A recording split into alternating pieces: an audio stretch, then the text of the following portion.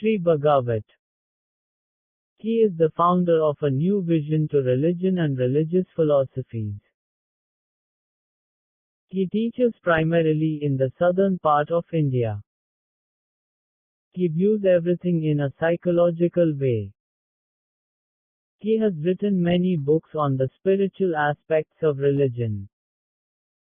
Many have shifted their outlook by reading his spiritual books. Even though he himself is an enlightened master, he does not restrict himself to the spiritual and philosophical world. This book is evidence of his concern for the general public, who may not be interested in religion or spiritual philosophies.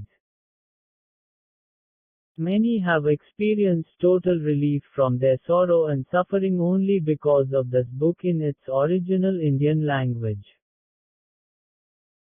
This book should not be considered as simply one among many other books. This is a rare one indeed. This book is really the saving grace of this century. Be benefited by its teachings and help others benefit from them as well. Publisher.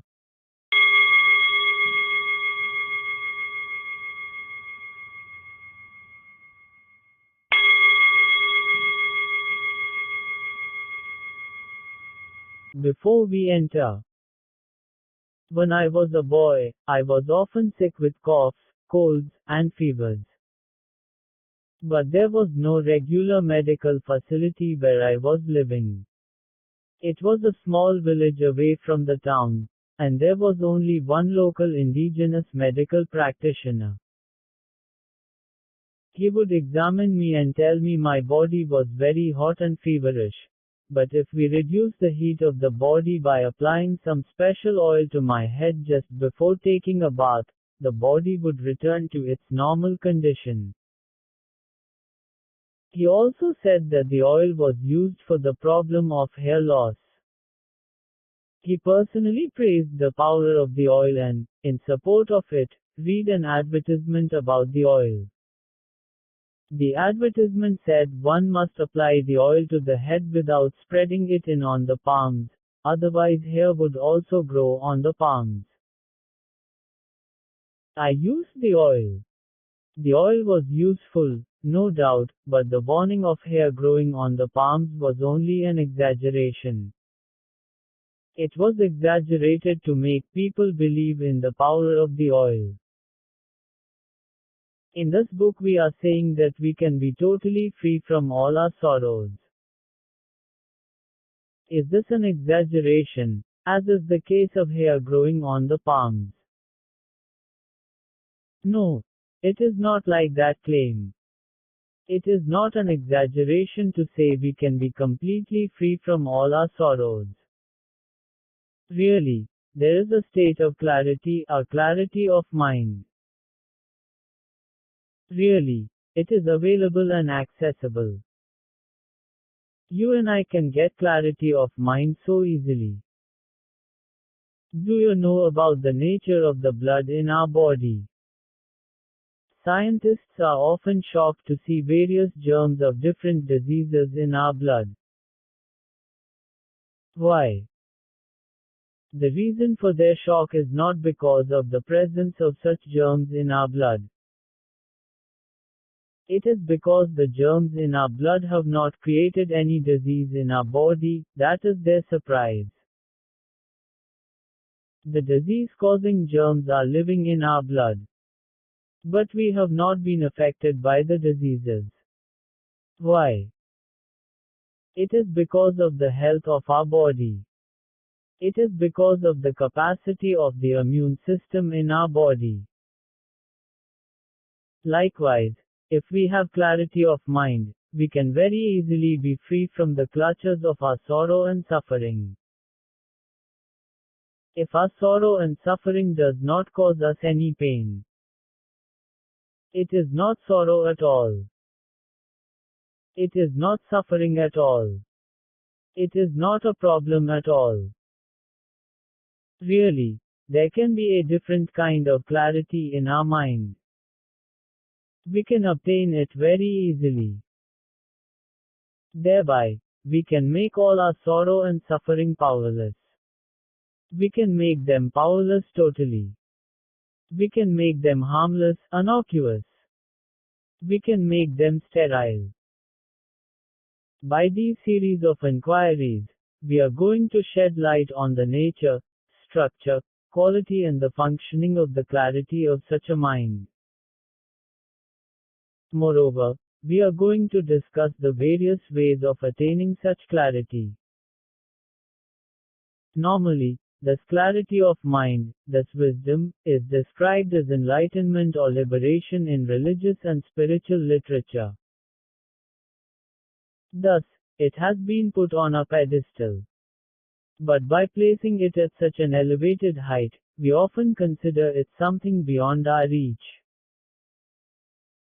So we are going to put aside all the religious and spiritual scriptures that are standing in our way.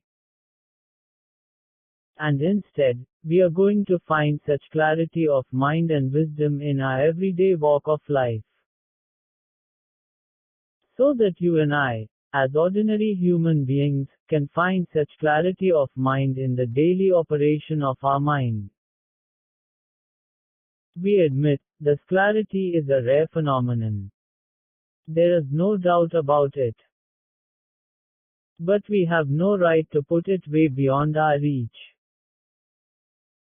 When the religious people describe it as a thing beyond our mind, naturally we begin to get afraid of it. It is beyond our mind, yes, it is true that it is beyond our mind. But such beyond is readily available at the beginning and end of each and every movement of our mind. The beyond is not in any way a denial of Oman. So we can approach it through our ordinary, day-to-day mind. So anybody with average intelligence can understand this clarity of mind. There is another thing we need to note about this rare kind of clarity of mind. If you obtain this clarity once, it will always be with you. It will never leave you. So, if we understand this clarity of mind, all the turmoil of our life will permanently come to an end. Then, the sorrow-free state will become the natural state. The fearless state will become the natural state. The painless state will become the natural state. We can attain this state very easily. We can obtain the understanding, the clarity of mind, very easily. What is required here is, we must be sincerely devoted to the inquiry with a good faith effort to find out the truth for ourselves. If you get this clarity for yourself, then what else do you need from the world? Before the beginning of our journey, there is another thing that we have to keep in mind. In the daily routine of our complicated life, our sorrow and suffering have a strong influence over our behavior. They function as a motivating agent and a catalyst for our actions. If we completely remove all sorrow and suffering, they will fail in their role of fueling or motivating our actions. This is where the role of our care and love for society comes into play. Our care and love for society serves as our source of action. So our freedom from sorrow and suffering will provide a boon not only to our personal life, but also to society in general. Now, let us enter into the secret and sacred way to achieving total freedom from all our sorrow and suffering.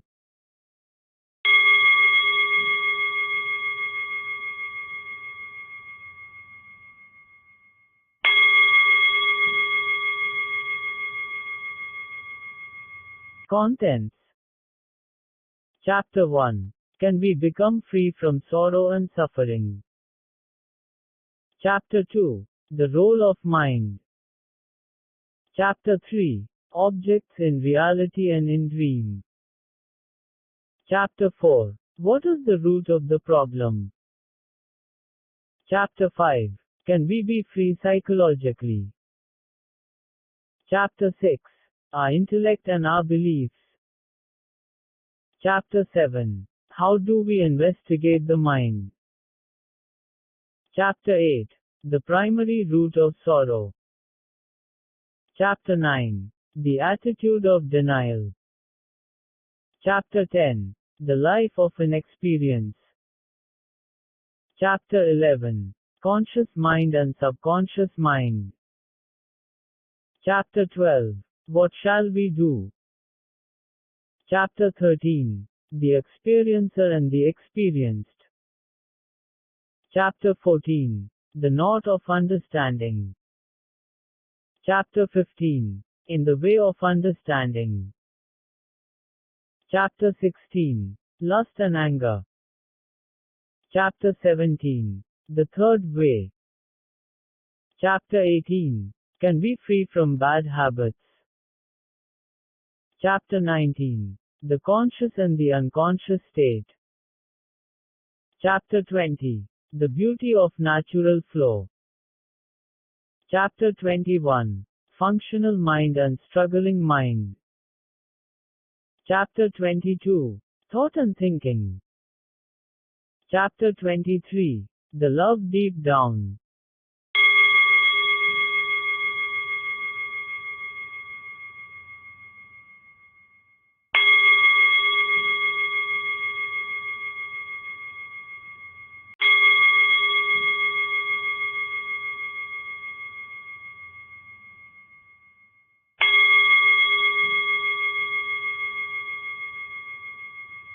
Chapter 1. Can we become free from sorrow and suffering? We need not tell anybody what sorrow and suffering are. Everybody knows what sorrow is and what suffering is. Everybody experiences it in their own life. Sorrow and suffering are the day-to-day experiences of everybody. The causes of our sorrow and suffering may be many and varied, but the experience of sorrow and suffering is the same. We may experience sorrow and suffering when we lose a valuable possession, or if we contract some incurable disease. It creates such sorrow and suffering. When anybody insults us, it produces the same sorrow and suffering. So what do we understand here? The causes for sorrow and suffering may be many, but the experience of sorrow and suffering is one and the same. Now, what we are wondering is, can we become completely free from all our sorrow and suffering? We are not suggesting that we should take ourselves away from the causes which produce sorrow and suffering. For most of us, we regard our life as a great burden. We are burdened by a life full of problems and the stress of solving these problems. Asking for a life without problems is the same as asking for a sea without waves. We cannot imagine the sea without waves. In the same way, we cannot imagine a life without problems. The external problems we face are the cause of our inner sorrow and suffering. When the problems are solved externally, we are also relieved from the inner sorrow and suffering.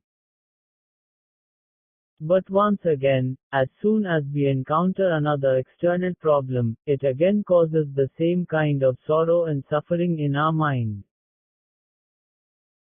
Then we solve that external problem and again the suffering inside also disappears. Is our inner sorrow and suffering controlled by external problems?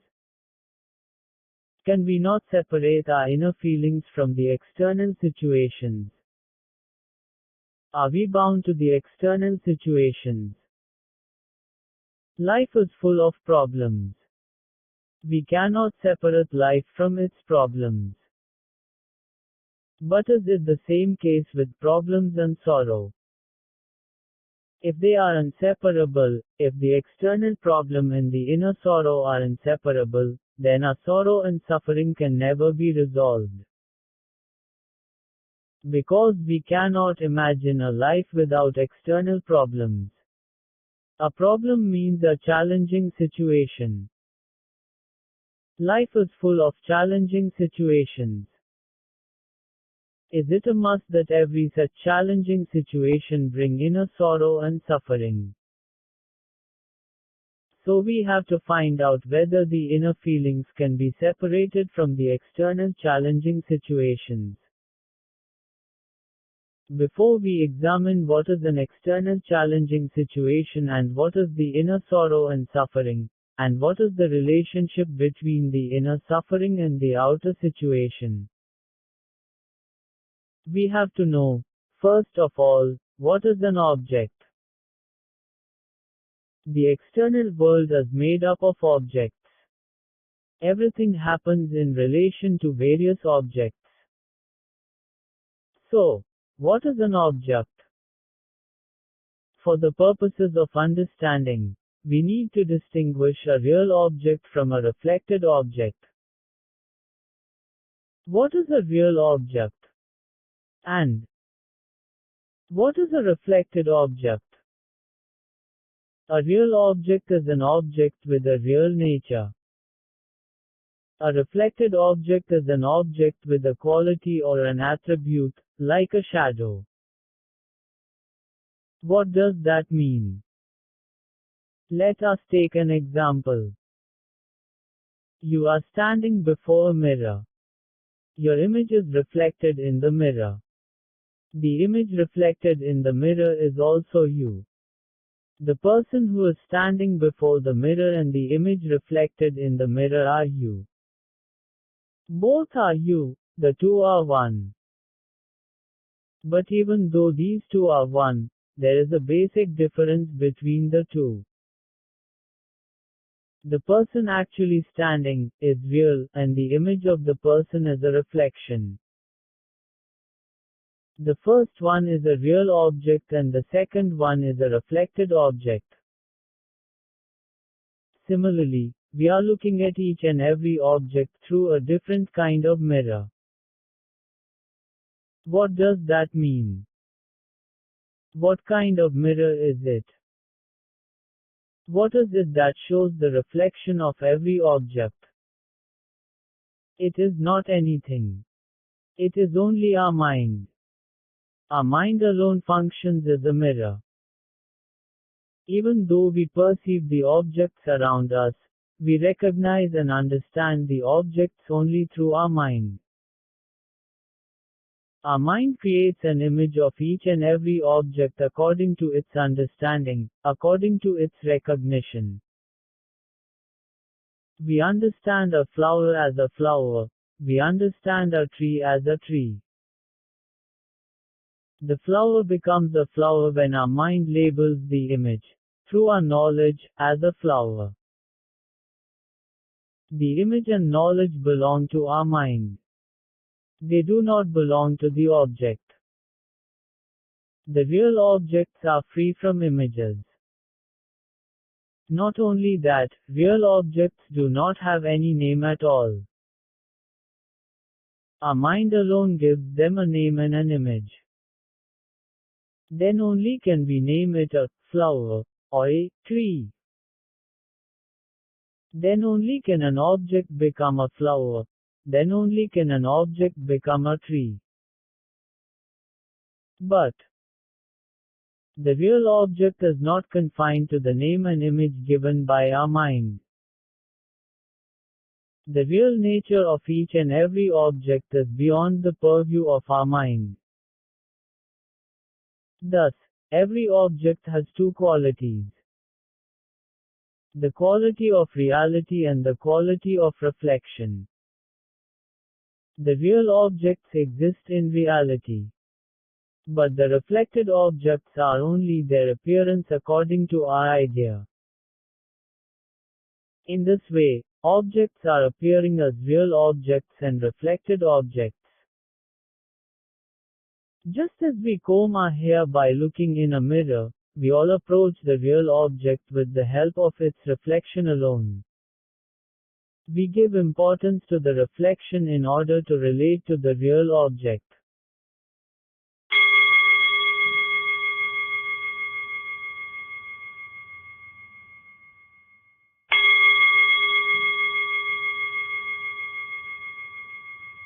Chapter 2. The Role of Mind. He was an Indian peasant. He was plowing his land with the help of his two bullocks. The bullocks became old. He wanted to purchase new, young bullocks by selling the old ones. But the offers by prospective buyers for the old bullocks were too low. One passerby was going to the market along the path near his field. The passerby wanted to confirm that the path would lead him to the market. He asked the peasant, "Can I go this way to the market?" The peasant became angry and he told him, "I will not agree to this amount." The passerby felt that the peasant had given him an irrelevant answer. He thought that the peasant might have some hearing problem. He left thinking he should ask someone else for directions. Actually, the peasant had no hearing problem. As he was always thinking about selling his bullocks, when the passerby asked for directions, he thought the passerby was offering a low price for the bullocks. So he told him that he would not agree to the amount. Soon his wife brought him lunch. She also had a complaint in her mind. Whatever care she took in preparing the meals, the peasant would never appreciate her cooking. After finishing his lunch, he said to her, "Some new person came just now, but he offered a very low price for the bullocks. So I angrily refused his offer." The wife reacted to his remark as if he did not like the taste of the food.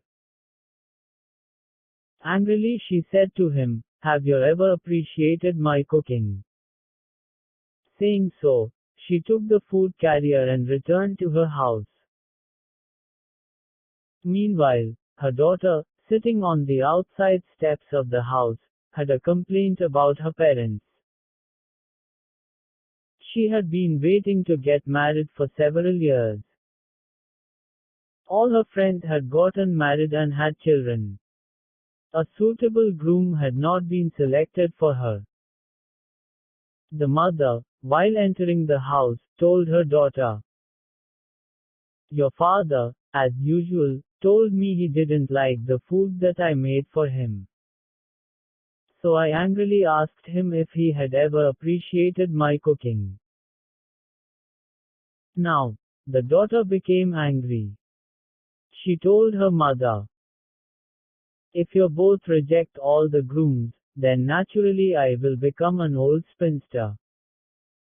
She thought that her mother was speaking about a groom. So she responded that way. Actually, there was no problem with the hearing of any of these three: the peasant, his wife, or his daughter. But they all interpreted the happenings according to their own mindset. It is easy to deal with the shadow instead of dealing with the real thing. We can alter the shadow to suit our will.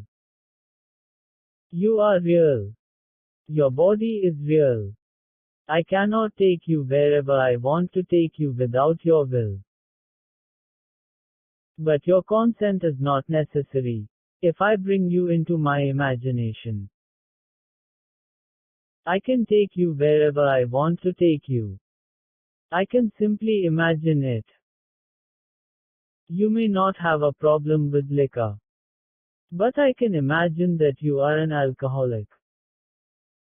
In reality, you are not an alcoholic, but you are an alcoholic in my thinking.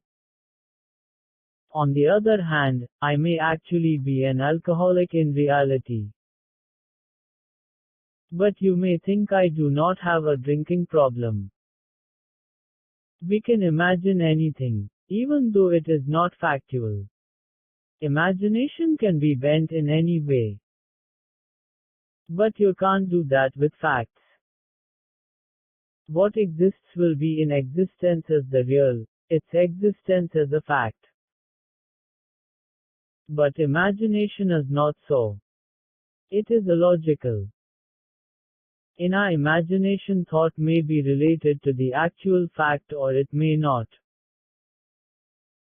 We understand a flower as a flower. We understand a tree as a tree. It is possible only through the function of our mind, only through the function of our thinking process. All our understanding is related to the mind. We understand, by converting everything into mental pictures. The existing world may be real. But we deal with it only through our mind. So, the existing real world cannot be easily separated from the psychological world, created by the mind. In this, there is both an advantage and a disadvantage. After we go to our office where we work, we return home after our work is finished. We can neither go to the office nor return from office without the help of our mind. The physical body alone has left the house and reached the office. The physical body alone has to leave the office and reach home once again. If the physical body had to function on its own, it could neither go to the office nor return home from the office. But the mind alone, the intellect alone, has to show the way to return home, by following the way shown by our mind. We use our memories, recorded and stored in our mind, to recognize the way to our house. The mind that is used for our day-to-day activities is known as the functional mind. The functional mind deals with the facts of day-to-day life. It shows the way to navigate our day-to-day life. We can attend and execute our activities perfectly only if our body and mind function jointly. This is the advantage of our mind. This is the positive aspect of our mind. Now, let us examine the other aspect of our mind. Let's use an example. We leave our home to go shopping. While shopping, we receive a call that our father or mother has been taken to the hospital with a serious condition. So we immediately rush to the hospital. Our functional mind shows us the way to the hospital. But our mind will not stop with that. Our mind also creates some tension. Even before we reach the hospital, our mind unnecessarily creates images of the sick person. What is the meaning of this? Even before we reach the hospital physically, we have reached the hospital psychologically, by way of our imagination. This is the key point. We reach the hospital in our thinking, through our imagination. We might imagine that the physician has told the relatives that he cannot save the sick person. In the same way, we may also imagine that the physician has told the relatives that it is only an ordinary fever and that there is nothing to worry about. As we have not gone there physically, we cannot confirm our imagination either way. Even though we have not reached the hospital, we have reached it many times through our imagination. Our imaginary vision or story cannot give us any certainty. Not until we physically go there and witness the real situation will our imagination be confirmed. The sick person may become better even before we get there. This is the problem. As we are able to go there in our imagination, even before we go there physically, we create unnecessary scenes and images, unnecessary worry and anxiety. This is the shortcoming of our mind. This is the negative aspect of our mind.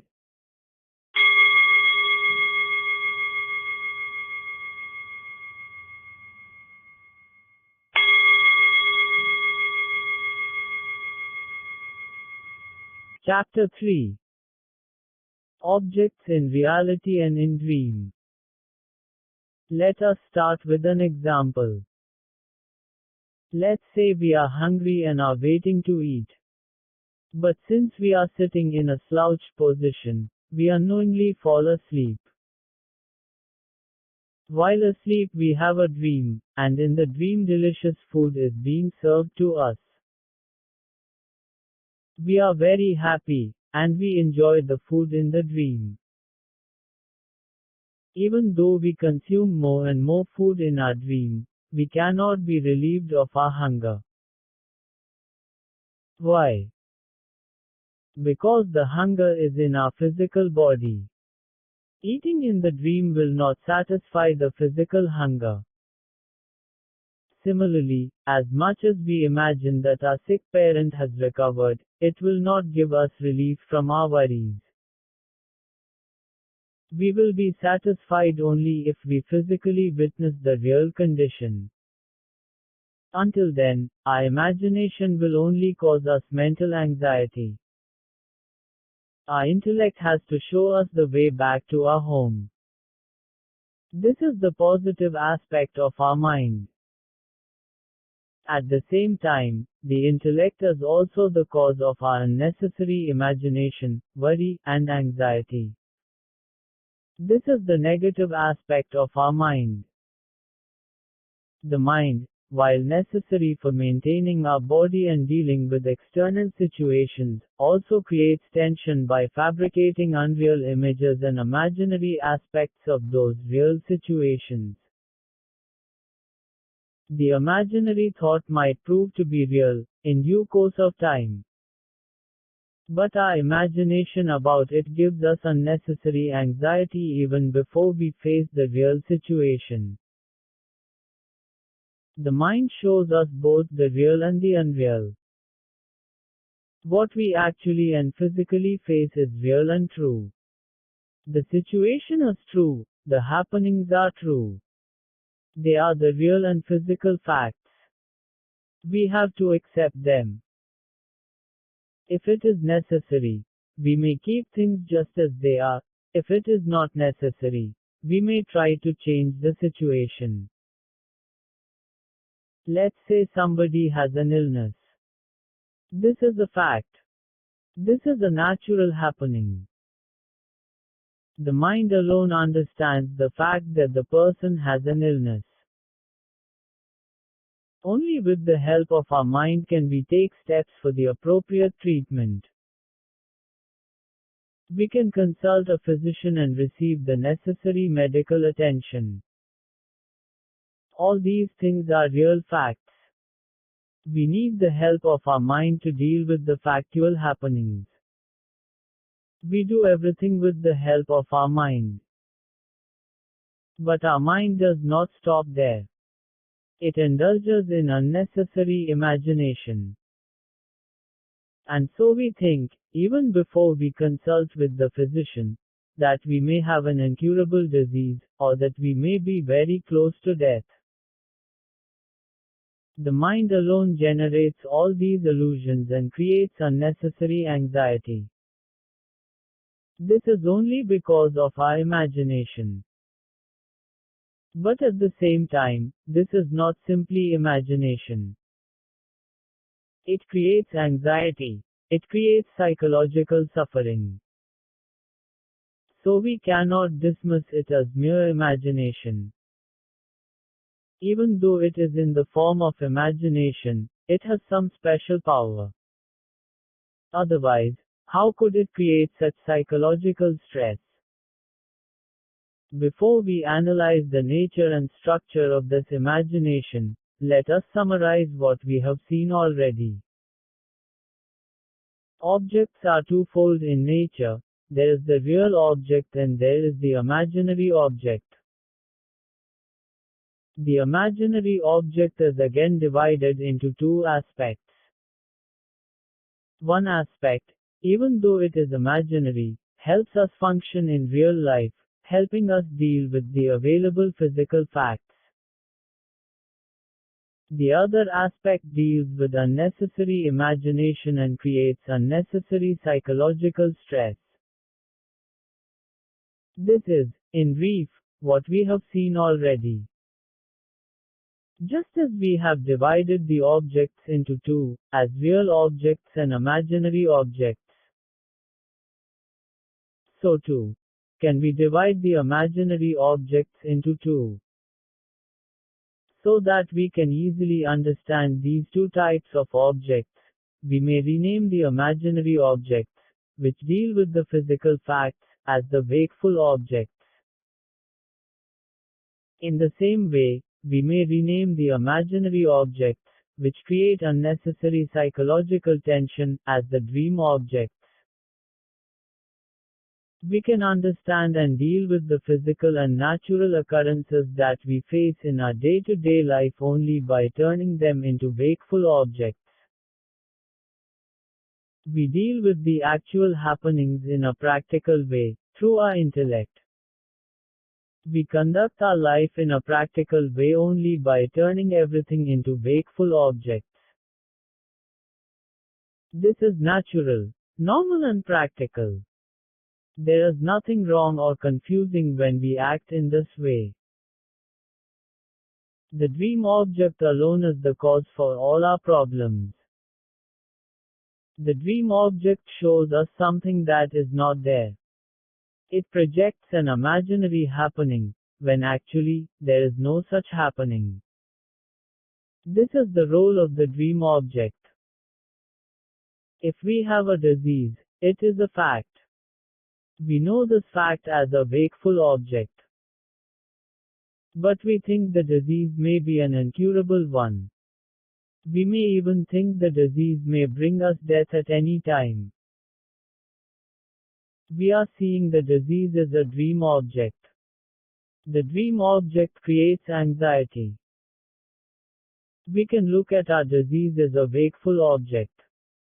Likewise, we can also look at our disease as a dream object. If we regard it as a wakeful object, we take the appropriate actions to treat the disease in a practical way. If we regard it as a dream object, it becomes a cause for stress and anxiety.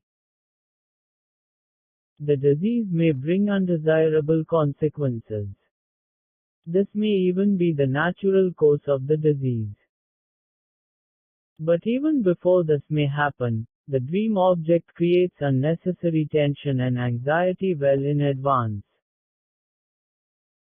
If we can examine and understand the whole structure and nature of dream objects, we can understand the nature and structure of all our problems totally. If we understand how to deal with the dream object, then we can be very easily relieved from all our sorrow, suffering, stress and anxiety. Both the wakeful object and the dream object are the two main classifications of the imaginary object.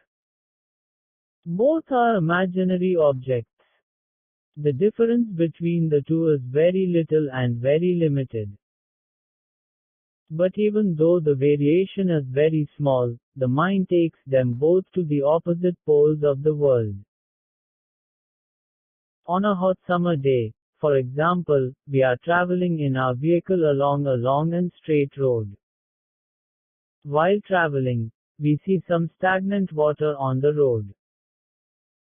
But when we get closer to the water, it disappears. Only then do we understand that what we had seen or thought of as water was not water at all, it was a mirage. But it looked as if the water was really there. Now we understand that it was not water at all, that it was only a mirage. But does this understanding stop us from seeing the mirage? No. The mirage will continue, even though we understand that it is not water. But we will no longer consider it to be water. There will be no change in our perception. But there will no longer be confusion psychologically. That is the difference between the wakeful object and the dream object. Perception with bewilderment is the dream object. Perception without bewilderment is the wakeful object. How shall we get away from this bewilderment? Once, somebody wanted to destroy his shadow. In the sand he dug a deep pit. When his shadow fell into the pit, he threw sand on top of the shadow and then covered the pit. But he could not bury the shadow. It fell on top of the sand that covered the pit. Then he took a big vessel and covered his shadow with it. But the shadow fell over the covered vessel. After that he brought over a bright lamp, thinking that the light would dispel the shadow. As he expected, the light removed the shadow, but the same light created a new shadow of him in a different direction. It is a waste of energy to try to destroy a shadow. But at the same time, the shadow itself is a nullity, a non-entity. It is wise to avoid the struggle of destroying a shadow, knowing it to be a waste of energy. This wisdom or knowledge is itself the relief from the shadow. Even if we wage war with the shadow for years, we can never win. If we understand that it is unnecessary to fight with it, that itself is the success. So, ellipsis. Shall we try to say that there is no need to control or manipulate dream objects? Yes, it is so. If we simply understand that it is not necessary to control or manipulate dream objects, can it be considered a success in dealing with these dream objects? If we leave the dream object just as it is, can it not be considered by some as a failure?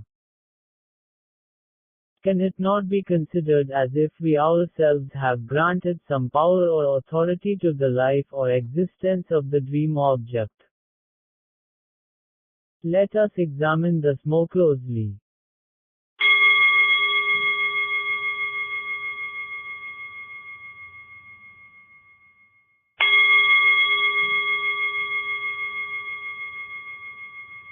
Chapter 4. What is the root of the problem? We have seen the general nature of our mind. We have to see also the functional aspect of our mind in its day-to-day activities. We have already seen that the problems and happenings in our life alone are the cause of our psychological pain.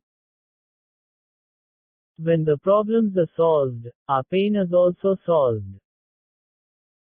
When the problems occur again, we experience the pain again. A solution is possible if we can separate the problem from the psychological sorrow. What does it mean when we say we have to separate the physical occurrence from the psychological pain? Is it possible to separate them? Let us take an example. Let's say we both are working as employees in an institution. We are at the same pay grade, making the same salary.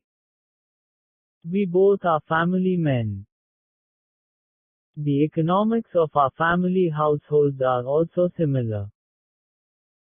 My monthly salary is 30,000 rupees per and my monthly expense is 25,000 rupees per.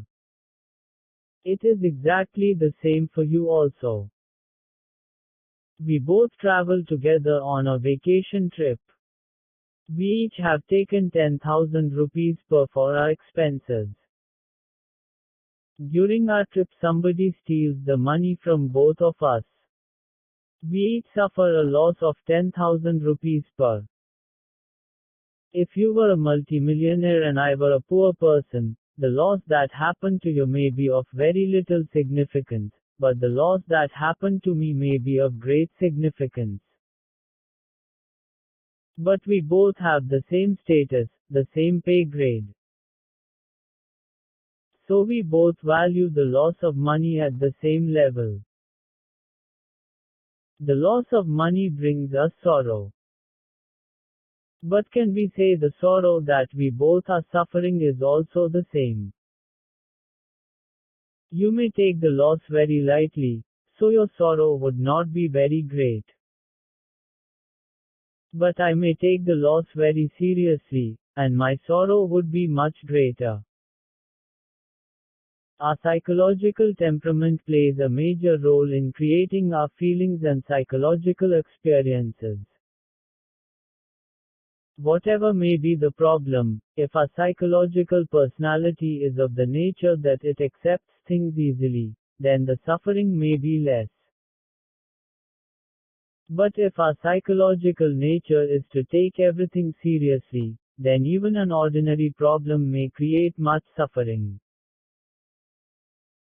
So, the primary cause for our psychological suffering is not only the physical problem, but also our psychological nature, our psychological personality. The problems we are facing are external, they are physical. The physical problems are clear and in the open. We can understand the physical problems so easily.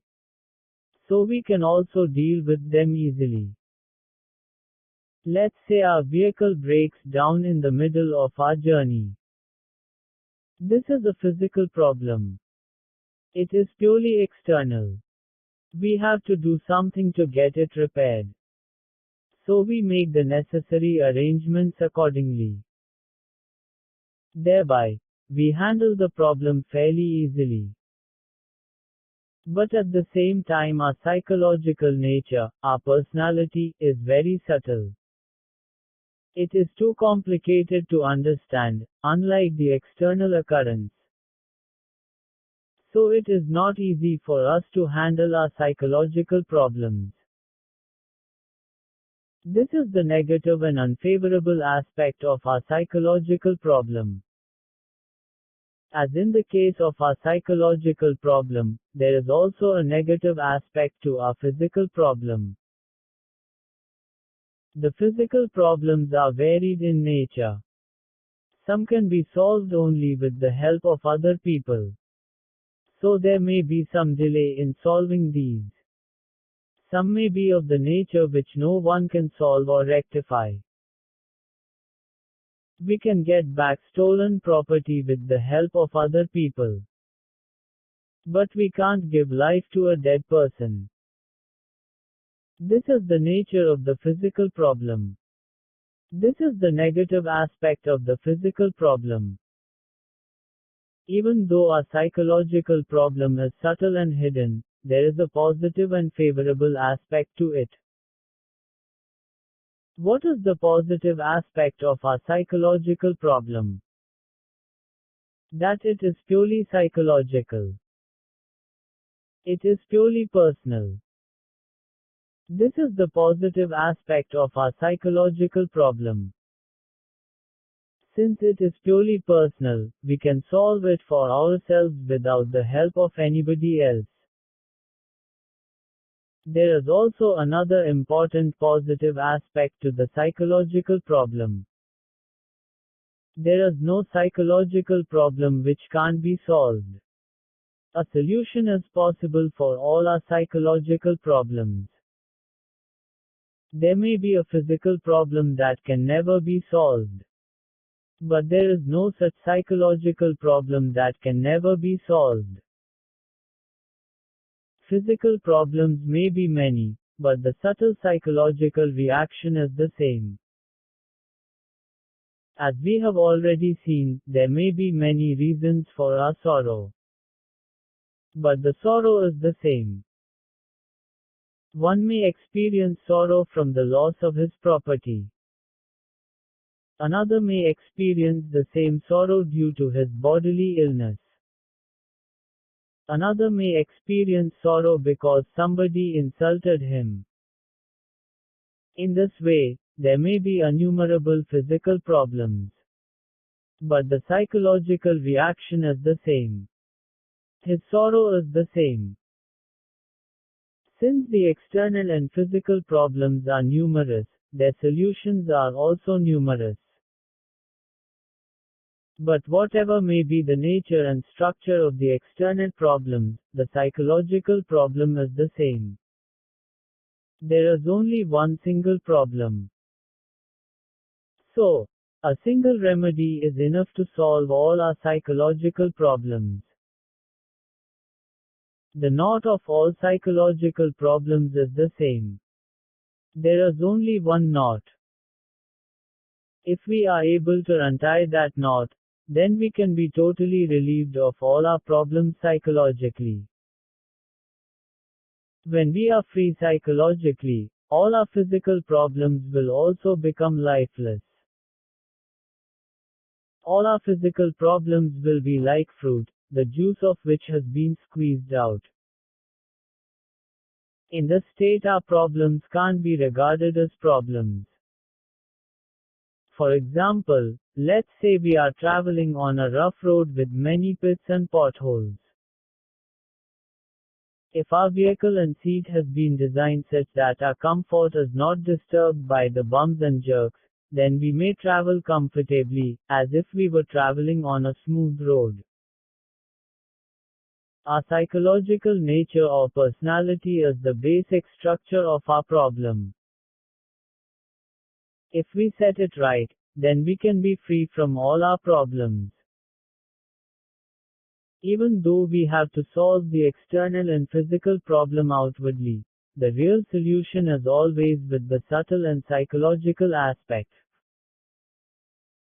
Then only can we be free from the clutches of all our problems. If we solve them inwardly, then solving the external problem also becomes very easy. Consider this example. There is a famous surgeon, noted for his skillful surgery. He has to do heart surgery for his own son. All his surgeries are usually stressful. But when he is in psychological distress about his son's condition, then he is unfit to perform the surgery, even on other patients. If he is free from his psychological stress, however, he can successfully perform surgery, even on his own son. When we restore ourselves psychologically, it helps us to solve the external and physical problems as well.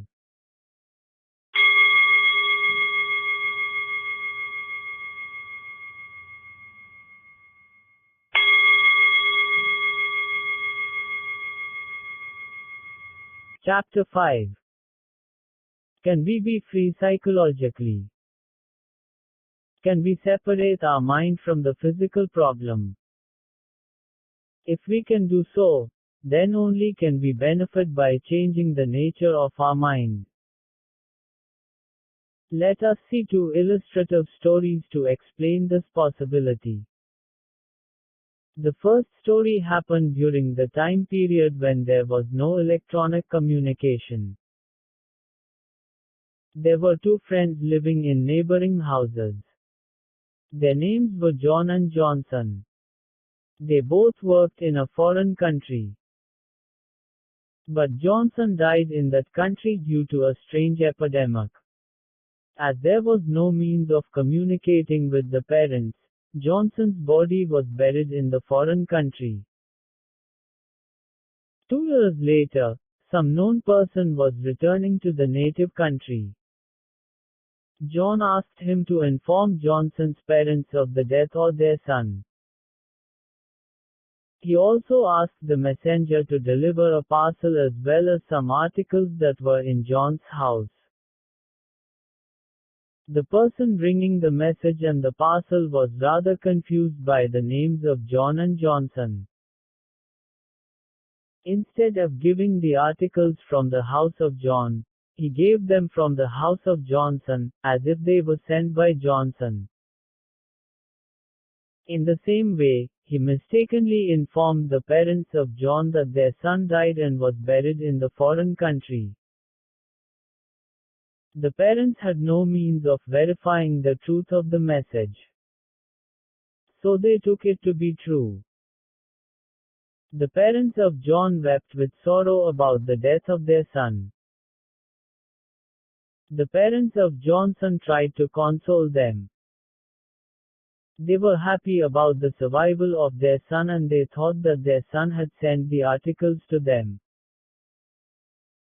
Actually, John did not die. But his parents mistakenly felt sorrow for the death of Johnson. Really, it was Johnson who died. But his parents were happy. There is no direct relationship between our psychological experience and the physical happening.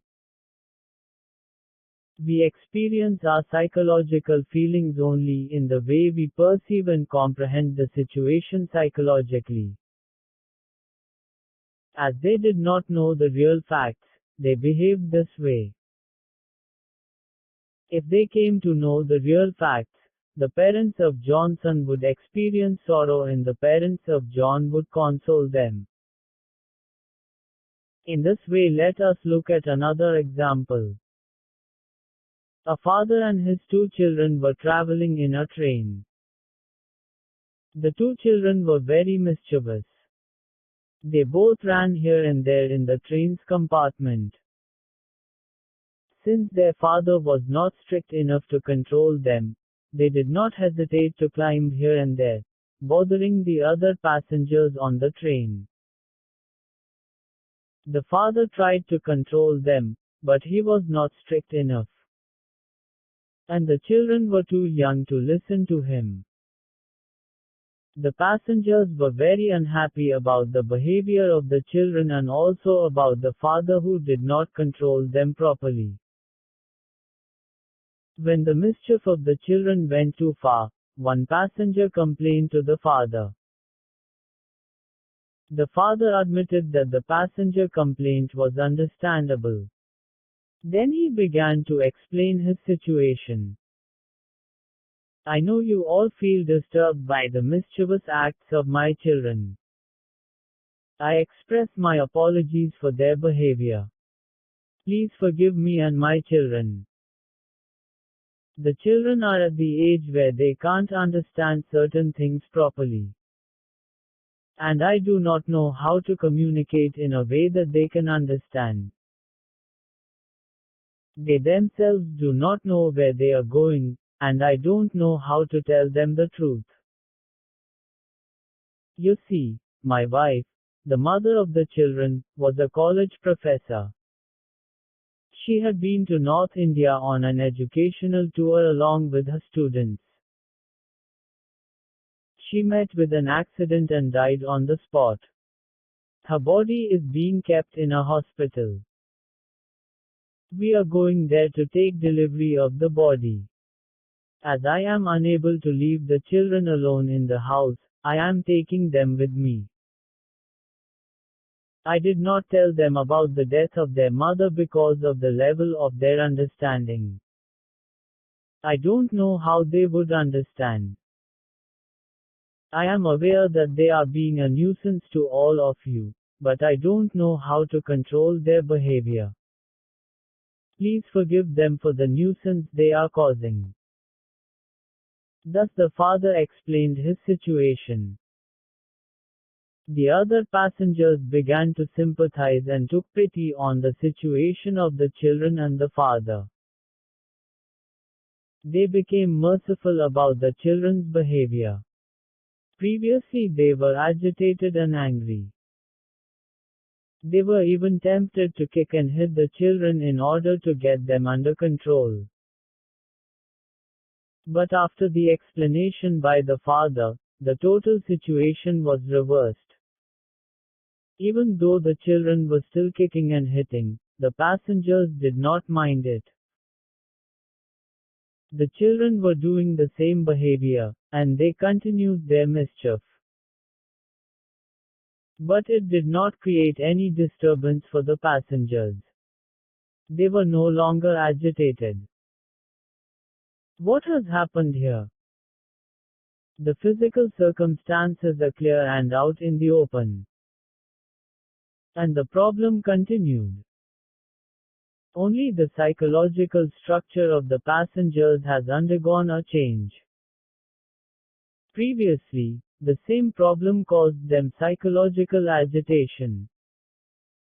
If the physical problem alone is the reason for the psychological agitation, why is it not creating agitation, since the same physical problem continues? This is possible only because our mind is capable of functioning separately from the physical problem. Even though the problem is not solved physically, the subtle part, the psychological aspect of the problem, is solved. That is why they are psychologically relieved of the problem. Thus, we can understand that we can solve the psychological aspect of a problem even before we solve the problem physically. In this way, we can also understand the existence of two aspects of a problem, the physical and the psychological. What is happening externally and physically is the physical aspect of a problem. How we perceive the problem psychologically is the psychological and subtle aspect of a problem. Even though the psychological and subtle aspect is closely related to the physical aspect of a problem, the psychological aspect is not under the control of the physical aspect. So the capacity to change our psychological attitude about a problem is within our power. It is not easy to change the physical situation. For example, if somebody stole our valuable possession, we can't recover the stolen item by ourselves. We want the assistance of other people for the recovery. Some items can never be recovered, even though many people try their level best. But at the same time, changing the psychological aspect can be done by ourselves. The capacity is always in our power. The capacity to solve the psychological and subtle aspect of a physical problem and to get away from the clutches of the physical problem is always in our power. Only because of this reason are there many belief systems and theories. All such concepts and systems of faith aim at salvation through the psychological structure, the psychological mindset that deals with problems.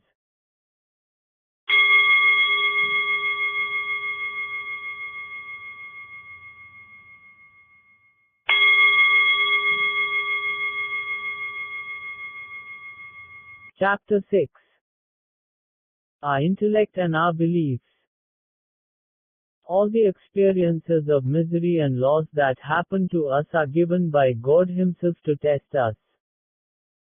He gives us these problems to benefit us, so we can restore our lives in a proper way, so we can realize that all our sorrow and suffering are not real. They are only a light showing us the way. We need not become agitated about our miseries. We have to take them as blessings from God. The scriptures teach us in this manner. Those who think logically also tells us, laugh at the misery. Because nothing is permanent, misery also can't be permanent. After it is over, what follows will no longer be misery. They console us in this way. What happened to you has happened only because of your past deeds of vice and virtue. Just as you experience misery because of your deeds of vice, so will you also have good fortune because of your deeds of virtue. So you need not worry about your misery.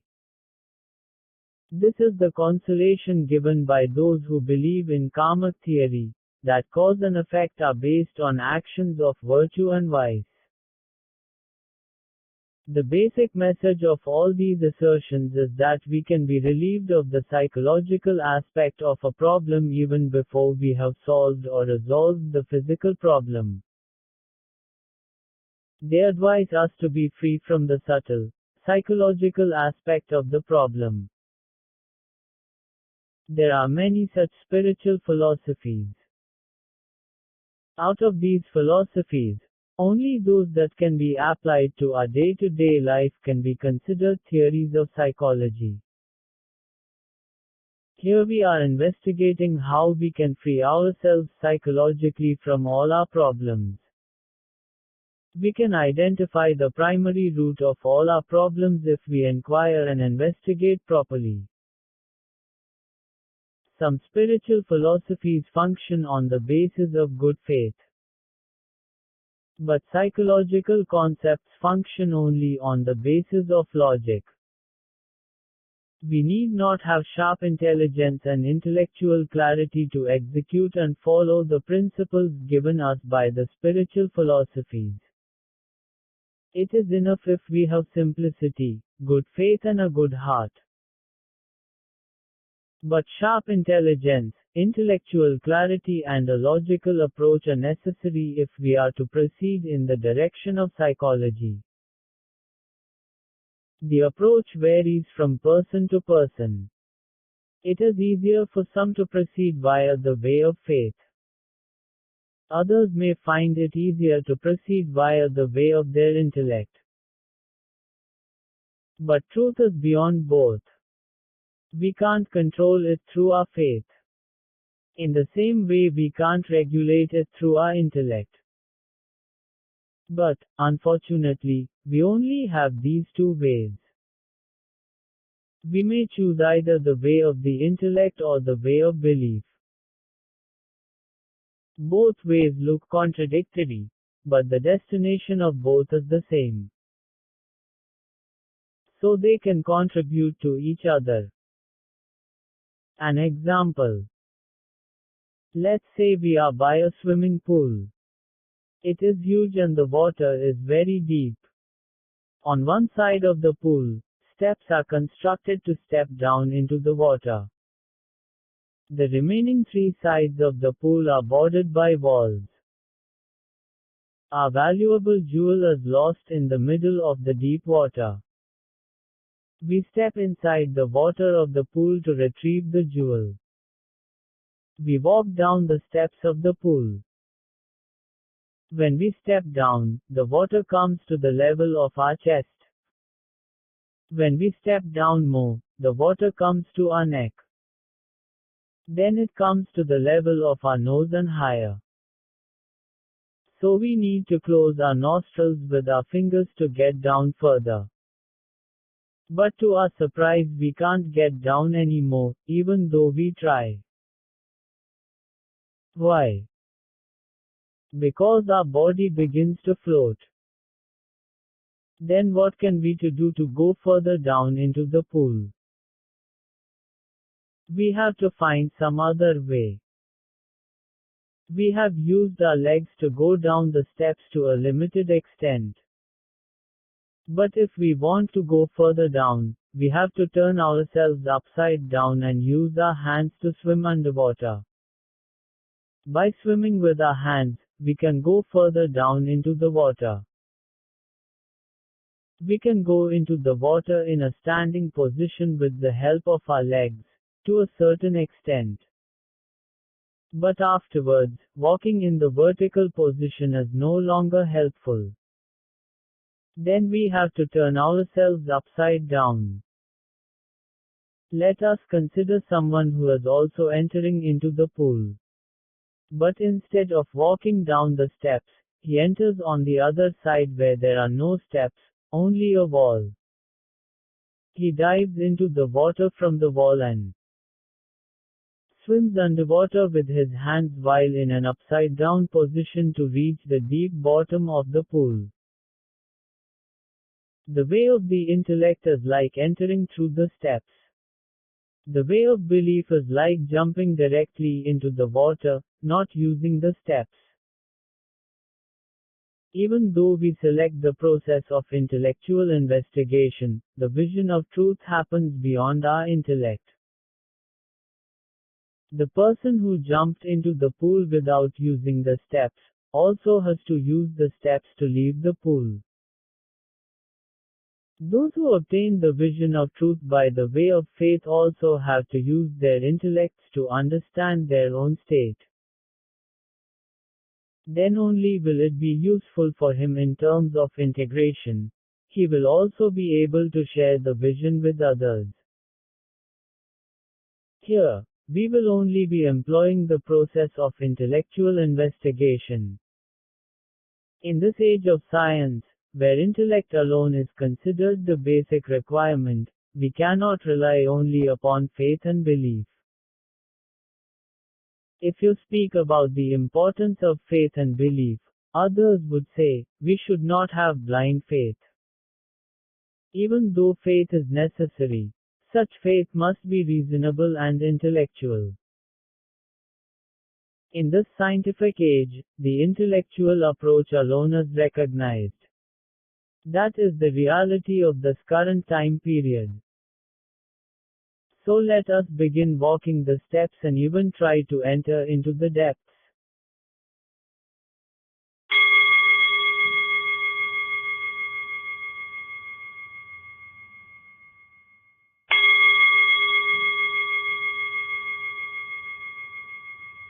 Chapter 7.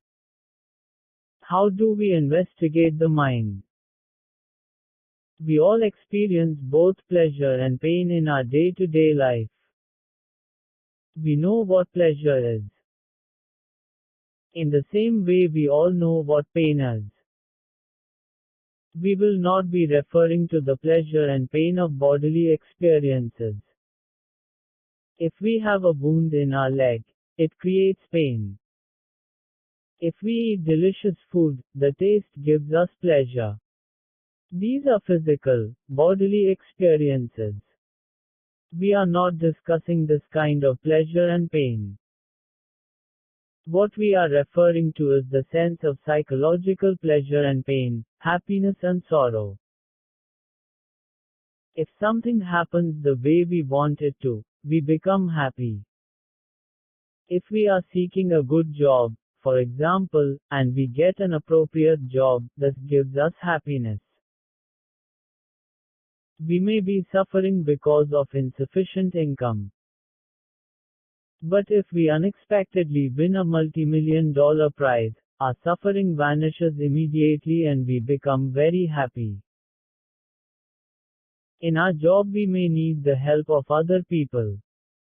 If our friends come to our aid and we finish our work very easily, we are very happy.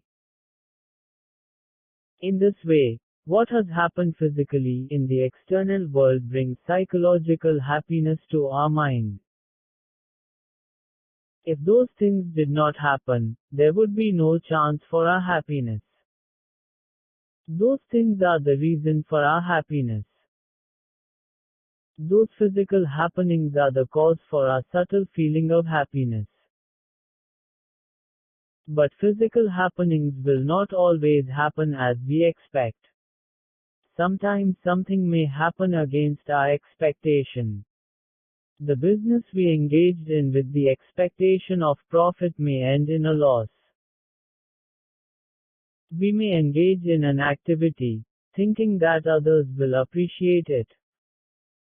But if we cannot successfully complete the activity, others may harshly criticize us. In this way, some happenings become the cause for our sorrow or unhappiness. If those things did not happen, there would not be any cause for our unhappiness. Physical happenings, in this way, become the cause for our happiness or unhappiness. So, physical occurrences alone are the cause for the subtle experiences of our mind. Now, let us investigate the nature of the subtle form of the experiences of our mind somewhat more deeply. Both happiness and unhappiness are the experiences of our mind. We may take any one of the two for our investigation into the nature of psychological experience. Even though happiness and unhappiness seem opposite from each other, they both happen on the same basis. If we understand either one, it is as if we have also understood the other. Our happiness is a psychological experience. But there is a barrier to investigating our happiness. When we are happy, we also experience psychological satisfaction. We forget ourselves when we are happy. So here, we cannot get the proper incentive for our investigation. Our experience of unhappiness, however, is quite different. Whenever we are unhappy, there will be a natural incentive to be free from that unhappiness. If we investigate and examine our unhappiness, sorrow, then we can enter into the deeper aspect of our mind. The intention to be free from sorrow and suffering will help us. So let us understand the nature and structure of the functioning of our mind by taking our sorrow, our unhappiness, as the subject of our investigation. What do we mean by sorrow or happiness? How does sorrow arise? We may have learned about various causes or reasons for our sorrow from many books, lectures, etc.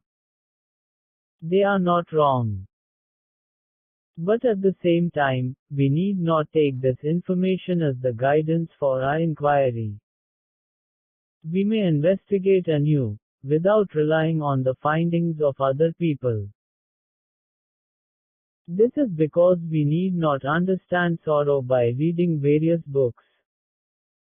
It is a living thing and we are facing it right now in our day-to-day life. What is the practical truth of sorrow? When do we have sorrow? How does it happen?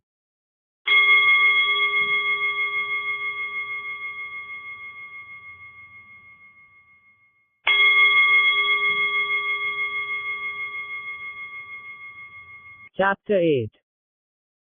The primary root of sorrow.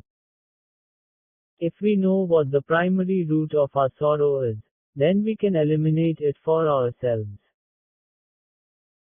Do you know how to spin a sweater? Some special kinds of needles are used for spinning sweaters. Some ladies specialize in this type of spinning. They spin the sweater in various shapes, various designs. They would spin for days, patiently. But if we pull a single thread out of the sweater, the whole sweater becomes dismantled and is reduced back to the thread itself. In the same way, if we recognize the primary root of our sorrow and remove it, all our sorrows, anxieties, fears and all psychological problems will totally collapse and fade away. Therefore, what is the primary root of sorrow? What is the basic structure of sorrow? Let us examine it deeply with the help of an example. Suppose we own a precious object. Unfortunately, the object is destroyed one day. It is a rare object. We can't get it back. That is a fact. But our mind likes to think and expects that it should not be destroyed. The destruction and loss of the object is a fact. It has already happened. The destruction is over. Nobody can change the fact that it happened. But our mind demands it should not have happened. How can we make something that happened into something that has not happened? But our mind likes what is not possible. The destruction of the object is a happened fact. The demand of our mind, that it should not be destroyed, is also a fact. The first one is a happened fact. The second one is a psychological demand. Even though both are facts, they contradict each other. When we demand that what has happened must not have happened, it creates stress and pressure within our mind. The psychological pressure is known as sorrow. When our desire or demand contradicts what has happened or what is happening, this creates psychological pressure. This pressure creates psychological friction within our mind. The friction created by this pressure is known as sorrow. If we touch the flame of a fire, it will burn our hand. Only if we do not touch the flame, will it not affect our hand.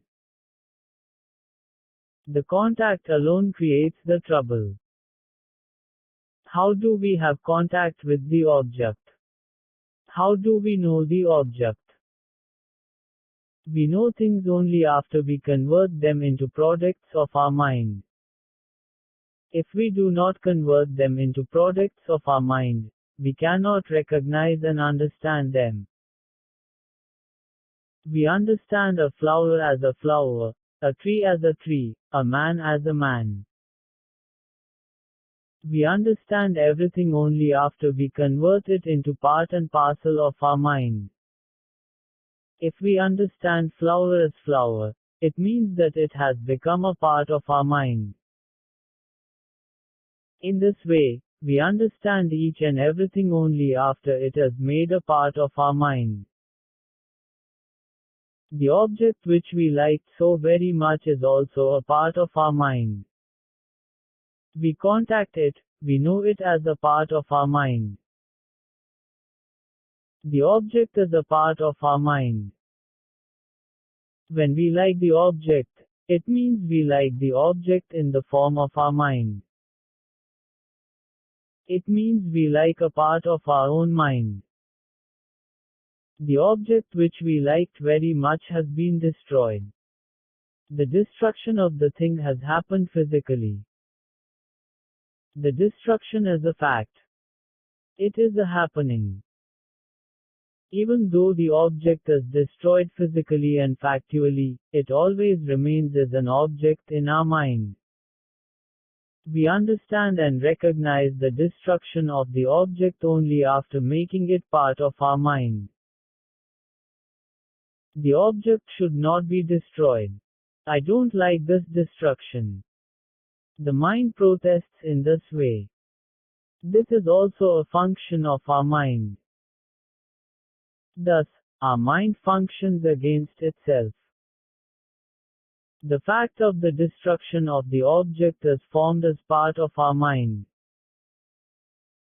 In this way, our desire that the object should not be destroyed is also formed as part of our mind.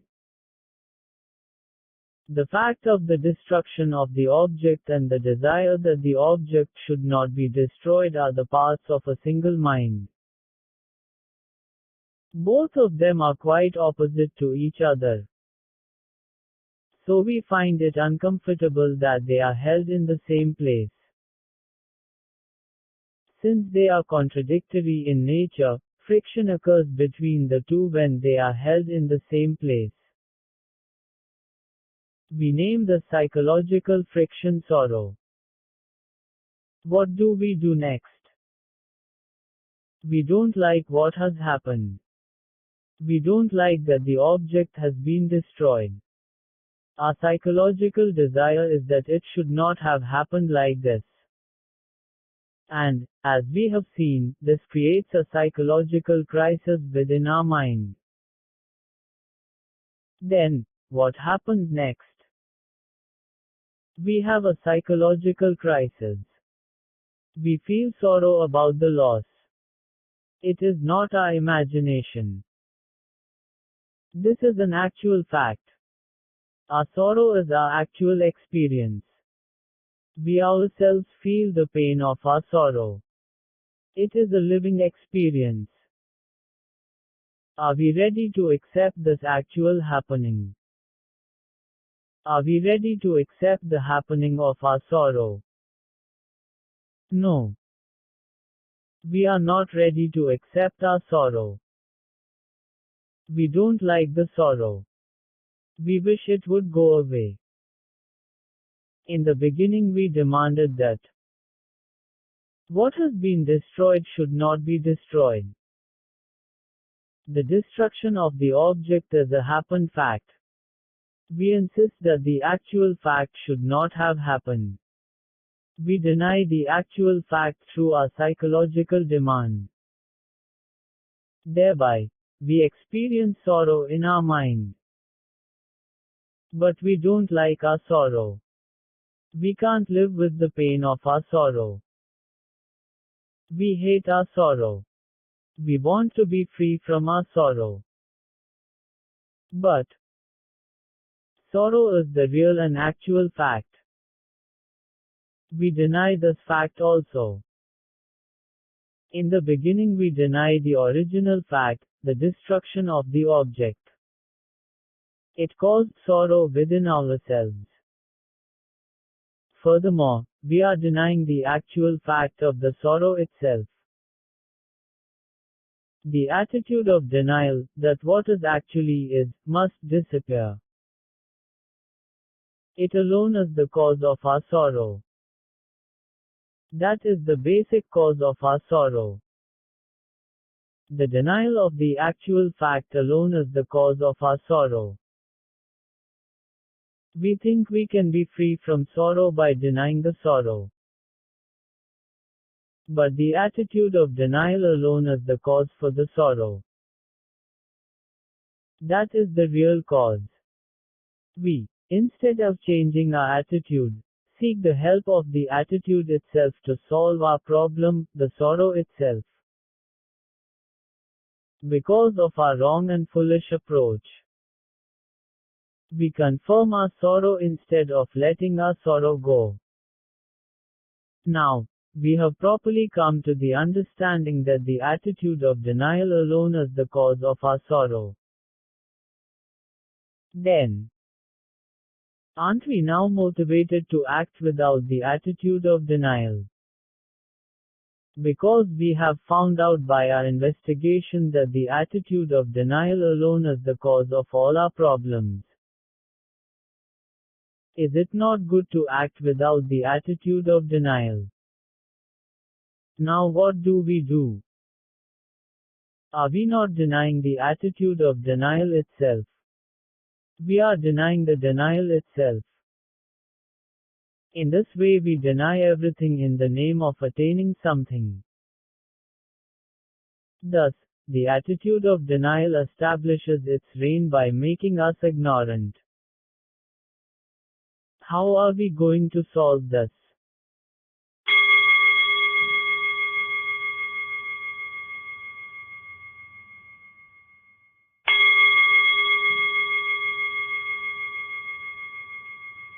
Chapter 9. The attitude of denial. We come to the conclusion that our attitude of denial alone is the cause for all our problems. If we understand the psychological structure of this attitude of denial, we can be liberated from the clutches of this attitude. Actually, we are not fools. We will not do anything blindly without proper reasoning. We act with the attitude of denial because we think it is correct. Why do we think like that? What is the reason for our behavior? Let us understand the formation of this attitude. Suppose some incident happens. We don't like the incident. In denial, we think that this should not have happened like that. In this way, some undesirable incident is about to happen. We don't like that fact. So here also, in denial, we think that it should not happen. Let's say we are drawing a regular income from our business. But there is a change in the circumstances. We think about the possibility that our regular income may be adversely affected. When we think about it, it creates fear and sorrow in our mind. So we deny this possibility. Why do we deny in this way? What is the basic reason for our denial? We will not deny anything that we like. We will deny only what we don't like. For some happenings we are prone to denial. We don't like such happenings. So we deny them. Now we are in a position to investigate more deeply. If we like the happenings, we don't deny them. If we don't like the happenings, we deny them. Here the process of like versus dislike and desire versus hatred is in operation. We have to understand also what we like and what we don't like. We accept the happenings that we like. We hate what we don't like. What is desirable for us? What is undesirable for us? That which is giving us pleasure we like. We like pleasure and we hate pain. We want to retain pleasure. We struggle to eliminate pain. And in that regard, we are very serious about eliminating the pain. We are ready to even sacrifice our pleasure. In fact, the demand for a painless state itself is the demand for pleasure. When we seek something, it means we reject some other thing. In this way, when we reject one thing, it means we seek some other thing. There is no difference between the two when we reject pain and demand a painless state. When we reject pain, it means that we demand pleasure. Demanding the painless state is a demand for pleasure. One is a negative approach, negating our pain. The other is a positive approach, seeking pleasure. The intention of both is to have a pleasurable state. The demand for pleasure is the basic reason for the attitude of denial. We may also investigate this from a different angle. What are the things and happenings of our day-to-day life that find a place in our mind? Our life is made up of various happenings. We face different kinds of happenings each and every day. But all the happenings do not find a place in our mind. Only the happenings which give us either pleasure or pain attract our mind. They alone find a place in our mind. The other happenings, which are very ordinary and peaceful in nature, which can neither be classified as pain nor pleasure, do not find a place in our mind.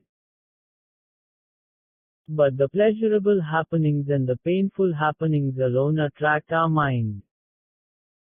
They find a place in our mind. Even though the two aspects find a place in our mind, there is a great difference between the two. When the happening is pleasurable in nature, there is no struggle. We don't deny it. It is very easy for us to accept it. So there is no necessity for us to change it. Our position is different when the happening is painful in nature. Our misery gives us pain. We have to struggle against it to remove the pain. Pain alone attracts our attention very much. We have anxiety since we want to be free from the pain. There is a pressure to go from a field of sensitivity to a field of insensitivity. So what do we know? We know we don't like these painful happenings. We don't like these happening facts. These happenings should not go on. The situation must change. We think like this. We don't like the present moment where actual events are happening. As we do not like the present, we invite the future. We invite a different, a changed future. We decide that the happening is not good and proper. Our intellect says that we must make it proper. We also like perfection in the happening.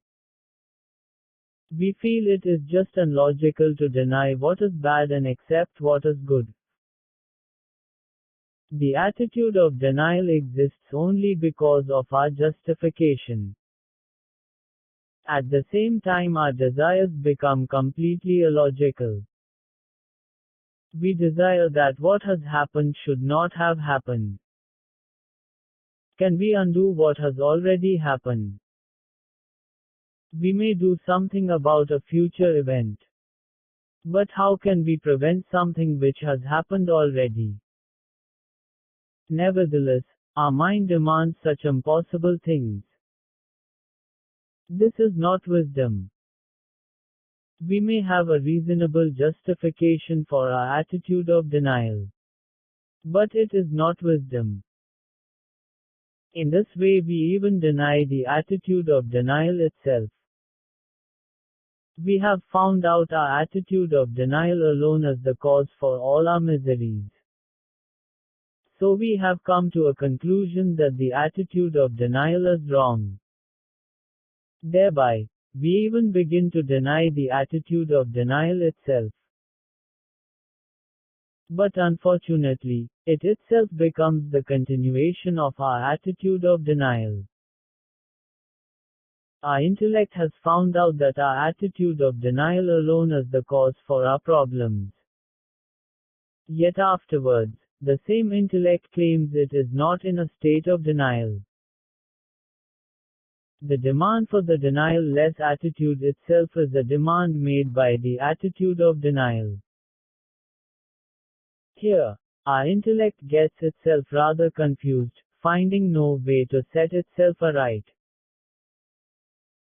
How should we solve this problem?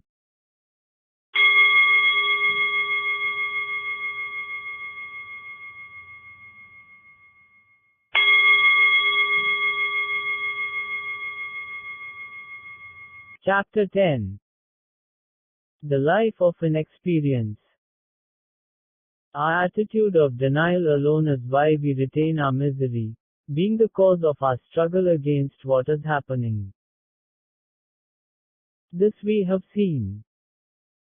We begin to think that if we give up the attitude of denial, all our problems will be solved.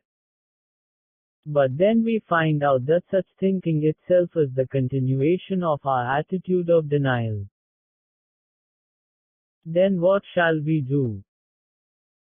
How shall we conquer our problems? Now, let us take some other approach to our problem. Have you ever heard this saying? No one can take a bath twice in a sacred river. Why can't we take a bath twice in a sacred river? When we take a bath in the sacred river, all our sins will be washed away. Then we have to take a bath in the river as a new person. Is that the reason? There is no hidden meaning in the saying. The expression is simply interpreted in the ordinary sense. Water in a pond is in a stagnant condition.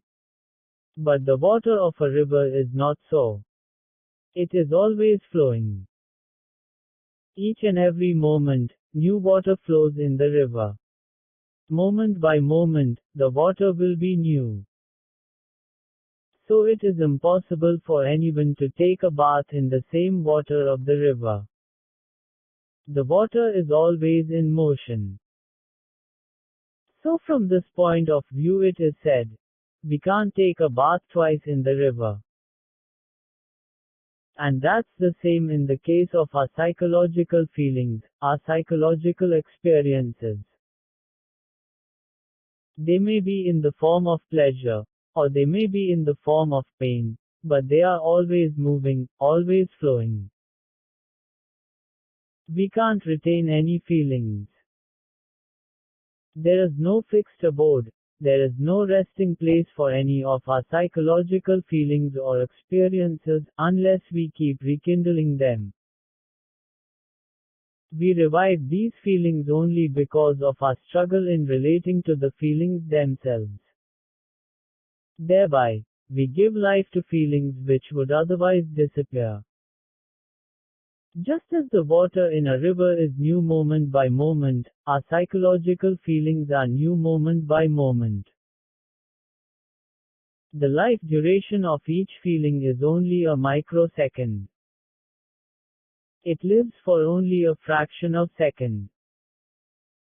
Each feeling, just as it appears naturally, also disappears naturally. A metal vessel, for example, drops down on a hard surface and creates a sound. How long will the sound last? It appears and disappears. It exists only for a fraction of a second. If we move the vessel on the hard surface to stop the sound, what will happen? The sound will be renewed again and again. If we do not renew the sound, it will not exist. In the same way, if we do not renew our feeling, it will not exist for more than a fraction of a second. All our psychological experiences acquire more life, only because of our effort to control them. We each have our own individuality. The psychological nature of one person is not similar to that of another person. We each have our psychological feelings, emotions and experiences according to the nature of our mind. It is impossible for us to have a psychological experience that goes against the nature of our mind. Our psychological structure and the nature of our mind has been designed and programmed already. It is natural. So we can't fight against it. When we do fight against it, the experience feeling emotion is confirmed again and again. If we don't fight with it, the psychological feeling loses its weight and disappears naturally. As we have seen, the life duration of each one of our feelings is only a fraction of a second. If we do not renew them, they disappear naturally in a fraction of a second. Only because of our fighting against our feelings and emotions do we create a vicious cycle of experience, which appears to be a continuous experience. It creates an illusion that it is a permanent condition. We can understand the nature and function of our mind by following pictures. We may discuss our problem with the help of the above pictures.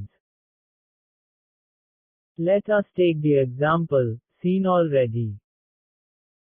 Our valuable object was destroyed and we could not get it back. This is what happened. It is the happened incident. Let's denote the happened incident as a in our first example, example 1. This incident should not have happened like this. I don't like what happened. I can't accept what happened. I can't bear to deal with this incident. We think in this way. Our thoughts go on in this manner. This thinking is denoted as B in the illustration of example 1. The happened incident and our thought about it reach our subconscious mind and activate it. The psychological nature of our mind is known as the subconscious mind. The subconscious mind is denoted as C in example 1. Our subconscious mind alone creates feelings according to its nature. The subconscious mind alone reacts to the happened incident. On the destruction of our valuable object, our subconscious mind reacts and creates the feeling of sorrow. The expression of sorrow could be denoted as D in example 1, or D1. When the happened incident and our thoughts about it jointly activate our subconscious mind, we experience the feelings of happiness or sorrow. This fact is described in example 1. Now let us look at example 2. An incident has happened. It is over. But we think it should not have happened that way. Because we don't like the way it happened. So our subconscious mind creates a negative, an adverse reaction according to its nature. The adverse reaction is our feeling of sorrow. The feeling of sorrow is not an illusion. It is an actual fact.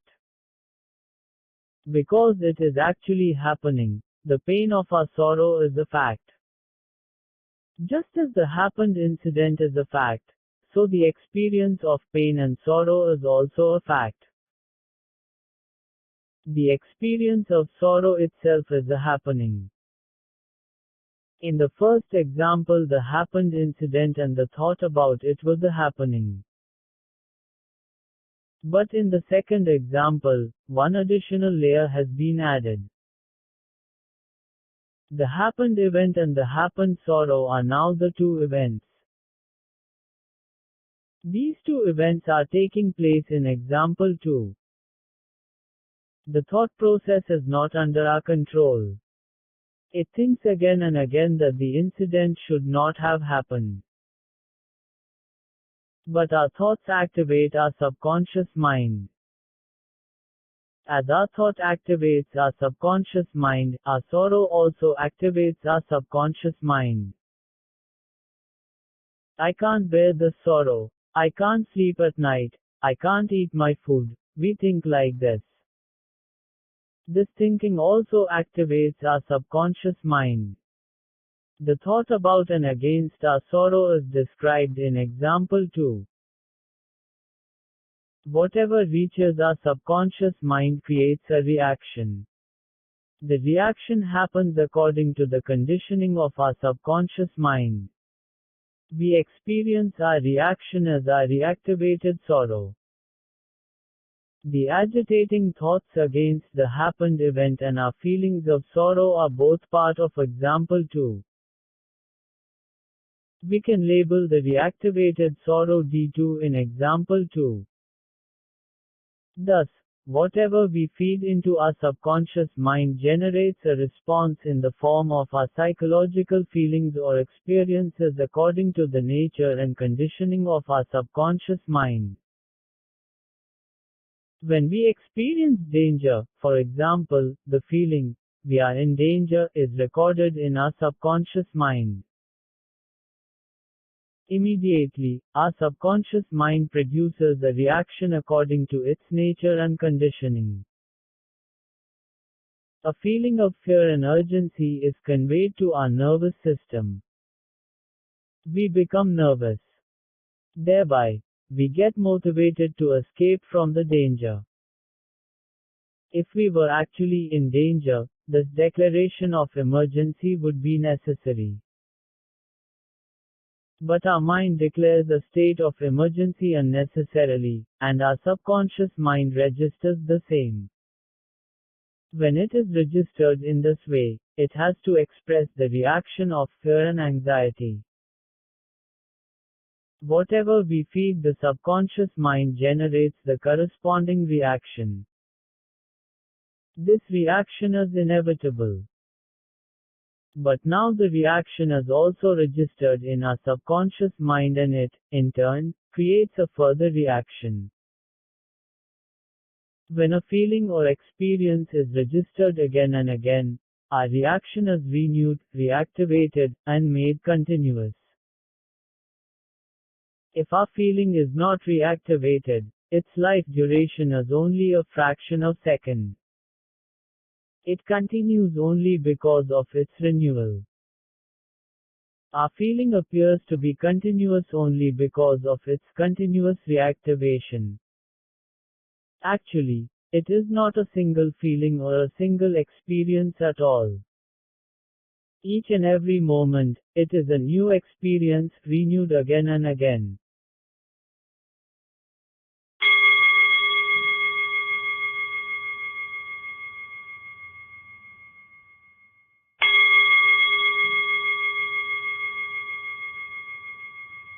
Chapter 11. Conscious Mind and Subconscious Mind. Psychologists and spiritual saints divide up the mind in various ways to explain how it functions. Actually, our mind is not in fragments, capable of being divided up. But to simplify our understanding, we are in the habit of dividing up our mind for purposes of explanation. We may also, for the time being, adopt this habit of dividing up the mind to help us understand how it functions. For our convenience, we may divide our mind into two, the conscious mind and the subconscious mind. The visible part of our mind may be labeled the conscious mind. The invisible part of our mind may be labeled the subconscious mind. The conscious part of our mind refers to all our experiences, all our feelings, all the emotions that we actually feel. The subconscious part of our mind refers to our character and our conditioning, the psychological nature of our mind. The psychological nature of our mind is not visible on the surface of our mind. It is the hidden part of our mind. The conscious mind is not a permanent one, but the subconscious mind is a permanent one. The conscious mind is only a temporary expression of our mind. The subconscious mind alone is the real mind. The subconscious mind is just like a musical instrument. The conscious mind is the music from that instrument. So the type of music we hear depends on the nature of that musical instrument. In the same way, we have our psychological feelings and experiences according to the conditioning of our subconscious mind. But while we can handle and control a musical instrument, we cannot handle or control our subconscious mind. We can only handle our conscious mind. It alone is available and within our reach. The subconscious mind is not available nor within our reach. We may think we have control and come to such a conclusion through our conscious mind. But our subconscious mind can't be controlled by our conclusions. We may think and decide that we should not have anger and that we must always show love to everybody. But in spite of our decision, anger and hatred will arise from us in a given situation. Our subconscious mind alone is the cause for our behavior. We will act according to the conditioning of our subconscious mind. We will act in that way unconsciously. We will be aware of and recognize our spontaneous actions and feelings only after they have occurred, only after they have happened. We will recognize our anger only after the appearance of anger. Through the expression of our anger, we can understand that the nature of anger is present to our mind. Okay, let us admit anger is the nature of our mind. Are we present to our anger? Are we feeling our anger 24 hours a day? No. We will not express anger 24 hours a day. It is a fact that we have the potential to get angry. But at the same time, we are not always expressing anger. The anger in our subconscious mind expresses itself in a given situation according to the nature of the circumstances. What do we mean? If we touch the flame of a fire, it will burn our hand. We can understand the relationship between our hand and the fire. In this way, if we get angry about an incident, it means that our subconscious mind has a relationship to that incident. Then only can it become angry about the situation. But at the same time, our subconscious mind can't have any direct contact with the incident. If you are standing by my side, we can easily talk with each other. You can hear my voice and I can hear your voice. But if there is a large gap between you and me, we can't hear each other. However loud we may speak, our sounds will carry more than a maximum of 50 meters. If the distance between you and me is more than 1000 meters, can we speak with each other? If you spoke, could I hear you? But if you speak over a telephone, I can hear your voice clearly. What is happening then? Your voice has been converted into electronic signals and transmitted to a distant place. Such an arrangement occurs between our subconscious mind and the happening incident. Whatever may be the incident, our subconscious mind can't contact it directly. Our intellect, functioning in our conscious mind alone, functions as a bridge between the two, the incident and the subconscious mind. The manner in which the incident is understood by the intellect is alone transferred to the subconscious mind. Our subconscious mind also responds accordingly. The story of a sailor may help clarify this idea. Once, during its voyage, a ship was anchored in the port of an unknown island. One of its sailors left the ship and entered the city on the island. Near the main bazaar of the city, there was a beautiful palace. When the sailor went near the palace, two doorkeepers invited the sailor into the palace with greetings and salutations. Even though the sailor did not know the language, he understood the invitation and entered into the palace. When he entered, one officer of the palace welcomed him and called up two maiden servants. The two beautiful young maiden servants took him to a guest house. They served him various kinds of delicious food. They asked him what else he needed in their own language as well as non-verbally with gestures. The sailor replied in his own language and with gestures that he did not need anything more. The servant girls then presented him with a beautiful large glass plate along with salutations. The sailor liked the glass plate very much. But he felt that he couldn't store and protect the glassware safely. So he declined the gift politely, even though the girls insisted repeatedly. The servant girls once again took him to the reception officer.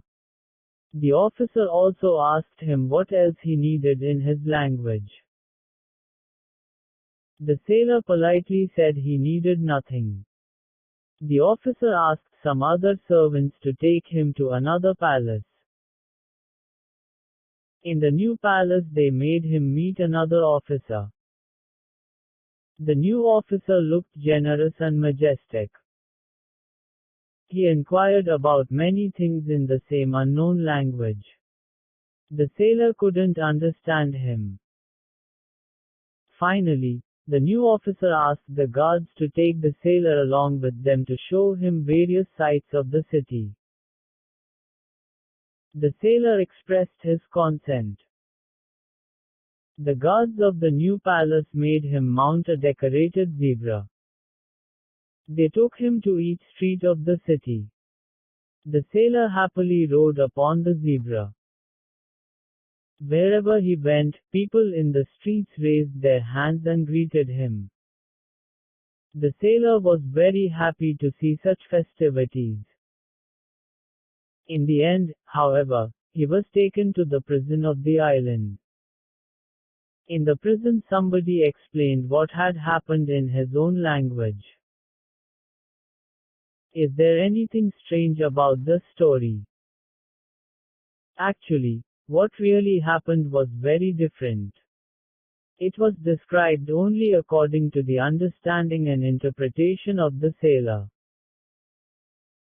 Really, the sailor originally entered a restaurant, but he mistook it to be a palace. After the completion of his meal, a decorated glass plate and bill was given to him to pay for the cost of the food. Since he refused to pay the charge, he was taken to the court of the city. But he mistakenly took it to be another palace. In the court he was interrogated by the judge and then punished. On the way to the prison, he was placed upon a zebra as a form of humiliation. On that island, that is the way they humiliate criminals. But he thought he was being honored by the people of the island. Here, how did the conscious mind and the subconscious mind function? Our subconscious mind functions in the way our conscious mind has interpreted the events and situations. Since the sailor interpreted all the incidents as desirable, his subconscious mind only gave him feelings of happiness. The same sailor landed on some other island sometime later. On that island he was also invited into a palace. As before, on this island he was unable to understand the language. Even though he was invited into a palace, he suspected that it might actually be a restaurant. In this palace the servants also served him delicious food. After the service of the food, the sailor felt that the servants demanded to be paid for the food. So he paid the amount. But they refused to accept the money. The sailor began to be afraid that they might punish him without receiving payment. Actually, this time the sailor entered a real palace, not a restaurant. The reception was given to him out of true generosity. It was not an occasion for business. Since the sailor doubted the genuineness of the service, he feared being accused of cheating and being punished. Our intellect feeds the subconscious mind in the way it understands the situation and the event. Our subconscious mind expresses its reaction in accordance with what it is fed. It may be either in the form of pleasure or pain.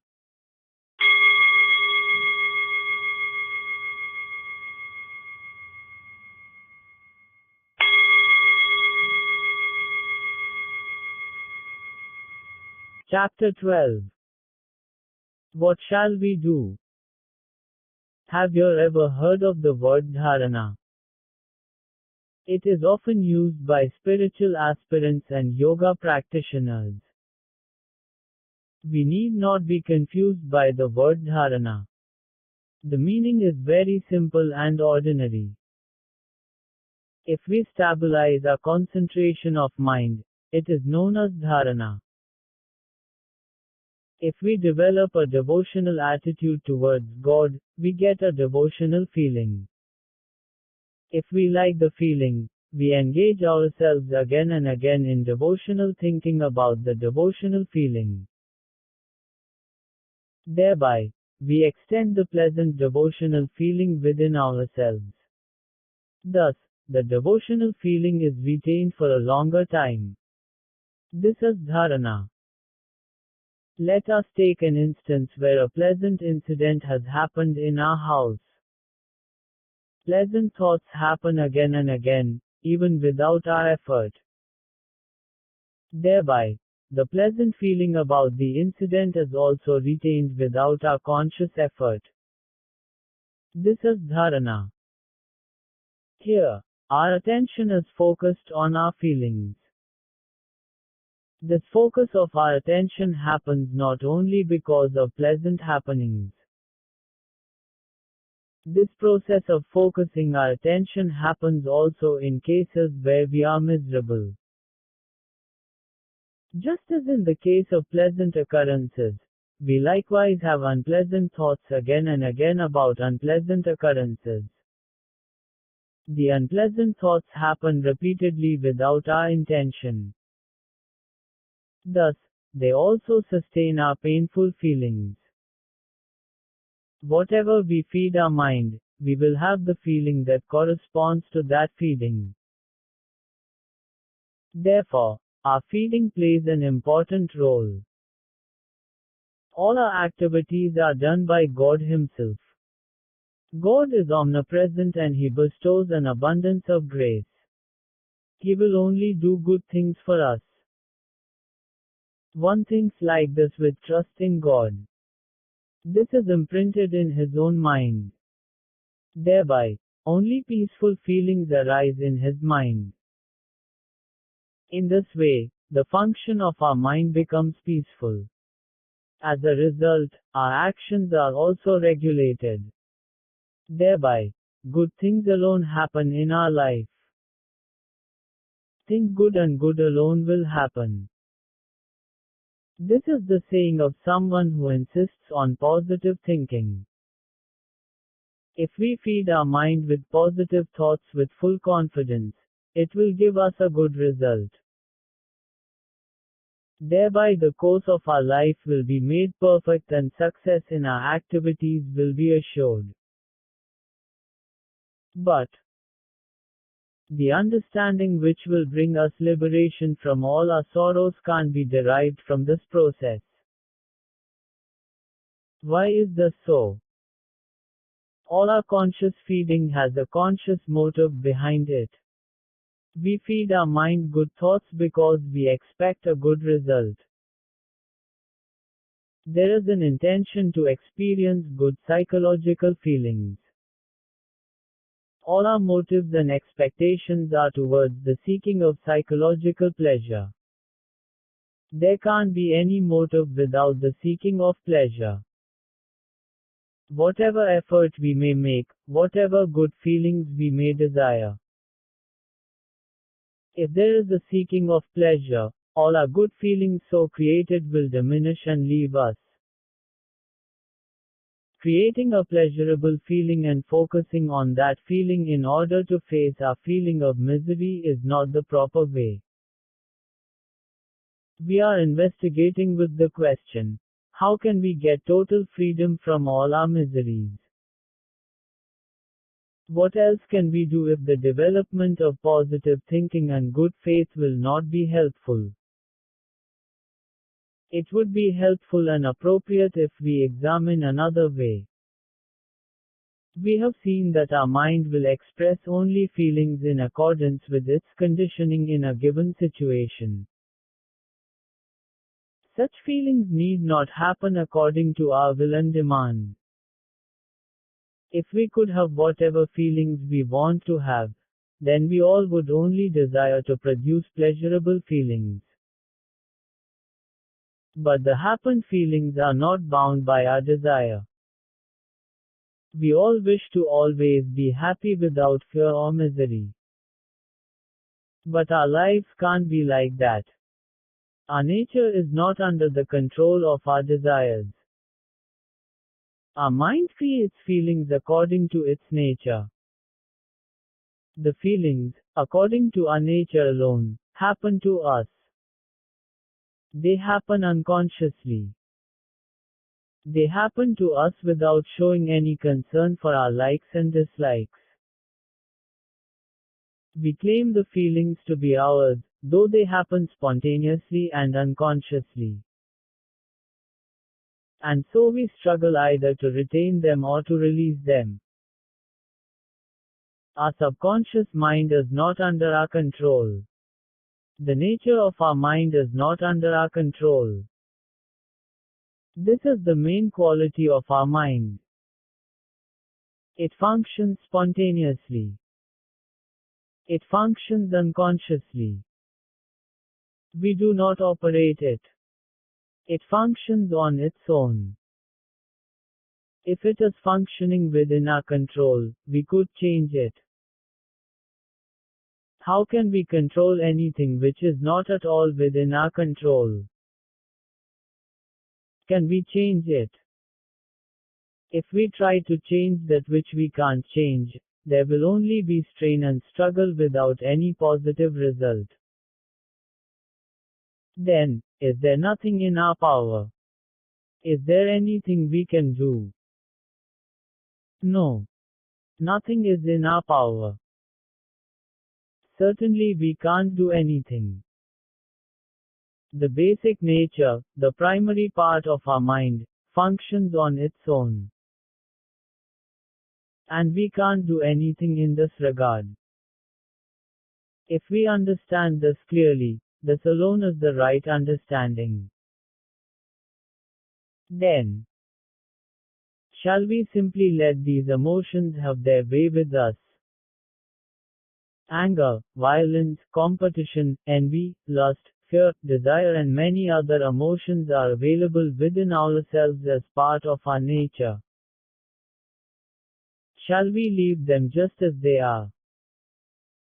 Shall we just go along with them and let them be with us forever? Once, Gautam Buddha visited the palace of a country. The officers of the court made a request of the Buddha, "O great Buddha! You are a great ascetic. You have renounced the mundane world. You have many disciples. They have no duty except to follow you. You are giving them many kinds of practices that are easy for them to follow. But we ourselves are very ordinary people, vested with various kinds of duties. We have to work for ourselves and our families. We can't engage in the serious kinds of practices that your disciples can. So please give us some principles which ordinary people, such as ourselves, can follow." This is how they made their request. Buddha advised them, "We are using both our body and our mind. One can't achieve perfection if both the body and mind are not in perfect condition. When we use and work with our body for our activities, our body becomes energetic, healthy and perfect. When we keep our mind motionless, our mind becomes perfect and healthy." These were his words. We may have some negative qualities in our mind. We have to set them aright. But it only becomes alright when we do nothing to set them aright. If we struggle to set them aright, the negative qualities of our mind become more powerful. We have many duties and obligations to ourselves, to our family, and to our society. We can complete them only by our incessant effort. But it is quite opposite in the case of our mind. We can't do anything to correct our mind. But if we abandon our mind and let it be as it is, it will be alright on its own. This is the practical nature of our mind. The bad qualities of our mind become more and more powerful because of our struggle against them. We have nothing to do, we have no need to go against our mind.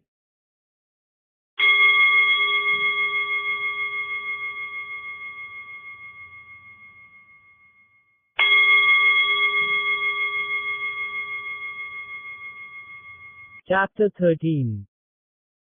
The Experiencer and the Experienced. Each and every one of our experiences has two aspects. One is the experience and the other is the experiencer. By experience we mean only our psychological feelings and not the memory of the experiences we accumulate in the course of our activities. The two aspects, experiencer and experience, are always present in each one of our feelings. We have already looked into the process of our psychological experience. In our dream, thought functions, our intellect functions. In dreamless sleep there is neither experience nor experiencer. We may have thoughts, both in the waking state and in the dream state. Whenever there is thought, there is both the experiencer and the experience. Both experiencer and experience are the characters of our thought. Let us take the dream example. In our dream, let's say we dream that we travel to a faraway place. We meet many people there. We participate in various activities and situations. It is totally a dream. All the happenings in our dream are part of the dream. Nothing is real. No people are real, no events are real. Everything in our dream is an imagination. But we ourselves are also there in our dream. We feel we are having an experience. Present in the dream are both the experience and the experiencer.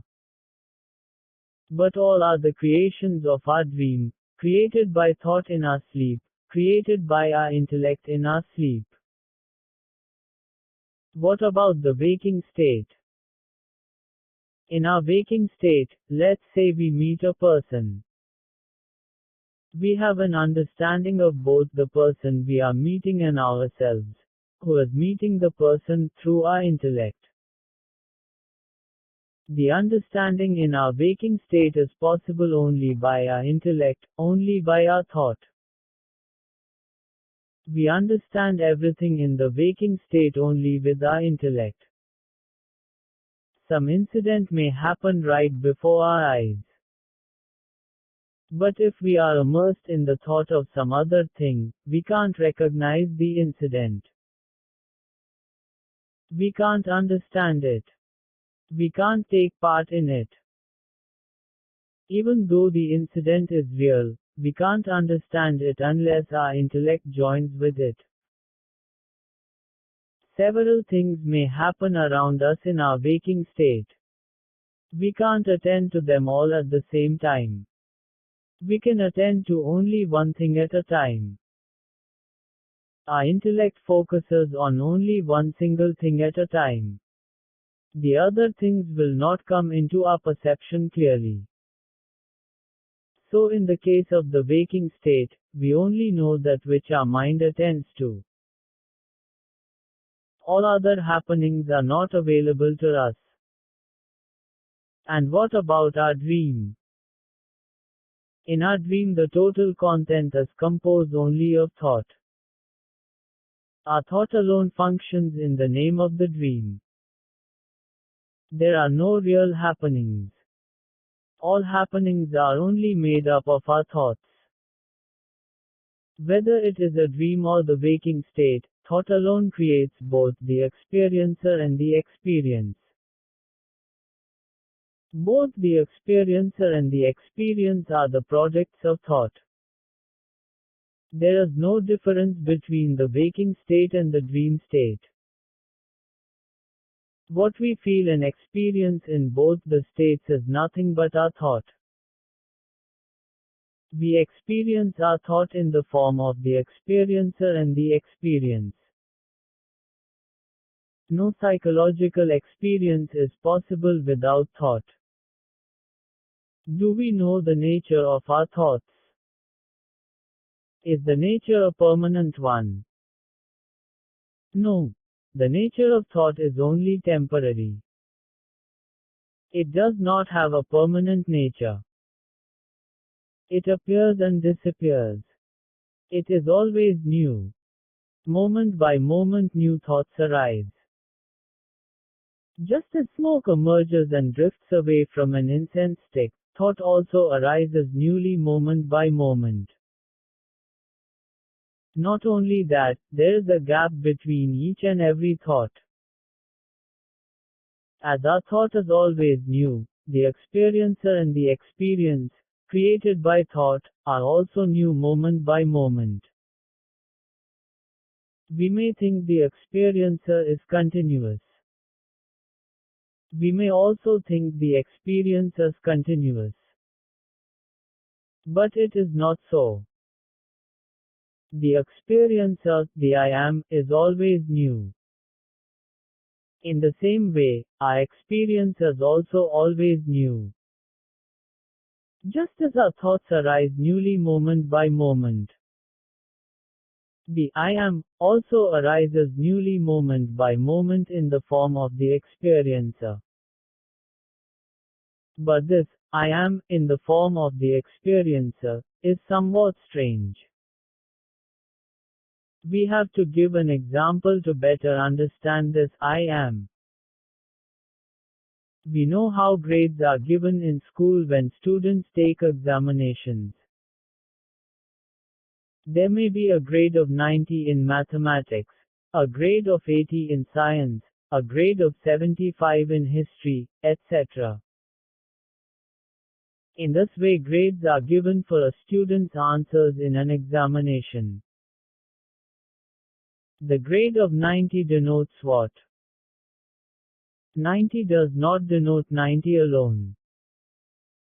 It denotes 90 out of 100. Even though we denote 90 outwardly, it also implies out of 100. The I consciousness also functions in this way.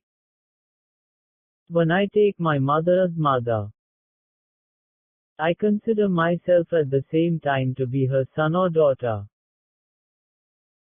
When I look at my son as my son, I consider myself unconsciously to be his father or mother. In the way that I consider a person or an object, that is how I take myself to be the experiencer of the experience of that person or object. The observer is designed in accordance with the observed. The experiencer is formed in accordance with the experienced. But that's not what we believe. We think that I am, as experiencer, is a permanent entity to whom experiences are happening one by one. In reality, there is no difference between the experiencer and the experienced. In the same way our experiences arise and disappear, the experiencer also arises and disappears. The experience is not a part of the experiencer, but rather, the experiencer alone is part of the experience. If the experiencer struggles to change the experience, there can't be any end to our struggle. We are committing the same mistake unconsciously over and over. We struggle to change our experience of sorrow. We struggle to retain our experience of happiness. This is just like a war against our shadow. It will never come to an end. This war is not at all a war between a real object and a shadow. This is only a war between a shadow and a shadow. This war is not only endless, it is also meaningless. Even though it is a meaningless war, it creates an unnecessary feeling within our subconscious mind. Thereby it activates our subconscious mind accordingly. Then our subconscious mind creates unnecessary experiences again and again. So what can we do? Is there anything we can do?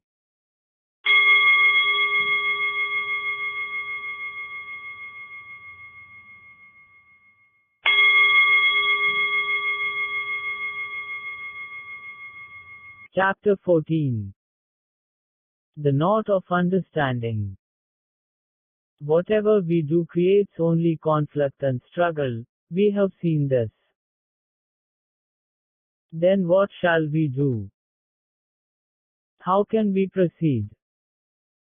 We always demand pleasure and reject pain. We are doing this even without our knowledge. We all unconsciously do something in search of pleasure. Sometimes we seek pleasure directly and sometimes we seek pleasure indirectly. What is direct and what is indirect? If we expect and seek pleasure, it can be considered direct seeking. If we reject pain, it also means indirectly that we want pleasure. It means we expect a painless state. We would like to retain pleasure forever. We do things to maintain pleasure. We try to extend it into the future. In this way we think that we should be free from all our sorrow. We think that the pain we are having now should not continue. We demand that we should not have this pain in the future. Desire a painless future.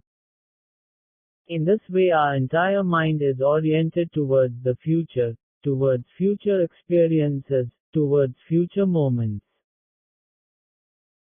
It gives excessive importance to the need to deal with future experience. What do we want to attain in the future? Is there anything that we have to attain in the future? We have already seen the process of the conscious mind and the subconscious mind. In each and every situation, our nature reacts and creates various kinds of feelings. This we have seen already. Experiences according to the nature of our subconscious mind alone are expressed as the experience of the conscious mind. The subconscious mind expresses the feelings. Conscious mind experiences the feelings. Conscious mind doesn't know anything about the subconscious mind. What it knows is only the expressions of the subconscious mind. The expressed feeling may not be a desirable one to the conscious mind. But the conscious mind does not have any right to object to it. Because the conscious mind knows only the conscious mind. It doesn't know the subconscious mind which is the cause for it. So, if it raises any objection, it is nothing but an objection which it raises against itself. The conscious mind alone considers itself to be both the experiencer and the experienced and struggles against itself. This is a meaningless struggle. Our conscious mind must understand that fact without any doubt. How does this understanding happen? When does it happen? We have to understand that there is nothing for ourselves to attain. We have nothing to attain psychologically. The understanding happens when we understand that we need not attain anything. What does this mean? When we are interested in changing our experiences, there arises the need for something to be attained. When we consider our experience to be a pleasurable one, we expect that it should continue. When we consider our experience to be bitter, we expect freedom from that experience. There is a need for something to be attained. Whenever there is something to be attained, our mind will go always towards tomorrow, towards the future, towards the next moment. This is the function of an ordinary human mind. Everybody functions this way. What does happen to a mind which understands that it has nothing to attain? Consider that you are driving a motor vehicle at its dangerous maximum speed. If you suddenly slam on the brakes, what will happen? Since it cannot go any further, the vehicle will reverse and turn around, like in those chase scenes in the movies. It will change direction. The vehicle, running north, after the brakes are suddenly applied, will change direction automatically and point south. Here, we have not used our steering. The vehicle changes its direction automatically. Similarly, when we understand that we have nothing to attain, our mind, which is running towards tomorrow, or the future, or the next moment, will return towards its source. The struggling mind will return to a frictionless state. The acting mind will find an actionless state. The mind, running towards the future, will remain in the present. If we consider the mind, which is running towards the future, as one pole of the earth, the mind, which is not struggling, is at the other pole of the earth. Surely, a radical change would occur in the functioning of our mind. The functional aspect itself undergoes a change. Now, what is the nature of our new mind, our present mind? How does it function in this condition? How does it face its experiences? If the happening experience is a painful one, it accepts it as it is, without any intention to change it. If the happening experience is a pleasurable one, it accepts it as it is, without any intention to retain and extend it into the future. What kind of state is this? Here, experience doesn't get any importance. The experience may either be in the form of pleasure or in the form of pain. The experience doesn't get any importance. Because, we do not add or project any future onto that experience. T. Hereby all our experiences lose their importance. But, what gets importance is only our capacity to face the experience. We have the strength of mind to accept both experiences of pain and pleasure, giving them equal importance. How does the state of mind happen to us? Does it happen because we want it to happen? When we understand there is nothing to attain, this rare state of mind comes into action. Whenever we feel there is something for us to attain, we can't get freedom from our illusion. The strength of mind state comes into being when we understand without any hesitation and doubt that we have nothing to attain. Is it enough if we understand this? We also have to understand that we, in fact, have understood correctly. We have to understand that we have understood what we need to understand. We have to understand that this alone needs to be understood. When we understand what we have to understand, the process happens within ourselves. The knot of understanding, if it happens, is forever. No one can untie it. Then what? Nothing. Everything is over.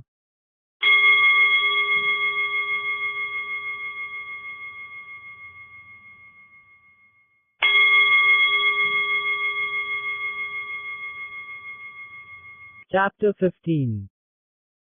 In the way of understanding. Understanding happened. The knot of understanding also happened.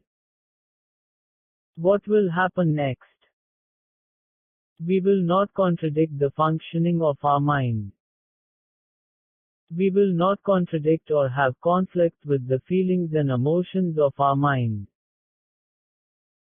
When we don't contradict, all the friction in the functioning of our mind becomes powerless. There occurs a simplicity, a peace, a natural participation, and a softness in the functioning of our mind without our invitation. The roughness of our mind changes, and our mind takes on the quality of a liquid. When we do not contradict our experience, all our experiences disappear without reappearing, without being renewed. All these experiences that have not been renewed simply disappear on their own. The life of each and every experience is merely a fraction of a second. As we don't struggle against our experiences, they do not become renewed. They happen on their own and disappear on their own. We do not disturb them. They spring forth as a fountain and flow as a river. Whenever we try to retain a feeling, whenever we try to remove a feeling, we create a block against the flow of the water. The block creates a whirl in the flowing water.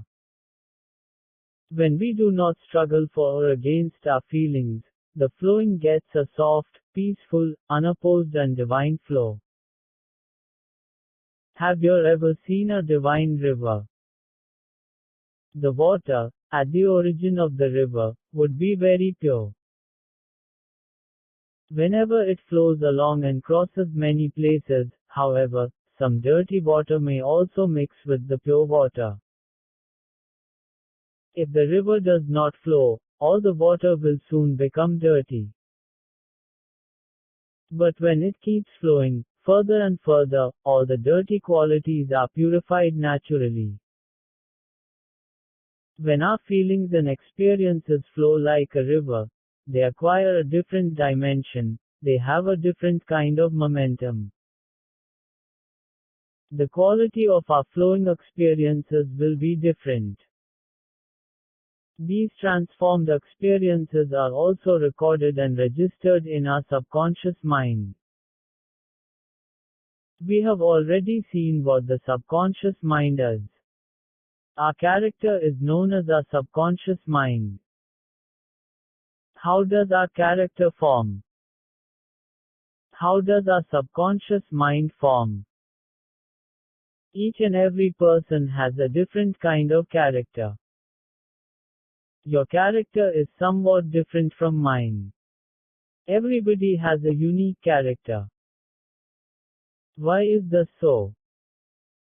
Our character is made up of our experiences. Even though we may inherit some qualities from our parents, our experiences in the course of our life, the way we are brought up, and our approach to the situations we face, are recorded and registered in our subconscious mind. They become the quality of our subconscious mind. They become the nature of our character. The experiences we experience moment by moment are fed into our subconscious mind. The flowing and transformed experiences are also fed into our subconscious mind. Thereby, a new kind of feeding reaches our subconscious mind. In the course of time, the content of our subconscious mind undergoes a change. And so the quality of our subconscious mind also changes. Just like a divine river, our mind acquires a divine nature. Because the violent nature of the perverted and distorted feelings of our mind becomes soft, the flowing of our experiences also will become soft. Our experiences flow freely. What does this mean? All our experiences flow freely without any block, stagnation or whirl. Okay. Our experiences flow freely. But what happens to the experiencer? We have already seen that the experiencer is also part of our experience. So the experiencer also flows along with our experiences. There is no difference between the experiencer and the experiences. They become a total flowing.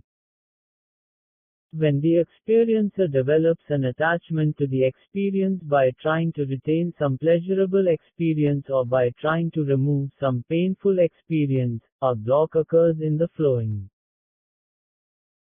If he does not hold anything positively by claiming, or if he does not hold anything negatively by rejecting, the flowing becomes natural and soft, without any blocks. Then, is there nothing to achieve through our efforts? Not just some things, but many things. There are many things to accomplish by our effort. Even though we have nothing to do psychologically, we have many things to do externally in this world. We all are part of society. Each and every one of us is entrusted with our duties towards our family and towards society. If we neglect our duties, our families and our society will deteriorate. Good efforts and actions are necessary for our families and our society. All these are external efforts. All these efforts are necessary. What we only have to give up is our psychological effort. We have to give up our psychological effort totally to set right the thoughts and feelings of our mind. We need not change anything psychologically. So we need not struggle against our psychological feelings and experiences by classifying them as good and bad. But the external world is different where there is both good and bad. There, we have to do what is good. We have to follow the virtues. But psychologically, if we don't struggle within ourselves, and instead, flow along with the flowing, it will also help us execute our external duties.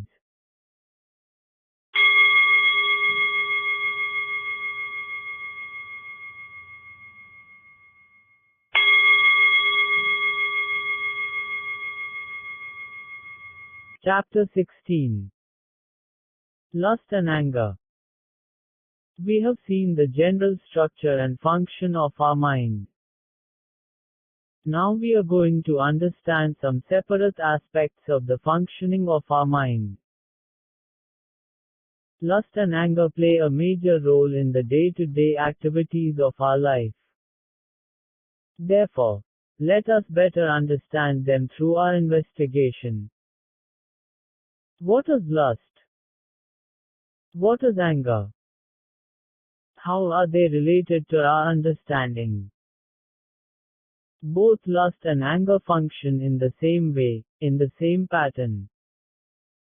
So we may investigate both lust and anger jointly. Many people experience anger as an everyday problem. Similarly, the feeling of unnecessary lust is also considered to be a problem in our day-to-day life. We think and decide that anger is not good for good people. So we try to avoid anger. In spite of our decision that we should not have anger, anger arises. It arises without our knowledge. Only after it arises do we notice that we are feeling angry. Then we regret that we have those feelings. Similarly, however careful we try to lead a righteous life, we witness the spontaneous arising of unrighteous lust. Even though we consciously avoid it, it comes to us unconsciously. What is happening? What shall we do? Shall we allow the anger to arise without any objection? Shall we allow the lust to arise without any objection? We have studied that we have to leave all our psychological feelings as they are and that we should not struggle against them.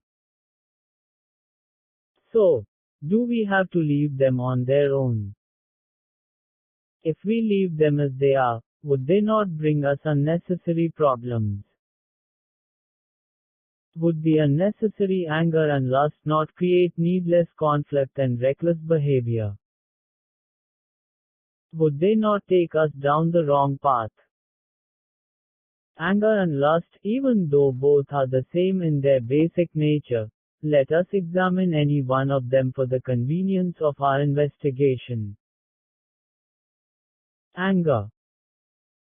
What is anger? How does it arise? How does it function? What impact does it have? What is the truth of its functioning? We get angry in a given situation without our knowledge. All wise people condemn anger.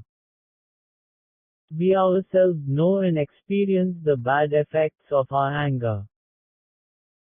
So we have already decided not to get angry and to accept everything patiently. We follow our decision as best as we can. But anger comes to us unknowingly in a given situation. Somebody who is a coworker in our office does something against us, for example. We get angry immediately. We are angry with him in spite our decision that we should not be angry with anyone. We experience the anger unknowingly.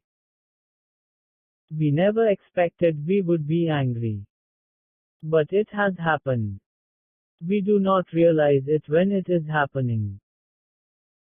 We recognize our anger only after it arises. What do we do next? We scold the person who caused the anger, or we suppress our anger with great effort.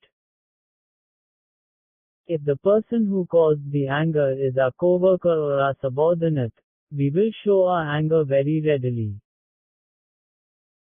But if the person is a high officer, we can't express the anger openly. We have to suppress our anger with all our effort. Here, what is the practical truth about anger? How does it function? How do we deal with anger? Anger arises in us, in a given situation, unknowingly. Even though it happens within ourselves, it happens without our knowledge. This is unconscious anger. Even though it happens unconsciously, we recognize our anger as anger immediately afterwards.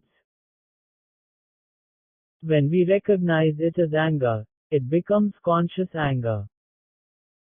Our anger can be divided into two categories. The first one is unconscious anger, UA. And the second one is conscious anger, CA. In the former aspect, anger happens unconsciously. This is unconscious anger. Within a fraction of a second afterwards, however, we recognize and understand that we have anger. The recognized part is the latter aspect. This is conscious anger. Unconscious anger, this is the first aspect.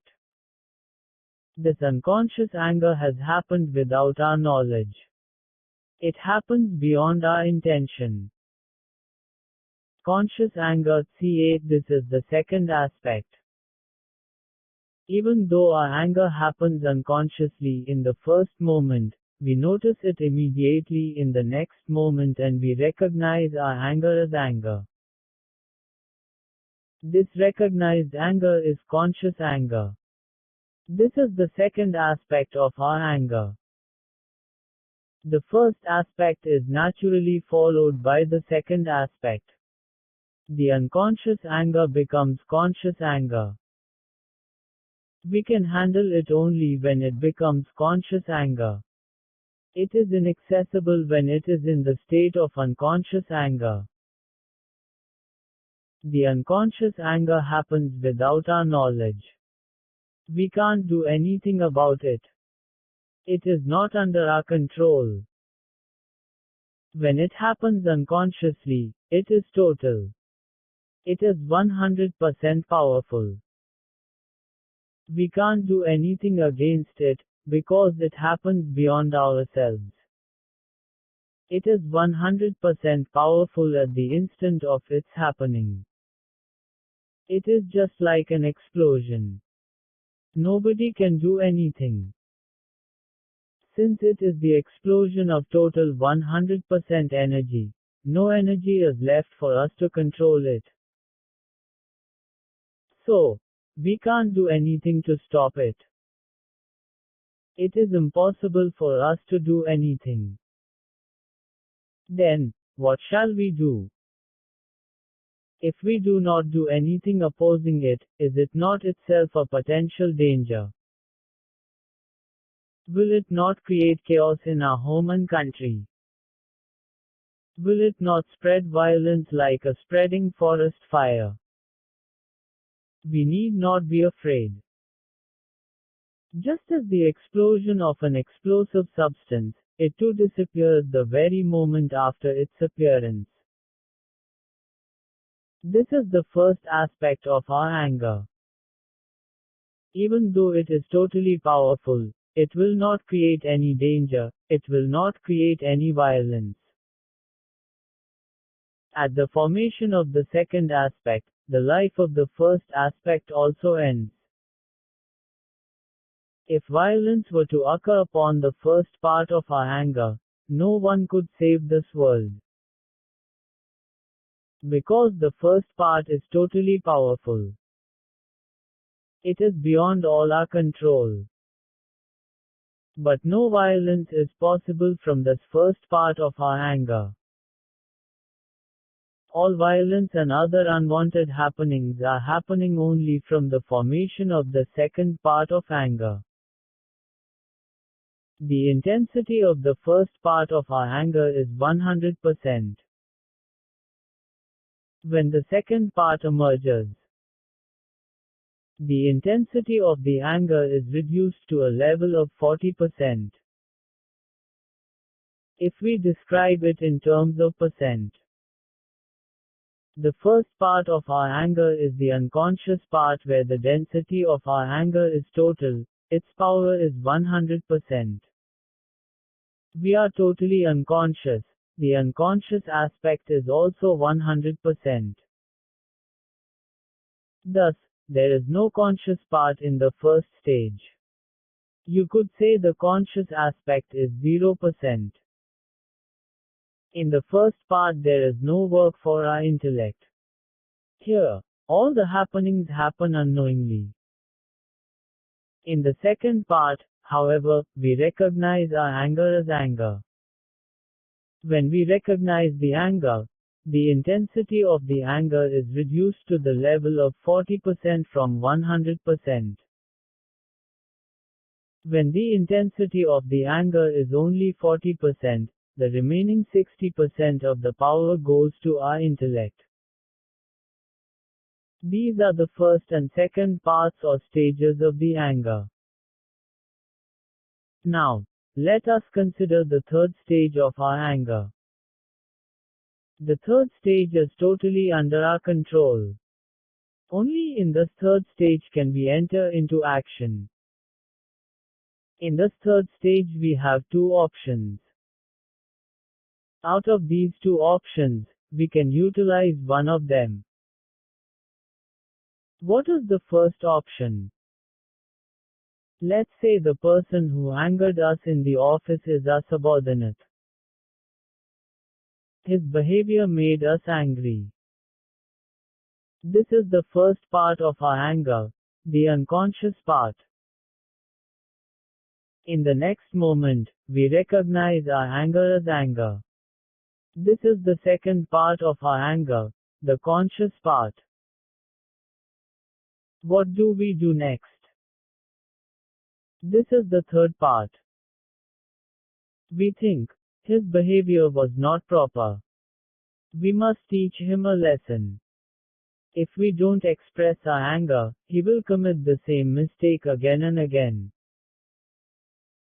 Thus, we give consent to the expression of our anger. We justify the anger he evoked. Our anger at once acquires more density.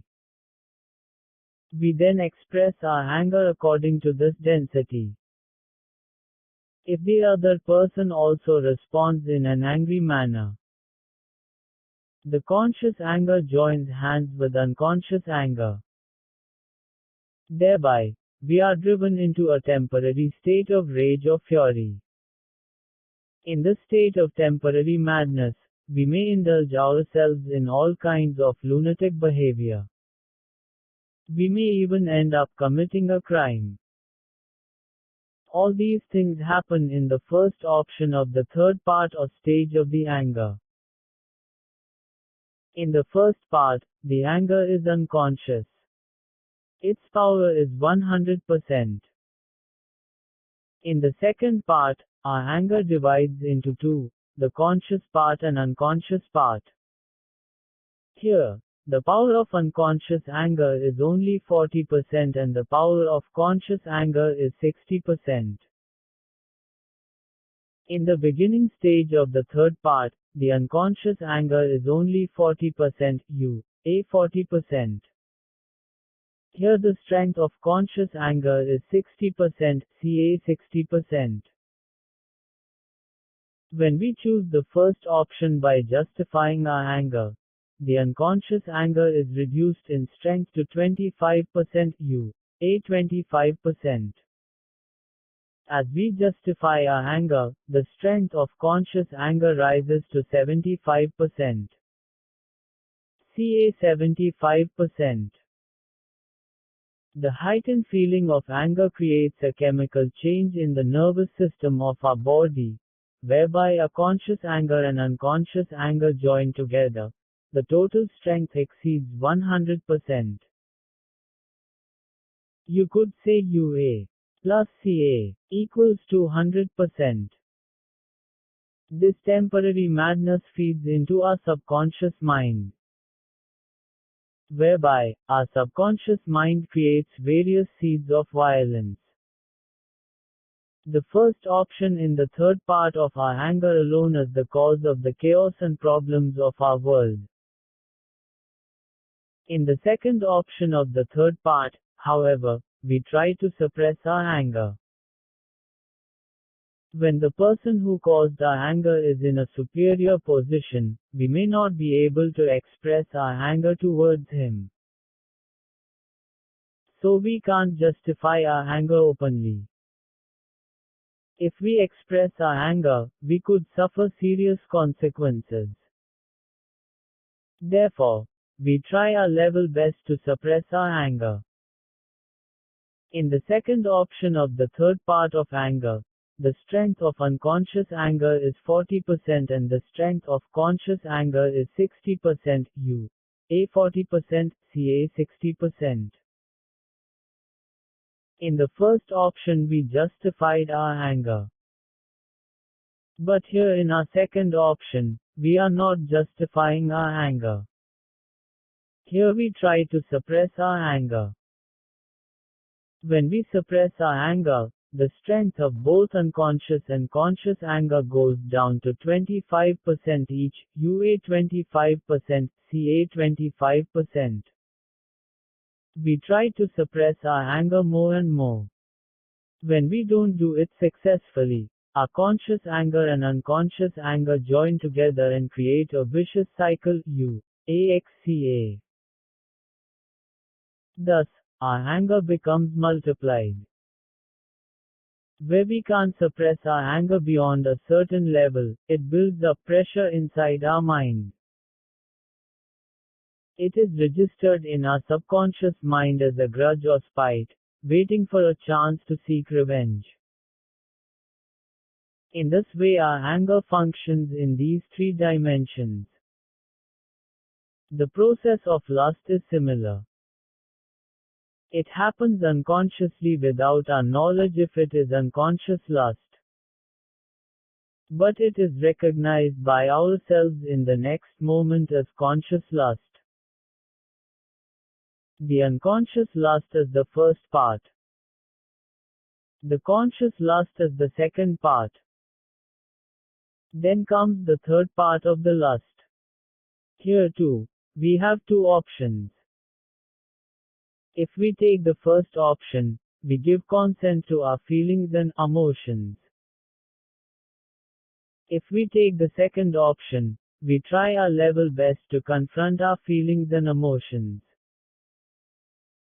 When we use the first option, we feel happy about our feeling of lust, which creates a chemical change in the nervous system of our body. It supplies more strength and density to the feeling. Its density may even exceed 100%. When it becomes more powerful, it creates problems, both in our body and mind.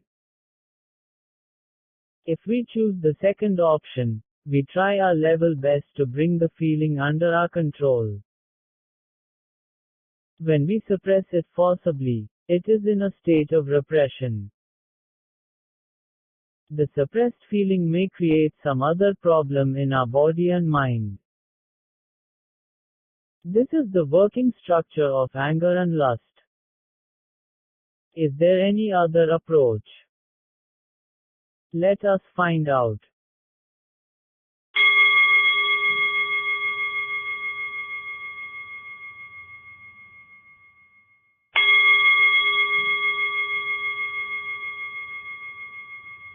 Chapter 17. The third way. We give approval to our anger or lust. Thereby, we proceed in expressing that anger or lust. This is the first way. When we don't give consent to those feelings, and when we try to suppress our feelings of anger or lust, we are taking the second way. We go along one of these two ways. Have we solved our problem of anger and lust through these two ways? When we go along with our feelings of anger and lust, we have to face many problems in our life. We create many problems in our home, family and society. It is like giving consent to violence and chaos in our society. In the next option, we fight against our feelings of anger and lust. We suppress them, using our willpower. But even though we suppress them by force, they live in the back of our mind, waiting for a chance to explode. They spoil our psyche, and in due course of time, our body as well. We have anger or lust. Likewise, we have other feelings, such as fear, envy, hatred or violence. Even though these feelings look different, basically, they all are one. Their basic function is the same. Just as the trunk is the same for the various branches of a tree, the basic quality of all our feelings is the same. As we have seen, we all deal with our feelings in these two ways. Either we go along with our feelings or we go against our feelings. But we know both of these ways are wrong. We also know that our approach to these feelings in these two ways makes our problems more complicated. But we have no other way. So we go along with these two ways according to the situation and our convenience. But, apart from these two ways of acceptance or denial, there is one other way. That is the third way. That is the way of understanding. This way of understanding solves all our problems totally. When understanding functions, the rigidity of all our problems becomes looser. The problems become liquid. A free flow starts to happen. It is our liberation from all our problems. We have already seen what understanding is and what the knot of understanding is. Now, we are going to see here how our understanding deals with our problems in our actual life. We may have some problem or a problematic feeling. How does our understanding deal with the feeling? Let's say it is the feeling of anger. The first part of our anger is unconscious anger. In the second part it becomes conscious anger. Only in the third part do we begin to deal with our anger. Either we express our anger to others or we suppress the anger within ourselves with great effort. Both anger and lust are closely related to external action. Since it is related to external action, we also have a righteous duty, an ethical responsibility to the public. We have the duty to adhere to the noble and ethical principles of society while we engage in our actions. But we can't do anything when we are angry. We have to behave how an intelligent, righteous person would behave. We have to manage our anger in a proper way. If we express our anger inappropriately, we have to face the unnecessary consequences of our actions. We may be unable to complete our work. Our anger will become the cause for some unnecessary problems. Sometimes we have to express our anger gently so it doesn't interfere with or obstruct our work. If we are too strict, it may prevent someone from doing their job. All these considerations apply when our feelings are related to our external activities. But, what should be our approach when we are relating to our feelings alone? How shall we deal with anger in and of itself? What shall we do with it psychologically?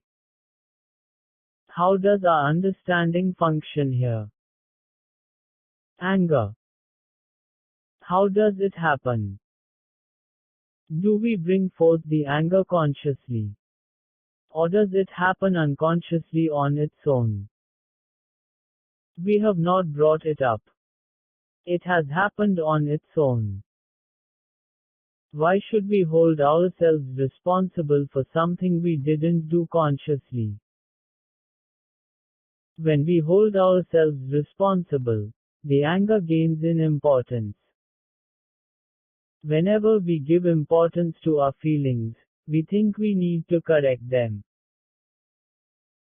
It becomes a matter of control. When we don't give importance to them, the anger, which has come of its own, will also disappear on its own. Sometimes we may take responsibility for our anger unconsciously, even though we have understood that we need not take responsibility for what has happened unconsciously. What do we mean? We may fight against our anger unconsciously as if it should not have arisen. Here, how shall we behave? The responsibility which we take in the form of self-criticism or self-condemnation also happens unconsciously. We have taken this responsibility unknowingly. It is not a willful action. Our struggle with our anger has not happened through our conscious effort. Whatever happens to us unconsciously, we are not responsible for. Because we are performing an action unconsciously, we are not responsible for it. If we have fought with our anger or lust, they are unconscious happenings only. If we do it willfully, then only is it a conscious action, then only is it an action by our own efforts. When we consciously decide to uphold our anger, when we consciously decide to suppress our anger, then only is it a conscious action. Then only is it an action by our own efforts. It is an intentional action. It is a knowing action.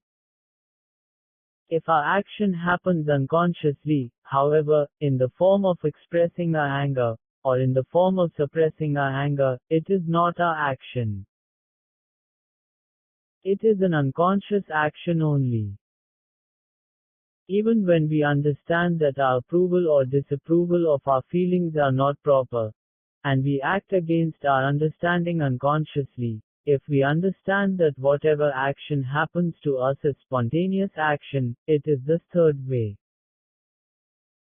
If we understand that we have nothing to do and confirm that we have understood correctly that we have nothing to do, it is the third way.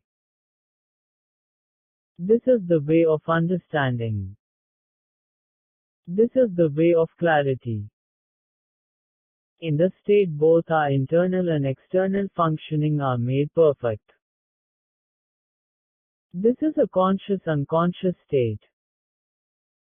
This is the third way. Everything happens spontaneously on its own, unconsciously. We are conscious of this unconscious happening. This is the conscious acceptance of the unconscious function of ourselves. Here, all our feelings, all our problems, all our struggles happen on their own and disappear on their own.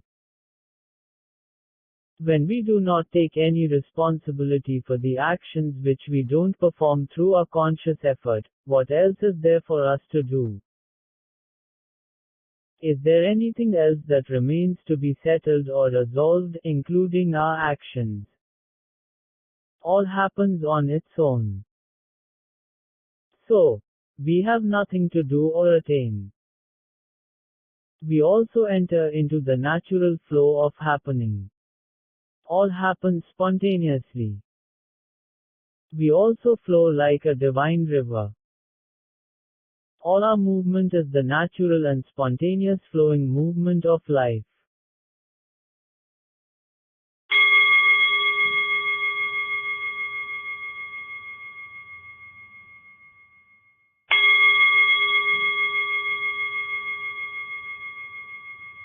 Chapter 18. Can we become free from bad habits? There are many people whose bad habits include addictive behavior, like drinking alcoholic beverages, taking drugs, gambling, and sexual indulgence. There is a humorous story. Once, a person consulted a physician. He asked for tips to enable him to live for 100 years. The physician, before giving him the tips, wanted to know about the lifestyle of the patient. Are you in the habit of drinking alcohol? He asked. No. No one in my entire family history has had the habit of drinking alcohol. What kind of spicy foods do you prefer? I don't eat any spicy foods. What about your sexual relationships? I am not at all interested in sex. Do you smoke? Never. Have you ever used drugs or intoxicants? Never. There has never been drug use in my entire family history. Then the physician sits up straight and asks, then what are you going to do for 100 years? It is most common for people to be addicted to a habit. Mostly, they don't mind their habits. Often, many try to be free from such bad habits. But only when they try to be free, do they realize they have become a slave to their addiction. Only because of the realization of their slavery do they become interested in getting free from the addiction. When they try, however, they find it difficult to become free of their habits. It is just like escaping quicksand. The more they try to get free, the more the quicksand pulls them down. So, how can we help those who want to be free from their bad habits? How does our understanding help these people? Actually, our understanding alone can render the real help needed for them to become free from these bad habits. All other ways are uncertain. Before we learn about freedom from these bad habits, we have to know, first of all, about the nature and function of bad habits. The nature of one habit may be different from another. But the basic structure of all our habits is the same. So it is enough for us to examine a single habit. If we understand any one habit, it is as if we have understood them all. We all know about the habit of smoking. We have tried many times to stop smoking, but we can't succeed. Once, during a flood, two friends were standing on the bank of a raging river. In the flood water they saw a large box floating by. It looked like it was covered by a new blanket. The friends were curious to know what was inside the box. One was a good swimmer, so he jumped into the river to secure the parcel. When he reached the parcel, however, he knew it was not a parcel, but in fact, a live wild bear carried away by the flood waters. The bear, on seeing him, grabbed him so as to escape from the force of the flood, since it couldn't swim properly. Seeing his struggle, the friend on the bank shouted, "If it is hard to bring back the parcel, leave the parcel and return to the shore." The friend in the water replied, "I am not holding the parcel. The parcel is holding me." We hold our habits in the beginning. Afterwards our habits hold us. Once, a person tried to break his habit of smoking. He began to mix the tobacco with pan, a chew made from betel leaves. But the habit of mixing tobacco with pan became more dangerous than smoking. He simply shifted from one habit to another. Why do we fall into the spell of these bad habits? What is the working structure of our bad habits? Even though we call them bad habits, actually, there are no bad habits. All pleasures are natural. Our interest in pleasure is also natural. There is nothing wrong with it. But when it gets beyond our control, only then does it become a bad habit. Then only do we see the need to be free from our habits. If one is interested in eating delicious food, what is wrong with it? There is nothing wrong. The basic structure of all bad habits is the enjoyment of pleasure. The basis of all our habits is the enjoyment of pleasure. Pleasure gives us happiness, a feeling of self-forgetfulness and relaxation. Thereby, we get away from monotony and tightness and we add some amusement to our life. But when we begin to clutch it violently, we become a slave to the enjoyment of pleasure. This is the source of our bad habits.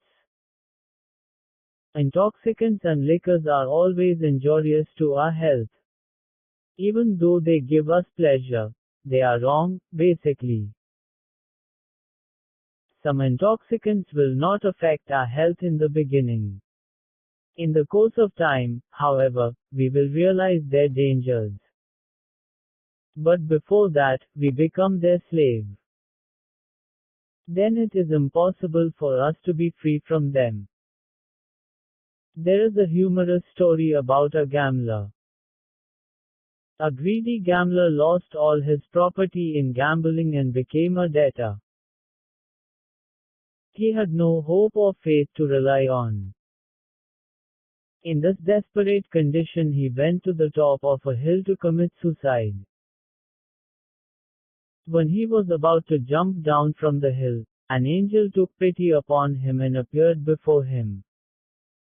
The angel assured him that she can save him from all his debts. They both went to the same gambling house which previously made him a debtor.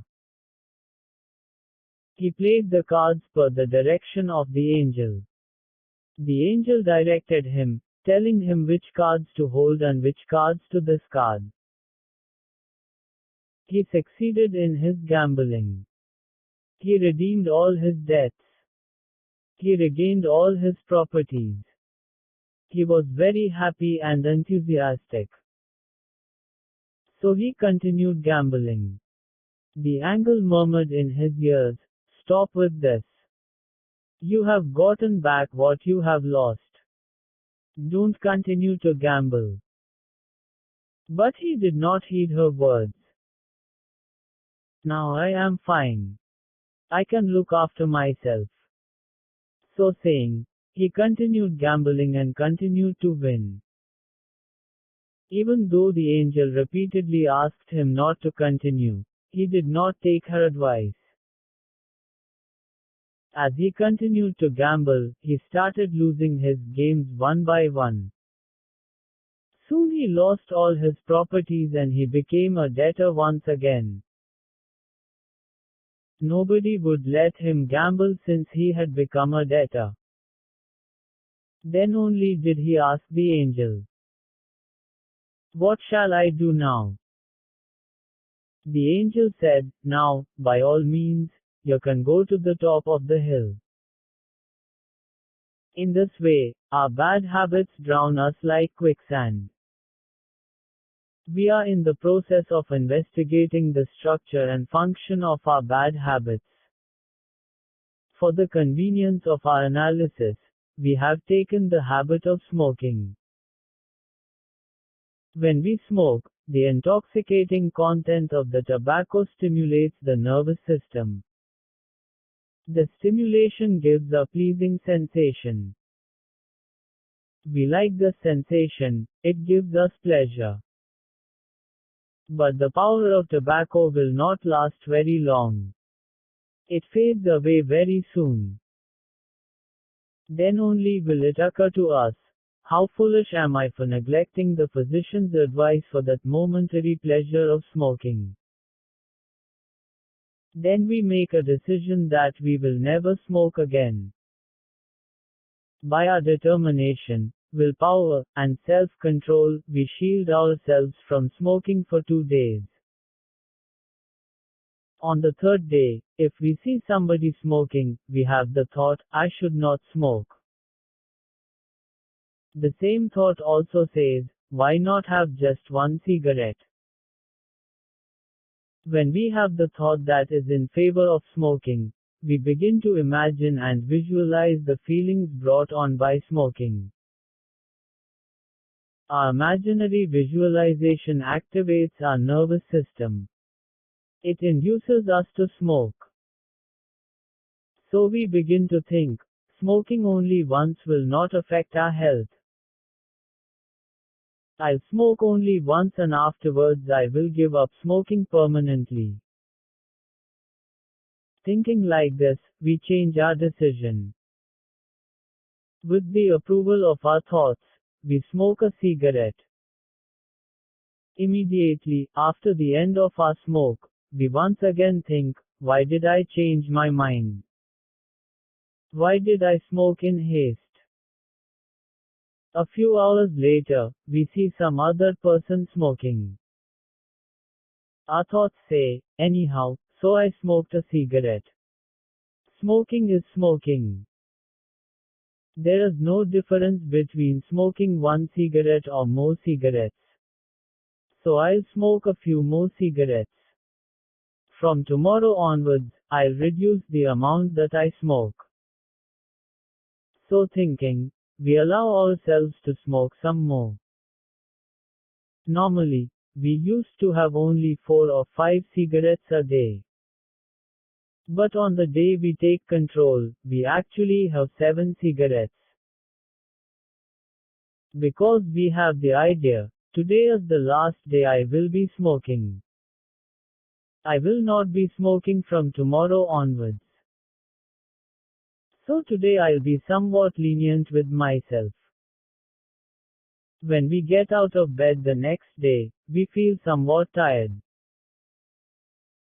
Since I'm feeling tired today, I'll only smoke my usual amount. But from tomorrow onwards I'll be strict and control my smoking. Thinking like this we continue to smoke. Why do we not conquer our habits and ourselves? Why do we fail in our attempts? Seeking pleasurable sensations alone is the cause for all our bad habits. Seeking pleasure alone is the cause for habits. If we use an intoxicant, it means we like the pleasurable sensation it gives us. We go after it only because of the pleasurable sensation. When we feel we are enslaved by our habits, we try to escape from our habits. But we can't get away from them. Why? Why is it not possible for us to get them under our control? As we have seen already, seeking pleasure is the basic motive for all our activities. As seeking pleasure is the cause of our bad habits, the cause for our struggle against our bad habits is also the same, the seeking of pleasure. How? Because we think we will be happy if we conquer our habits. We try to correct our bad habits only because of our happiness. We feel conquering our bad habits will bring us happiness. Happiness is pleasurable. Yet, the seeking of pleasure is the cause for the occurrence of bad habits. And the seeking of pleasure alone is the cause for our struggle against our bad habits. It is pleasurable when we indulge in the bad habits. Yet, we feel happy when we can control the bad habits. If we can't control them, it gives us sorrow. Seeking pleasure alone is the cause for both accepting and rejecting bad habits. Our psychological attitude of giving importance to pleasure is the basic operative force for all our bad habits. As long as this attitude of giving importance to pleasure is present, our bad habits will also acquire importance unconsciously. In the Indian epic, the Ramayana, the character of an animal king, Vali, is described. It is said nobody can defeat him by fighting him directly. He has been given such a blessing from God.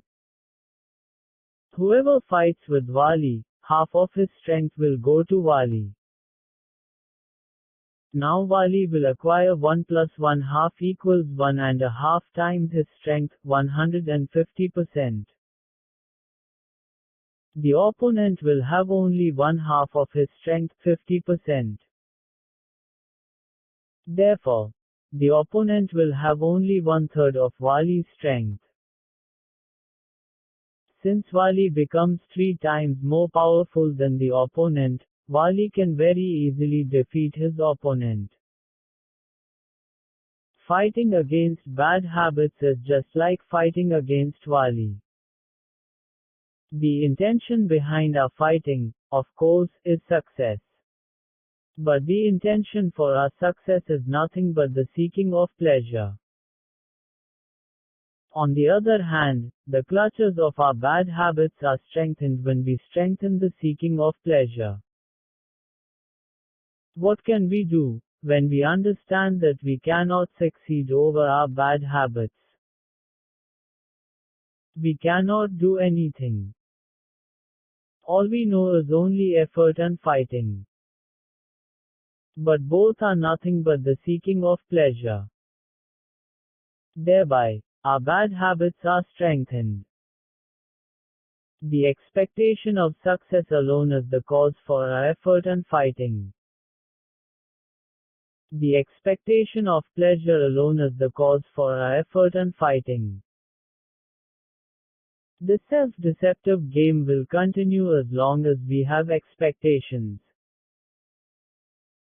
We always demand success at the front or main entrance of our house by facing our problem directly and openly. But our success will never happen via the main entrance. When we give up our effort and fighting, we also bypass the main entrance. Then, success over our bad habits happens and enters through the back door of our house. Our success will not happen openly and directly. Failure alone happens openly and directly. Failure alone enters through the front entrance. Success happens always unknowingly. It happens only through the backyard. When we disregard our efforts, when we give up all our expectations, when we do not take responsibility by trying to control our success, the grip of our bad habits becomes loose spontaneously. It happens unknowingly. How does it happen? How is the success possible even when we give up all our efforts? When we give up all our efforts, there is nothing for us to achieve. When we give up all our expectations, there is nothing for us to achieve.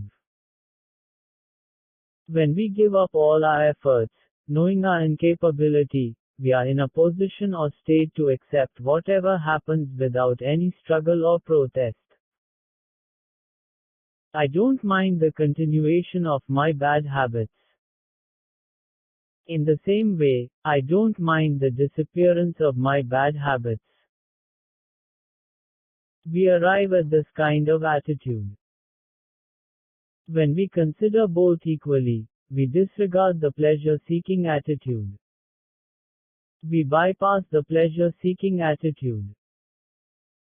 When our concern over the seeking of pleasure loses its power, all the bad habits formed as a result also lose their power. Psychological renunciation, not giving importance to the seeking of pleasure, alone solves our problem of enslavement to bad habits. When we do something consciously, it makes the problem more complicated. When we do not do anything, all our problems are solved spontaneously. Seeking the enjoyment of pleasure alone is the primary root of all our problems. When that primary root becomes powerless, all our problems fall down, just as a rootless tree falls down. There is spiritual literature with the name Yoga Vashistam. It is a compilation of the teachings of Saint Vashishtar to King Rama. In it there is a good definition as to what renunciation is. One who renounces the world by seeing everything in the world equally, he alone is the real teacher. Thus says Saint Vashishtar. Escaping from the world by giving up everything is not at all renunciation. Seeing everything equally, thus alone is renunciation. Psychological renunciation happens when we look at pleasure and pain, success and failure, equally.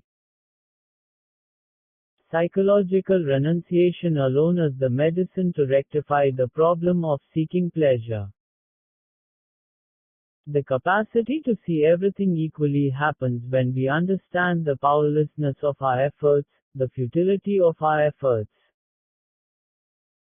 Otherwise, if we try to look at everything equally, it is again an effort towards pleasure. Accepting the happening, because of our understanding of our powerless condition, this alone is available to us.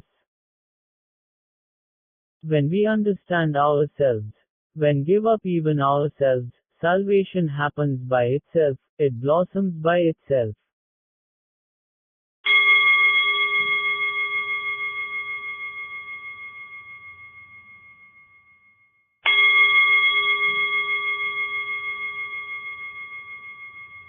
Chapter 19. Conscious and unconscious states. Of all our actions, most of them happen without our knowledge. 90% of our actions happen in this way. A mere 10% alone remain. Only within this 10% portion do we act willfully, with effort, expressing our likes and dislikes.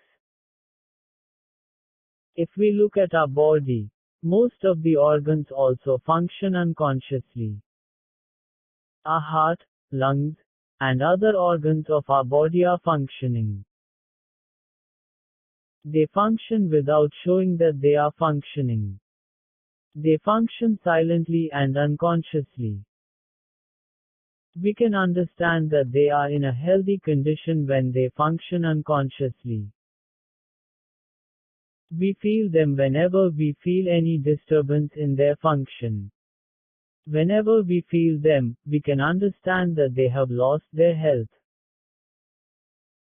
In this way, all our feelings also happen unconsciously. We have not created them by a conscious effort. If the feeling of sorrow arises in a certain situation, it is only an unconscious happening. When we demand that the sorrow must go away, we claim the sorrow as ours, because of our conscious demand. The feeling of sorrow, however, has happened on its own without any conscious effort. Whenever we expect that it must go away, a conscious demand is present. We are not responsible for the sorrow which comes unconsciously on its own. But when we demand that it must go away, we hold ourselves responsible for the sorrow which has arisen on its own. We become the owner of the feeling. Whenever we take responsibility for it, it becomes our sorrow even though we have not created it. When it becomes our sorrow, we feel we have a responsibility to rectify it. Whatever arises on its own has the status of unconsciousness. Because they all happen unconsciously. But, whenever we demand that they must go away, they now acquire the status of consciousness. They switch from the status of unconsciousness to the status of consciousness. Whenever a feeling is in the status of unconsciousness, there is neither a problem nor a struggle. But whenever it comes to the status of consciousness, then only is there a problem and a struggle. There is no problem in unconsciousness, there is no struggle in unconsciousness. There is a problem in consciousness, there is a struggle in consciousness. The experience that happened in the state of unconsciousness turns afterwards into the state of consciousness. It is not at all a problem, whenever it is in the state of unconsciousness. But it has come to the conscious state. Now, can we send back that which is conscious and make it unconscious? Struggling and problems are inevitable when the state of consciousness is in operation. But there is no problem or struggle in the state of unconsciousness. Now we have come to the conscious state. If we can return to the state of unconsciousness, all our problems will be solved. Can we return to the state of unconsciousness? How is it possible? If it is possible, only then can we solve our struggling and our problems. There is a proverb. Either Muhammad has to go to the mountain, or the mountain has to come to Muhammad. Here also, the case is the same. Either the consciousness has to revert to unconsciousness or the unconsciousness has to contain the consciousness within it. Then the total responsibility will be put in the hands of unconsciousness. Who is there to take the responsibility? There is a world-renowned story. Two fishes are in a pond. One fish is very big. The other one is very small. Who has to swallow the other? This is the problem between the two. The big fish gives consent to the small fish that it may swallow him. The big fish allows itself to be swallowed by the small fish. The small fish tries to swallow the big fish, but it cannot. Because the other one is many times bigger than the small one. The small fish accepts its incapability. It declares its failure. So it gives consent to the big fish to swallow it. The big fish at once swallows the small fish. This is the story. Similarly, the state of unconsciousness is 90% powerful. This is the big fish. Our conscious part has only 10% of the power. Our conscious part is tiny. This is the little fish. How can the unconscious state contain the conscious state? There is another story to help understand the situation. A king was in search of a special medicine which would always keep him young and energetic. At last, a mystic doctor gave him a special medicine. But he gave it to him on one condition. When he takes the medicine, he cannot think about a monkey. The king accepted the condition. I have many problems to deal with. I have no time to think about monkeys. I never think about monkeys, he said to the mystic. He was very confident until he took the medicine. But when he took the medicine, the thought of a monkey came to him spontaneously. He tried to take the medicine the next day, but he failed whenever he tried. The thought of a monkey came to him unconsciously. The story is narrated only to explain the basic structure of our problem. We have seen that there is no problem or struggle in the domain of unconsciousness. The problem and struggle is only in the domain of consciousness. The basic solution will happen only when consciousness turns into unconsciousness. What is the difference? The state of unconsciousness happens unconsciously, spontaneously. There is no demand by our will. All feelings that have happened unconsciously are part of the state of unconsciousness. If sorrow happens unconsciously, it is part of the state of unconsciousness. Whatever happens in the state of unconsciousness, all are unconscious happenings. Whatever happens unconsciously is nothing but the state of unconsciousness. The conscious state means conscious action by a conscious effort. Our will is present. Our intention is present. The will that we must be like this or that, or we must not be like this or that. And our activities, according to our will, are also present in the state of consciousness. We don't like pain, so it must go away. We like pleasure, so it must always be with us. This kind of expectation is the state of consciousness. Our unconscious state refers to our character and our subconscious mind. Even though it expresses itself in the form of the conscious mind, the conscious expression itself is in the state of unconsciousness. What do we mean? In a given situation, we have the expression of feeling according to the quality of our subconscious mind. There is no time factor in the feelings which happen unconsciously. They are always in the present. Since they are always in the present, there is no notion of future. There is no time factor, no expectation. But the conscious feelings, which we bring forth through our effort, have expectations, they have a sense of the future. They have the will to either retain something or to remove something. The state of my feelings must change into some other state in the future. Our consciousness has this kind of expectation. We have seen that if we want to solve the problem of consciousness, it must turn into the state of unconsciousness.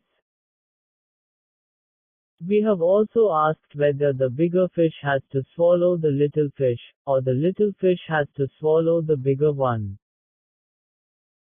Unconsciousness happens spontaneously. It happens unknowingly. So it cannot be under our control. If it were under our control, it cannot be unconsciousness. So we cannot activate anything through our will. We cannot give instructions to the state of unconsciousness to accept the consciousness and to contain it within itself. We cannot command the bigger fish i.e. unconsciousness to swallow the little fish i.e. consciousness. Can we command the little fish? The little fish means our state of consciousness. It is obvious. It is within our reasoning. It is intellectual. It can understand and accept our suggestions or commands. So we can command the little fish. We can give directions to the little fish. The little fish, even though it can accept our commands, cannot swallow the bigger fish. The consciousness can never become unconsciousness, however much it tries. Our consciousness must function without problems and struggles. This alone is the wish of all of us. There are many psychologists who have investigated the nature and function of this consciousness. They have developed various ways to conquer our consciousness. But we have also heard some strange reports about these psychologists. Some scientists in the field of psychology failed to conquer their own consciousness and committed suicide. Even though they had evolved various theories in the psychology of consciousness, asking questions like, what is the nature of consciousness? How does it function? Why does it function in such a manner? And still, they fail to solve the basic problem. We have seen the capabilities of both consciousness and unconsciousness. Now, let us see the incapability of both of them. They can do some things and they cannot do other things. Unconsciousness happens unconsciously. So we cannot regulate it intellectually and consciously. Hence, we cannot do anything willfully through our unconsciousness. Our unconsciousness cannot change even its own condition. It can change neither external things nor its own condition. This is the incapability of unconsciousness. Is it aware at least of its own incapability? Does it know that it cannot do anything? No, it cannot understand anything. Since it is an action of unconsciousness, it cannot accept or understand anything intellectually. The unconsciousness cannot even understand its own incapability, its own powerlessness. Now, can our consciousness understand its incapability, its powerlessness? Our consciousness is logical and intellectual. So it can understand anything rational and intellectual.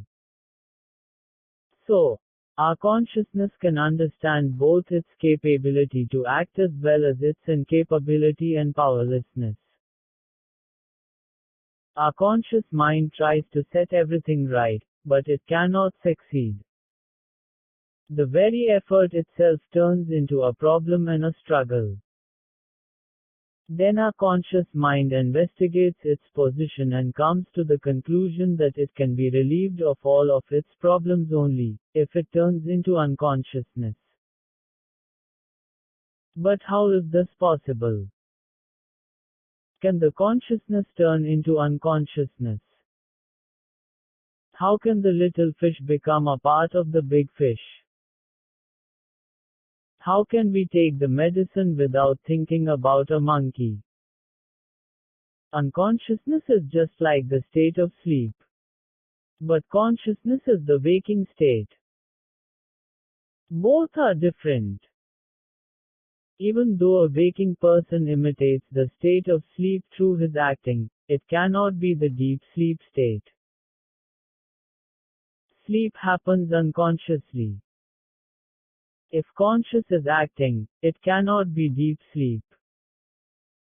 We cannot bring sleep into the waking state. The waking state is one thing and the sleep state is another thing. We cannot sleep through our waking state. We cannot enter into unconsciousness through consciousness. Can our consciousness understand its powerlessness? It understands it only after trying its level best and meeting with failure. In our conscious state there are two aspects. In one aspect, it does not know its incapability. In the other aspect, it is aware of its incapability. What is the difference between the consciousness which knows its incapability and the consciousness which does not know its incapability? The consciousness which does not know its incapability always has expectation. No, this must not continue like this. Yes, this must continue like this. I must have a painless future. My pleasure must continue, even into the future. This type of consciousness functions with these expectations. But consciousness which knows its incapability will not contain any demands. It is there as a non-demanding consciousness. It is there as a consciousness without the heavy load of demands. It is there as the unloaded or unburdened consciousness. What do we mean? Consciousness does not carry consciousness. In other words, it does not take the responsibility for correcting itself. When there is no motivation to correct itself, the action of consciousness becomes motiveless action. Motiveless action means an action which we do not engage in consciously. It is without the motive of changing the movements. It is without the effort of changing the movements. It means the natural formation of movements. It means the natural happening of movements. Natural formation and natural happening refer only to the unconscious part of our mind. It is nothing but the unconscious state itself. This happens spontaneously, without considering our likes and dislikes. There is responsibility only when our consciousness is interested in our likes and dislikes. If it is not interested, our consciousness does not take any responsibility. Consciousness without responsibility is nothing but unconsciousness itself. Thus, our conscious functioning becomes one with our unconscious functioning. Then we cannot call it a state of consciousness. It is only an unconscious conscious state. When our consciousness does not take the responsibility to change the consciousness itself, the consciousness functions on its own. When our consciousness functions on its own, without any effort, the consciousness itself is unconsciousness. It is not consciousness even though it is conscious. You could say it is conscious unconsciousness or unconscious consciousness.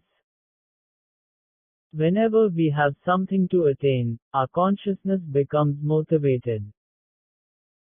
When we understand that all the objects to be attained are myths and mirages, then only will we have the clarity that there is nothing for us to attain. When there is nothing to attain, our motives disappear. Then motiveless consciousness can come into play. When our consciousness functions without any motive, spontaneous consciousness arises without any action or effort on our part. It is a motiveless consciousness. This consciousness has not been created by the consciousness. We have not created this consciousness. This consciousness is spontaneous.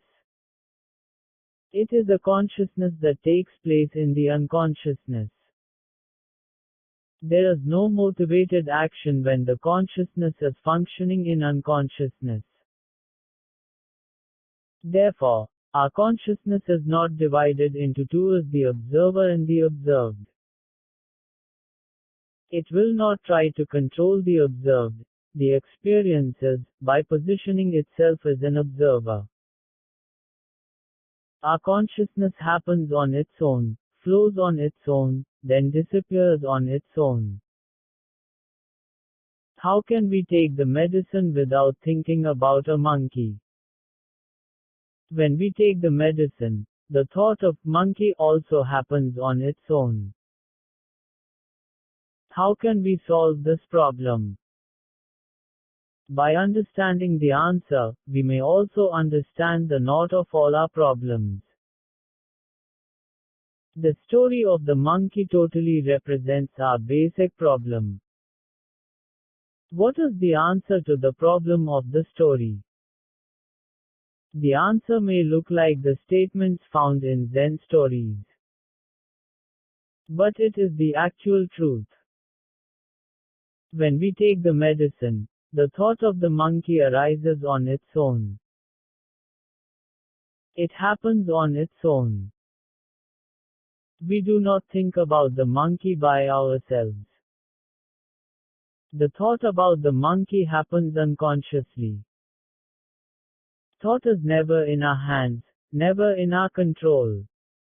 It is always unconscious. Thinking alone is in our control. Thinking alone is conscious. We are not responsible for our thoughts. We are responsible only for our thinking. Whenever we take the unconscious thought of a monkey to be our conscious thinking, we cannot take the medicine. But if we take it as an unconscious happening, we have every right to take the medicine. It can be considered that we are taking the medicine without thinking about a monkey. When we take consciousness as a spontaneous happening, it is only the action of the unconsciousness, it is only the unconscious part. Thus, there is no personal movement apart from the spontaneous universal movement. The consciousness, fighting to maintain its 10%, now joins with the remaining 90% and enjoys peace and salvation.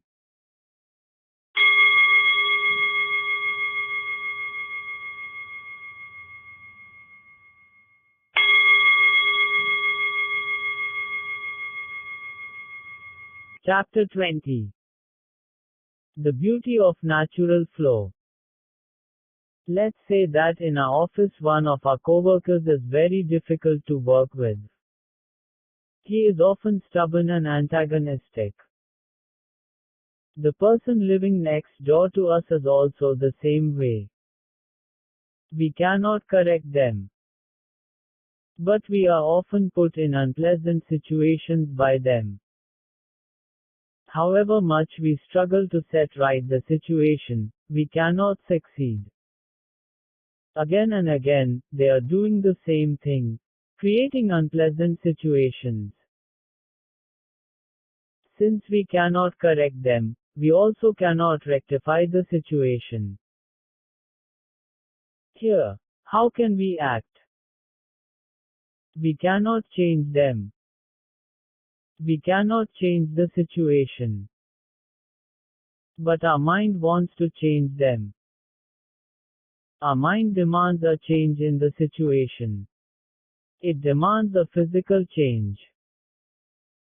It expects a physical solution. Our expectation creates a conflict within ourselves. The physical problem turns into a psychological problem within ourselves. The physical problem happening externally becomes a subtle problem within us. Now, the problem is not only on the outside, it is within us as well. The external happenings become psychological happenings. We have brought the external happenings inside our mind. It means, we have brought the external world within ourselves. We have to use our mind, if we want to do anything in the external world. Without the help of our mind, we cannot attend to any of our work in the world. We can do all our activities of the world only with the help of our mind, our intellect. We have to bring our mind to the outer world to deal with our external activities. There is nothing wrong with that. This is the normal and natural way of our action. But, we should not take the world within us. We should not convert the external problem into a psychological problem. We can take our mind to the world. But we should not take the world into our mind. As we take the mind to the world, we attend to all our worldly duties with our intellect.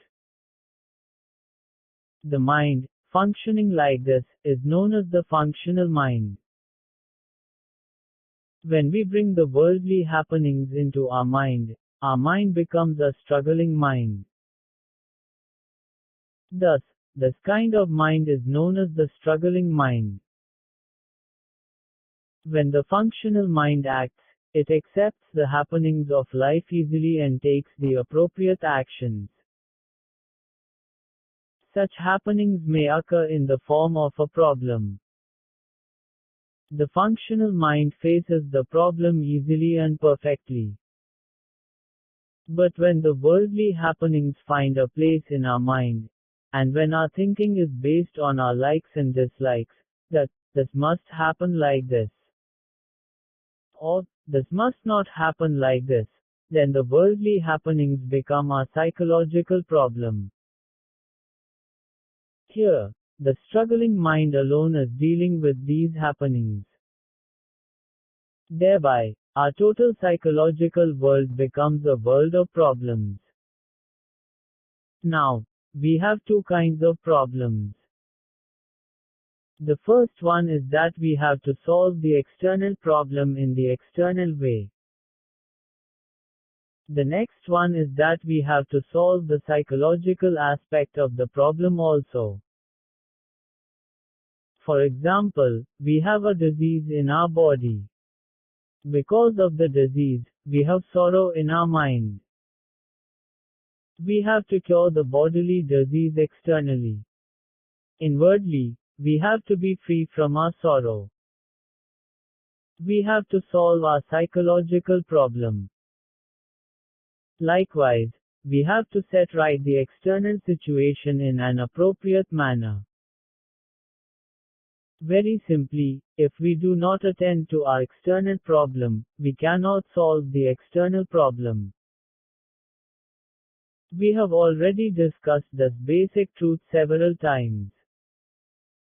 When it concerns external problems, we have to take the necessary action, in a timely manner, in the appropriate way. Then only can we set right the external happenings. But we should not do anything to set right the psychological happenings or psychological problems.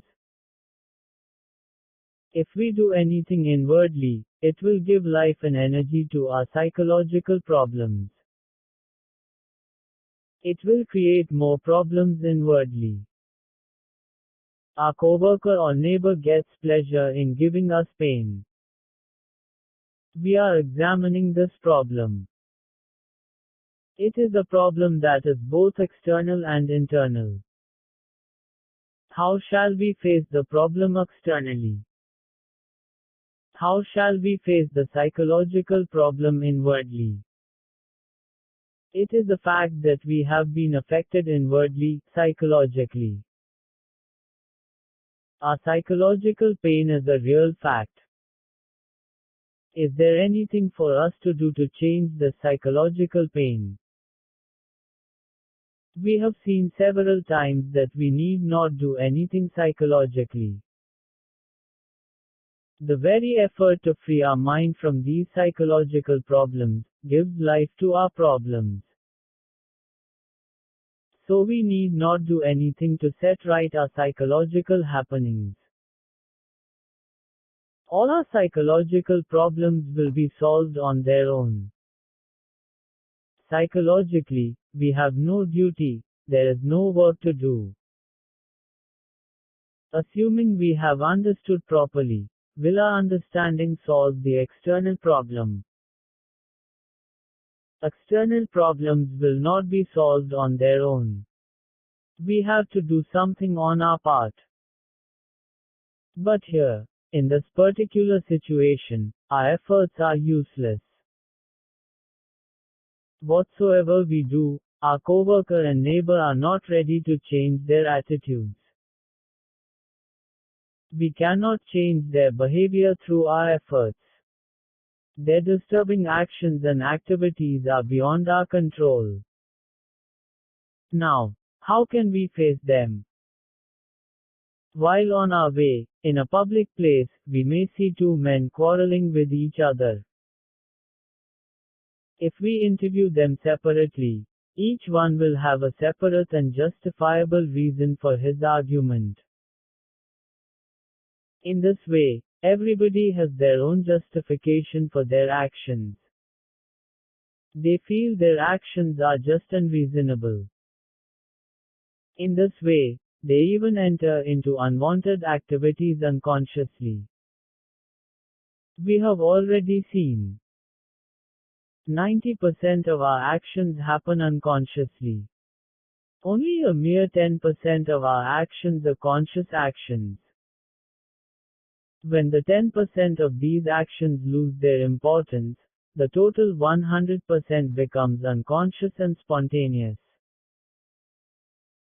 We often witness this phenomenon. We all enjoy the free-flowing movements of a small child, running here and there and speaking baby talk. We enjoy the beauty of the innocent actions of a child. Why? Why does the action of a child give us happiness? It is very beautiful to see a deer jumping and running freely. Look how fishes move swiftly. Look how the birds glide gracefully, creating various sounds of music. Everything is full of beauty. If you look at these things for some time, your mind will become soft and weightless. Why is this so? Here, the 10% of motive-driven self-conscious action loses its weight. It goes to the level of 1%, losing its self-consciousness. Most of the actions are spontaneous. So everything looks beautiful. They give us happiness. See the ferocious wild animals.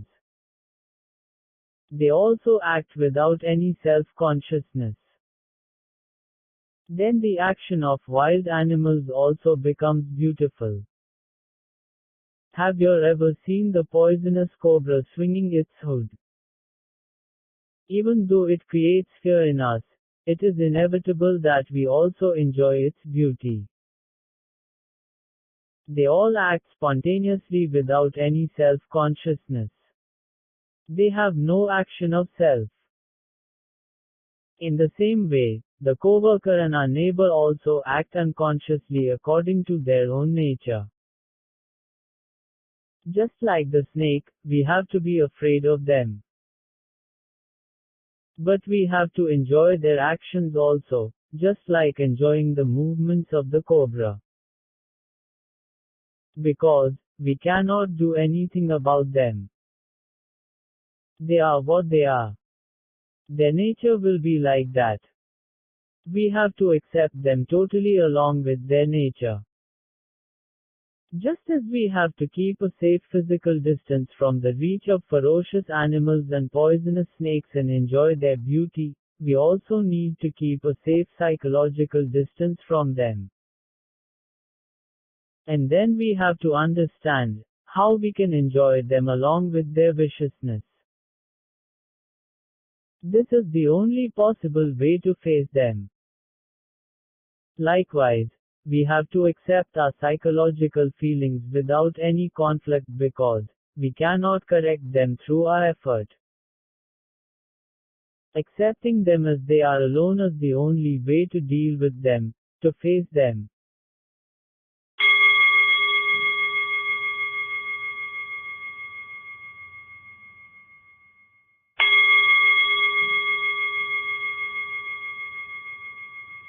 Chapter 21.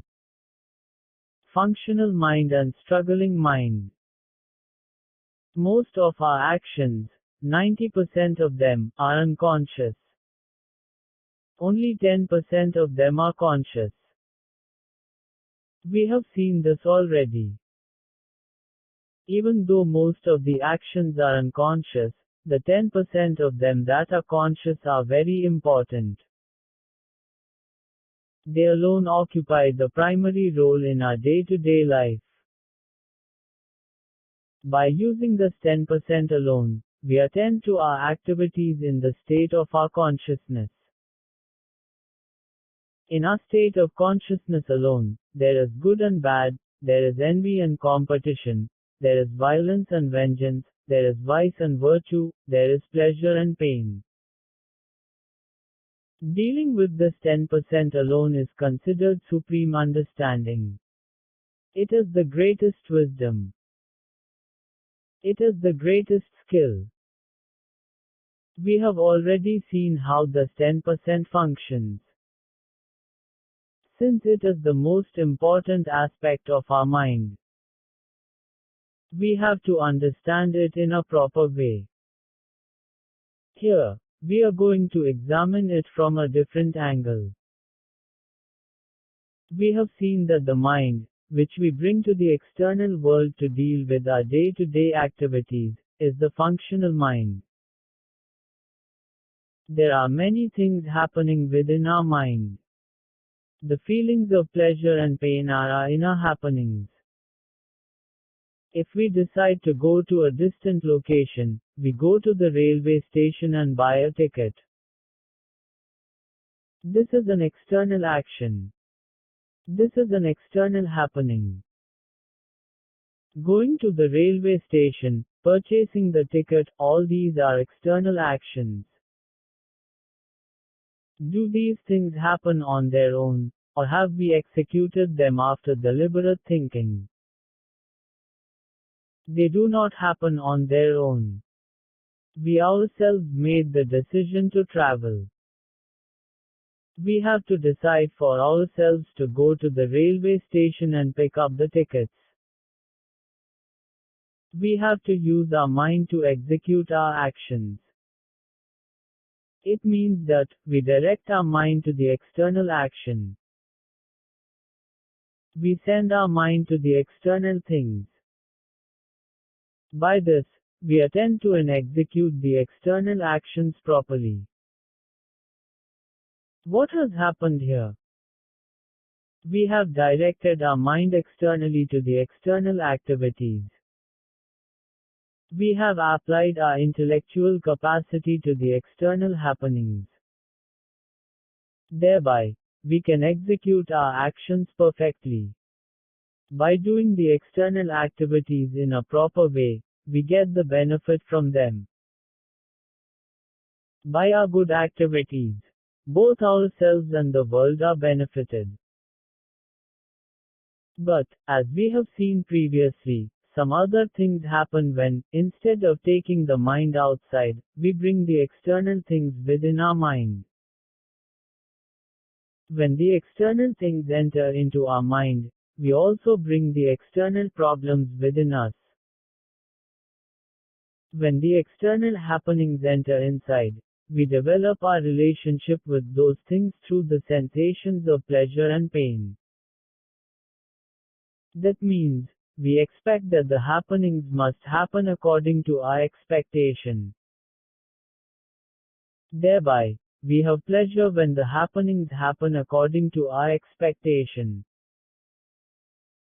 We have pain when the happenings happen contrary to our expectation. Thus, we can understand that we have brought the world within us.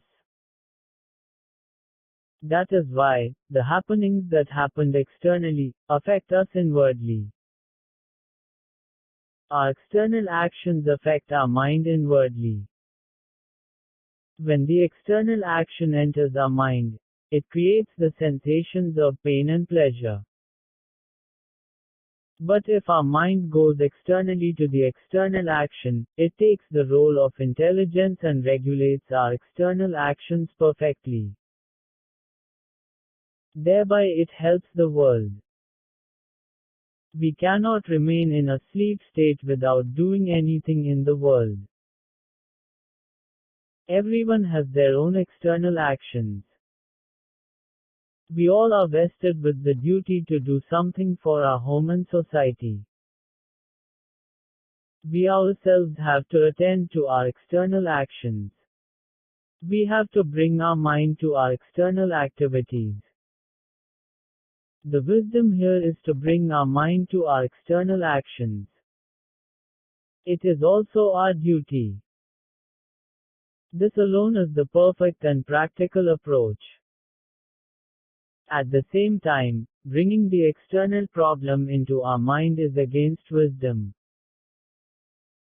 It will also bring practical difficulties.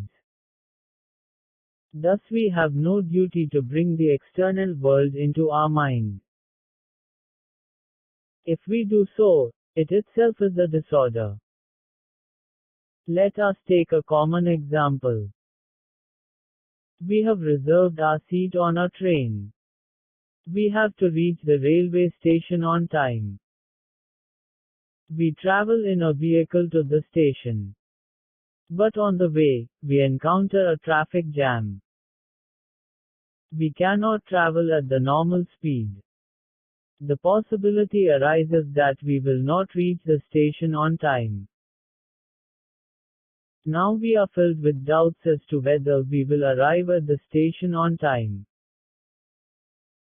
Because of this doubt, our mind experiences tension and anxiety. Here, how do we behave? Traveling is an external action. Buying the ticket, trying to get to the railway station by car, bus, etc., are all external actions. We have to attend to all these activities and execute all these actions with the help of our mind. It means, we have taken our mind outside.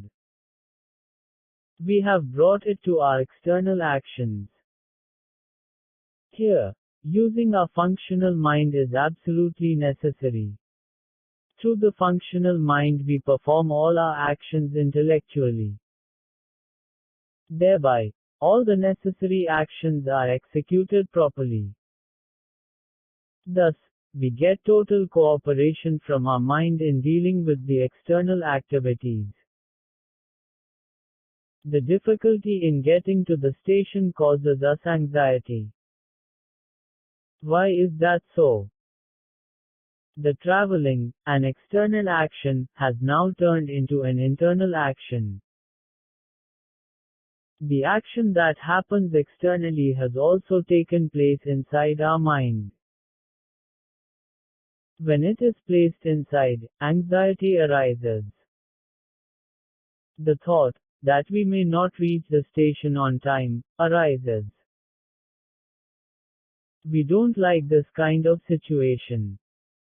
So the thought creates fear, anxiety and sorrow. It will be like that if the external actions enter into our mind. All the external problems will be turned into internal problems. And so we attach pain and pleasure to the external things.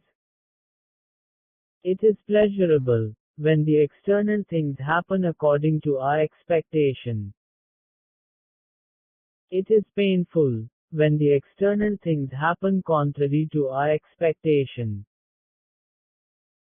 We turn the mind into a battlefield.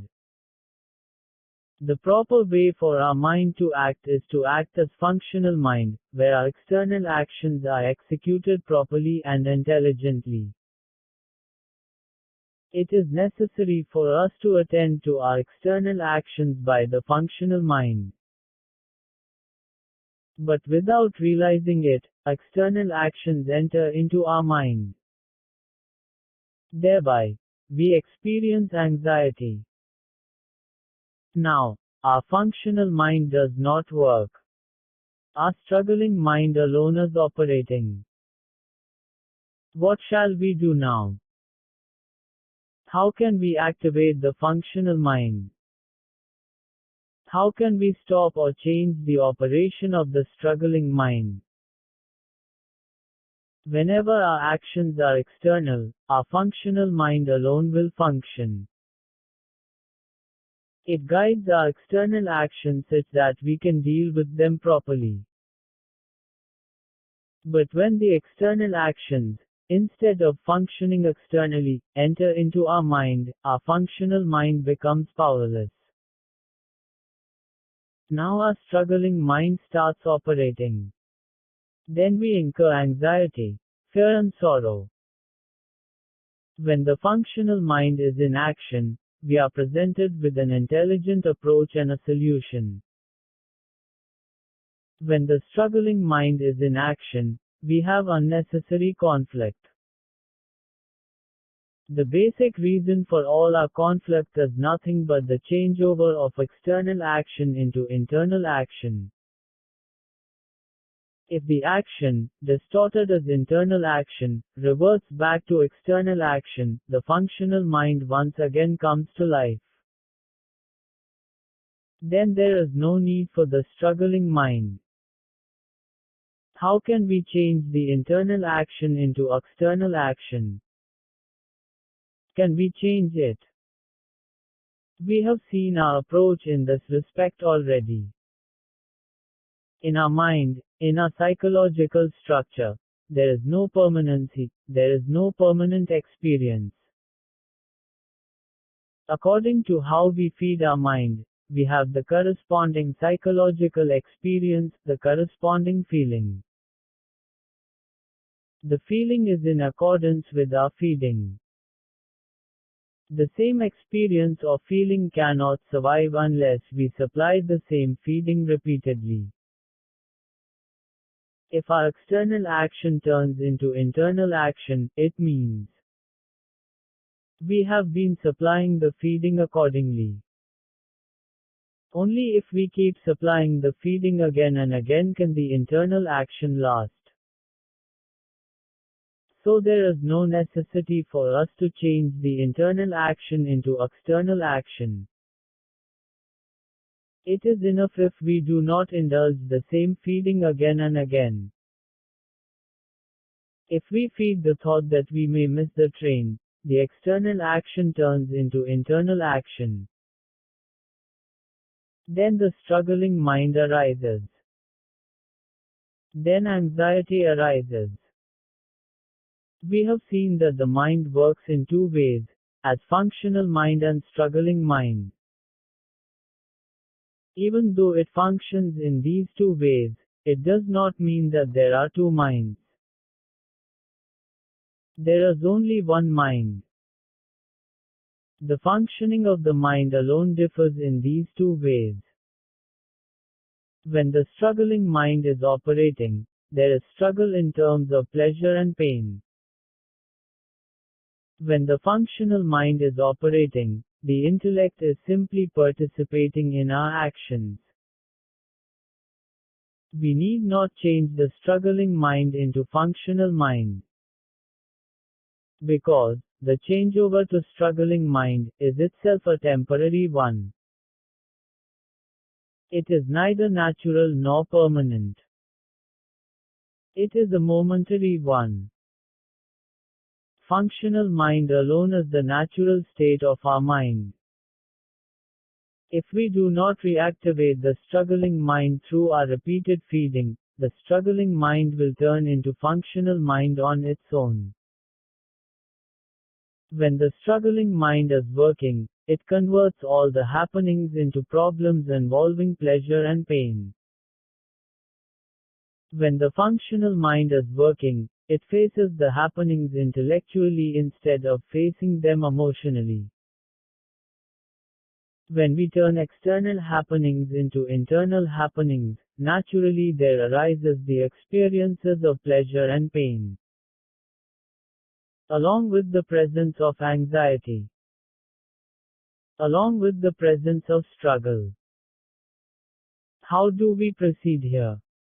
What do we have to do next? Whenever we face anything through our functional mind, it is facing things only through our intellect.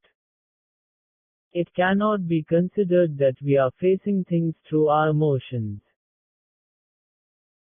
So, we may face our anxiety either through our intellect or by our functional mind. If we face our anxiety through our struggling mind, through our emotions, the anxiety itself becomes the current happening. And so the anxiety re-enters our mind. Then our struggling mind struggles against this anxiety.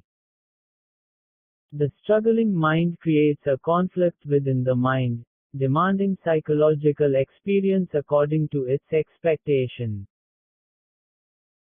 At the same time, our functional mind meets the situation differently. It faces the psychological anxiety intellectually, considering it as if it were an external happening. We have not created anxiety consciously or willfully. It has happened unconsciously because of our wrong approach to our external happening or problem. We need not take any responsibility for what has arisen on its own. So, it keeps silent about the anxiety, knowing it has nothing to do. Let us give an example. With great effort, we have reached the railway station and also the correct platform. But when we get on the platform, the train begins to move. Here, our functional mind suggests that we may board the train if we run a few feet. We take the suggestion and catch the train by running a few steps. But at the same time, if our reservation is for a flight, and if we have to try to board a moving plane on the runway, it is impossible for us to make the flight. In this way, our functional mind understands that it has nothing to do, and gives up all its efforts to catch the flight. In the same way, our functional mind understands that it has nothing to do with regards to our psychological feelings of anxiety, and gives up all its efforts. The functional mind, at the same time, does what is necessary in the external world. When we leave all our psychological conflicts, without making any effort to set them right, the renewal of the conflicts is also not possible. The conflict happens on its own, disappears on its own. This functional mind is called enlightenment in the spiritual scriptures. We need not attain it. It is as simple as the daylight. It is always with us in the form of functional mind. The struggling mind alone comes and goes. It is not a natural mind. It arises only because of our incorrect feeding. We should not be confused by taking ourselves to be the struggling mind which comes and goes moment by moment. We need not even try to remove this temporary, struggling mind. The very effort to remove it is also the action of the struggling mind. When we do not do anything about it, it disappears on its own without reappearing. Okay. But do we have anything to do to perpetuate the functional mind? If we do anything in the name of achieving a permanent functional mind, or attaining a peaceful mind, it would only be the effort of the struggling mind. As we have understood, we need not do anything to get rid of the struggling mind. We have to understand we need not do anything to strengthen or activate the functional mind. When we allow all the psychological feelings, experiences, to appear and disappear on their own, our functional mind also functions on its own. When the functional mind is working, we come to an equilibrium where our inner world accepts the external world and the external world accepts our inner world.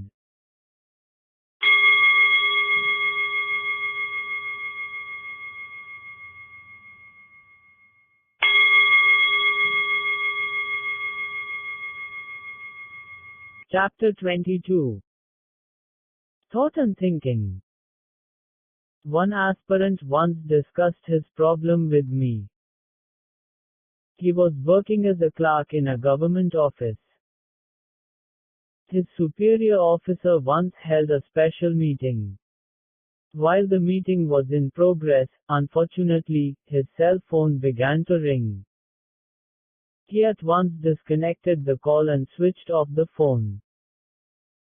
Nevertheless, the officer was very angry with him.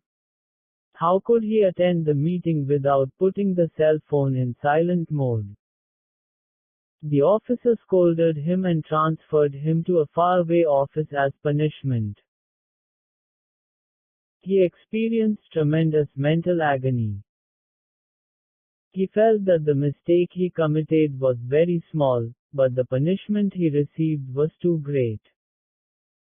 He struggled within himself thinking, how could the officer give him such a punishment, as if he had committed a serious offense? Since his agony persisted, he asked me whether there was any relief. We discussed the matter. The event, which is the source of the agony, is already over. What we really have is only the painful memory of the event. We do not like what happened.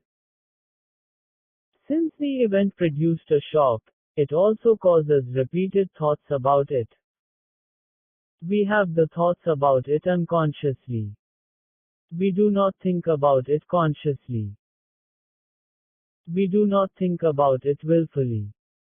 The thoughts occur on their own. The thoughts reactivate our pain.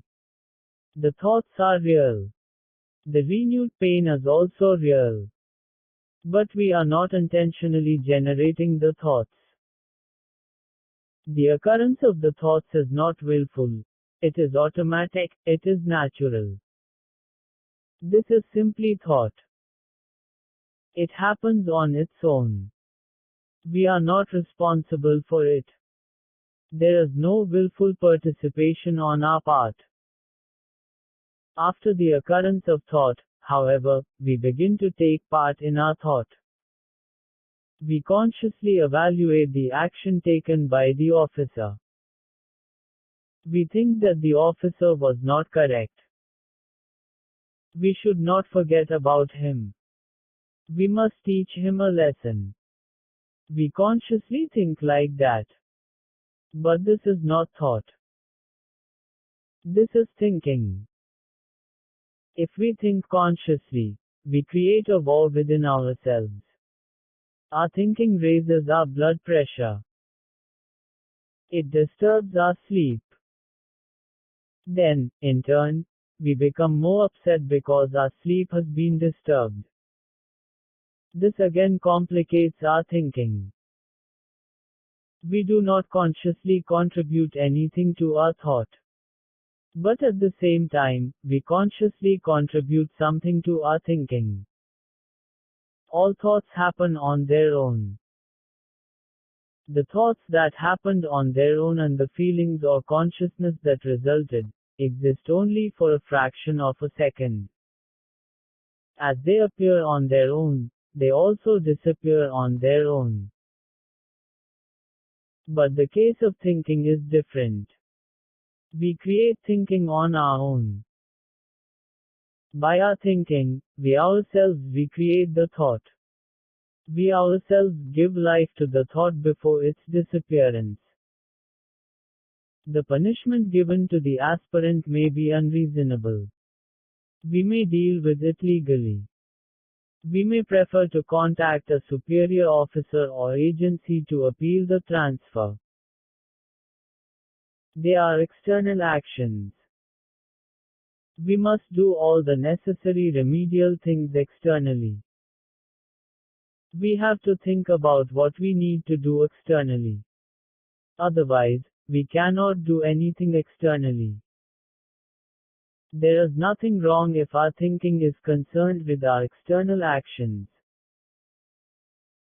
But it is wrong if it is concerned with the events which are already over and whether those events should have happened the way they did. If we think like that, it is the basic cause for all psychological problems. The thought about the event is natural. There is nothing wrong with it. They happen on their own. They happen unconsciously. Whatever happens on its own, will also disappear on its own. As the event is a kind of problem, it is natural for us to have repeated thoughts about it. In the beginning, we may have a recurring thought every 5 minutes. If we do not convert the thought into thinking, the force and the recurrence of thought will diminish slowly.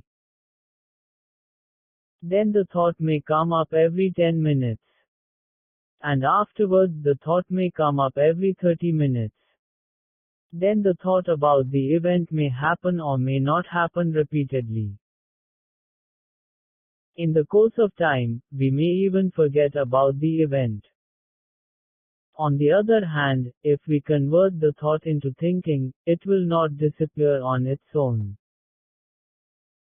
It may express itself as anger or it may reside within us as a feud or vengeance. If it was the thought alone, it would never become vengeance. Vengeance is more dangerous than feelings. Feelings express themselves and then disappear. But vengeance will not disappear so easily. It will wait for a time to take revenge. If we think, I will not forget about him, repeatedly, it is recorded and imprinted within ourselves as vengeance. The person who misbehaved may be prominent, commanding a high status. Then it is impossible for us to take revenge. This impossibility creates distrust, impotence and the attitude of failure within ourselves. The person who feels his impotence repeatedly may even become a mental patient. In the same way, he may become a misfit, a criminal, or a terrorist. All these happen only because of our thinking. But we have to think to perform our external activities. Thinking can be within our control. It must be used for our external actions. We have to use our thinking properly and legitimately. We should not do anything hastily, without proper thinking. Concerning our external activities, there are good and bad. There are higher and lower. There are useful and useless. We have to think correctly. It is a moral, social duty. Then only will our actions be correct. Then only will our life be successful. We have to take the utmost care in regards to our thinking. But the case of thought is quite different. There is no good and bad. There is no good thought and there is no bad thought. Thought is thought. There is no classification as good and bad. Once, a physician came with his wife to discuss their problem. The cause for their sorrow is really heartbreaking. They lost their only son a few months prior. The physician said, "It is the greatest sorrow in our life that we lost our only child. Somehow or other, I have managed to cope. But my wife cannot recover from her sorrow. Her sorrow has begun to affect her physically and psychologically. We even consulted a psychiatrist, but it did not help her. How shall we deal with our problem?" The problem really is not the death of their child. Externally it appears to be. But the problem really is in thought and thinking. We discussed this with them.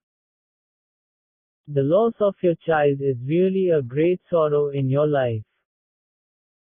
So it is inevitable that you have repeated thoughts about it while experiencing great agony. There would be no problem if it were mere thought and the accompanying feelings.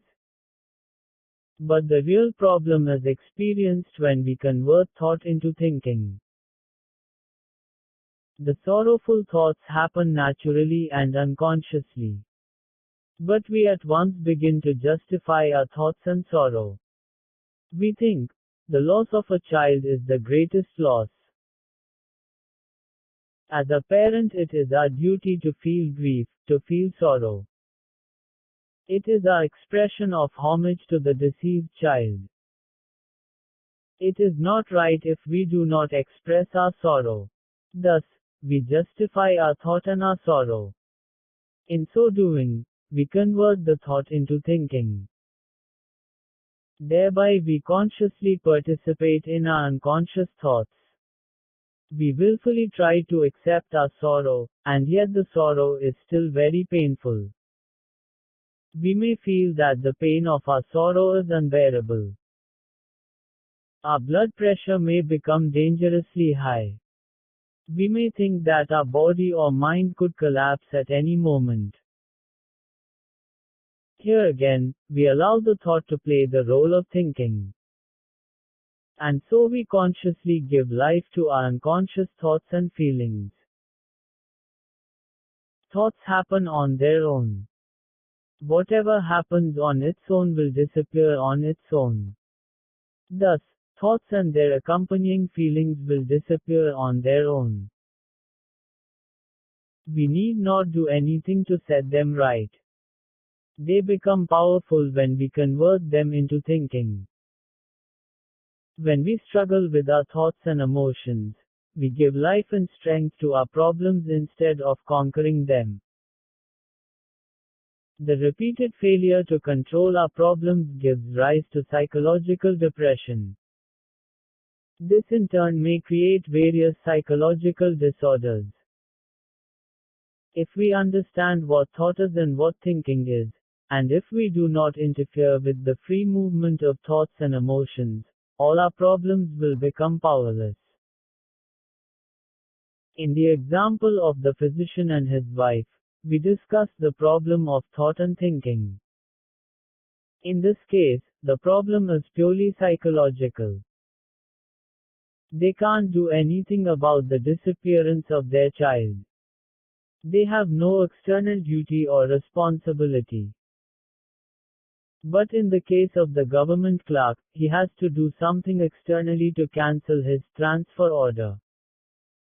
There is some obligation on his part to think, and so he has to think. But we are not sure that we can control all our external problems. Still, we have to do what is necessary and what is possible to solve the external problem. To that extent, we have to use our thinking. Afterwards, we should not indulge ourselves in thinking to solve the external problem. If we indulge in thinking to solve something which nobody can solve, it is again a psychological problem. All our psychological problems are solved when we leave them unattended.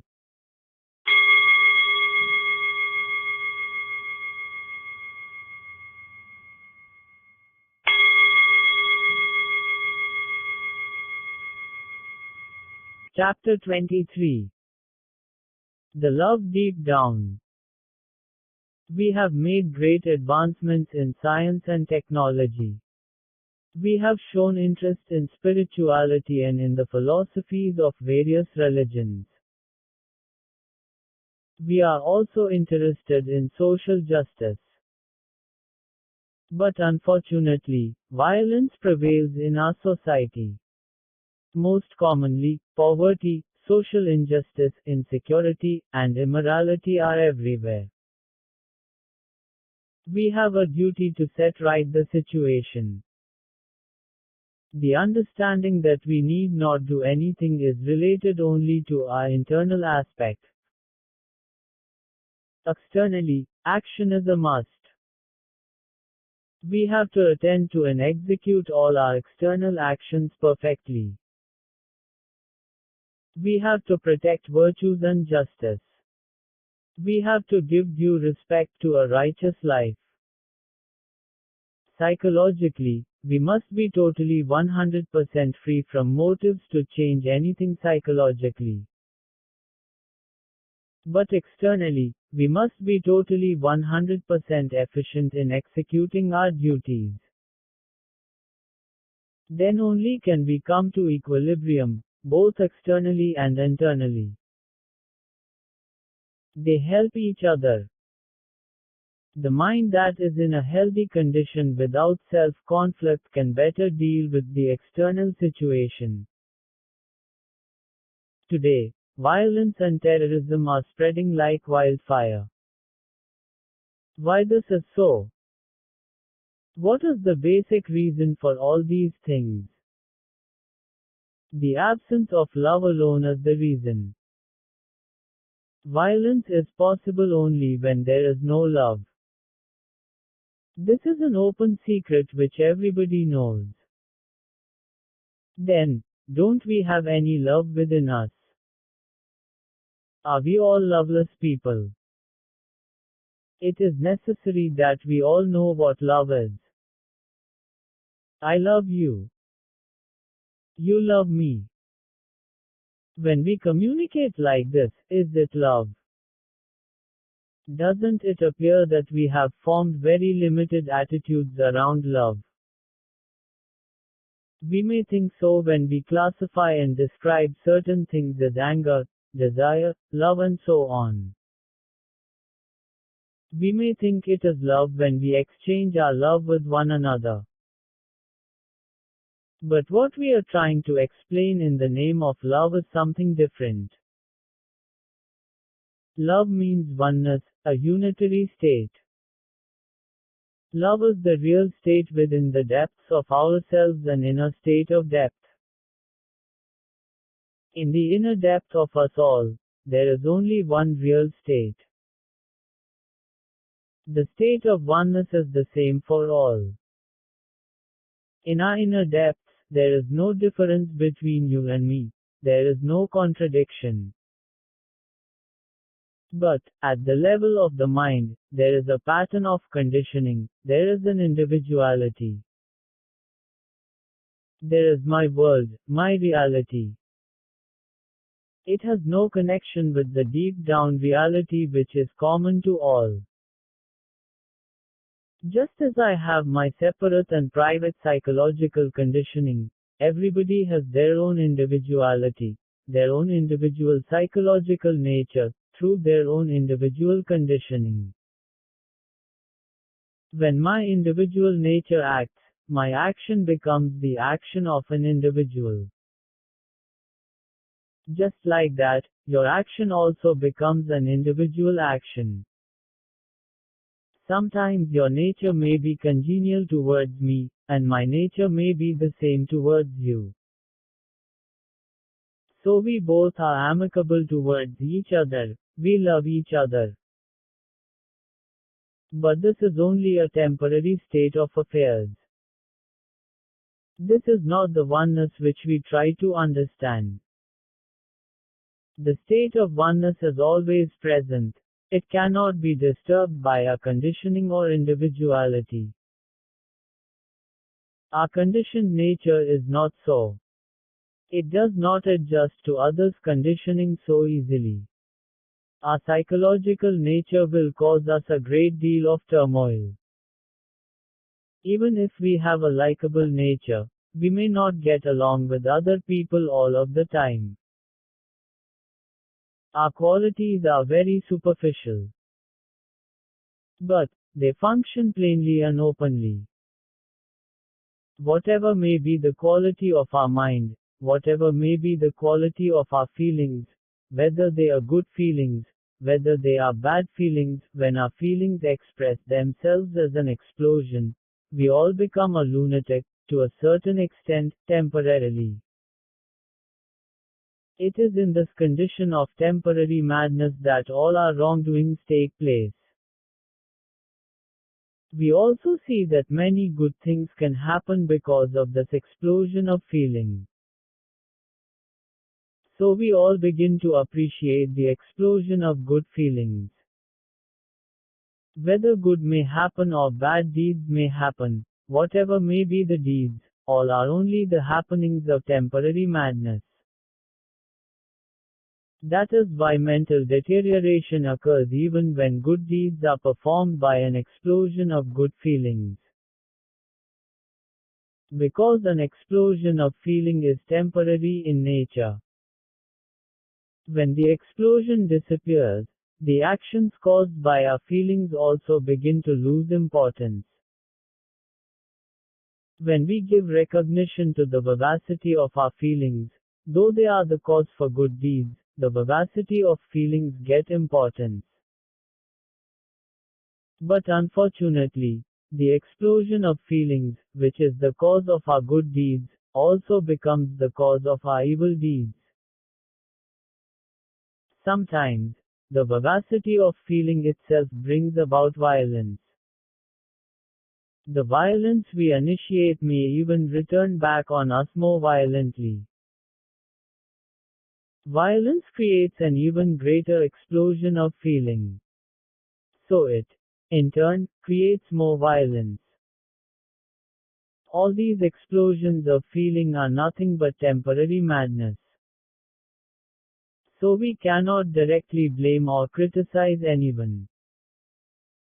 When our intellect accepts this explosion of feeling and acts along with it, we all enter into this temporary madness willfully.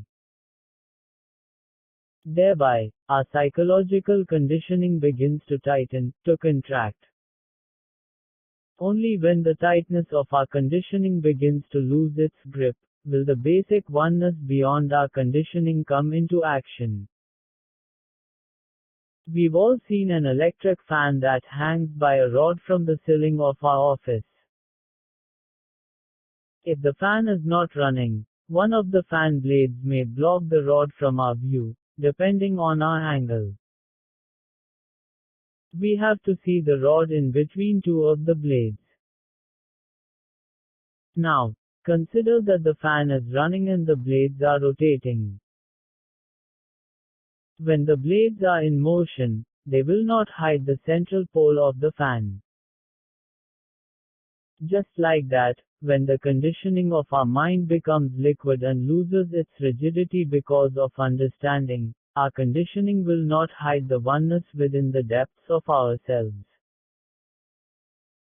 Then, the state of love, the state of oneness, comes into action. It dissolves our feelings and also sets right the conditioning of our mind. Note: please do not stop reading this book until you acquire the knot of understanding.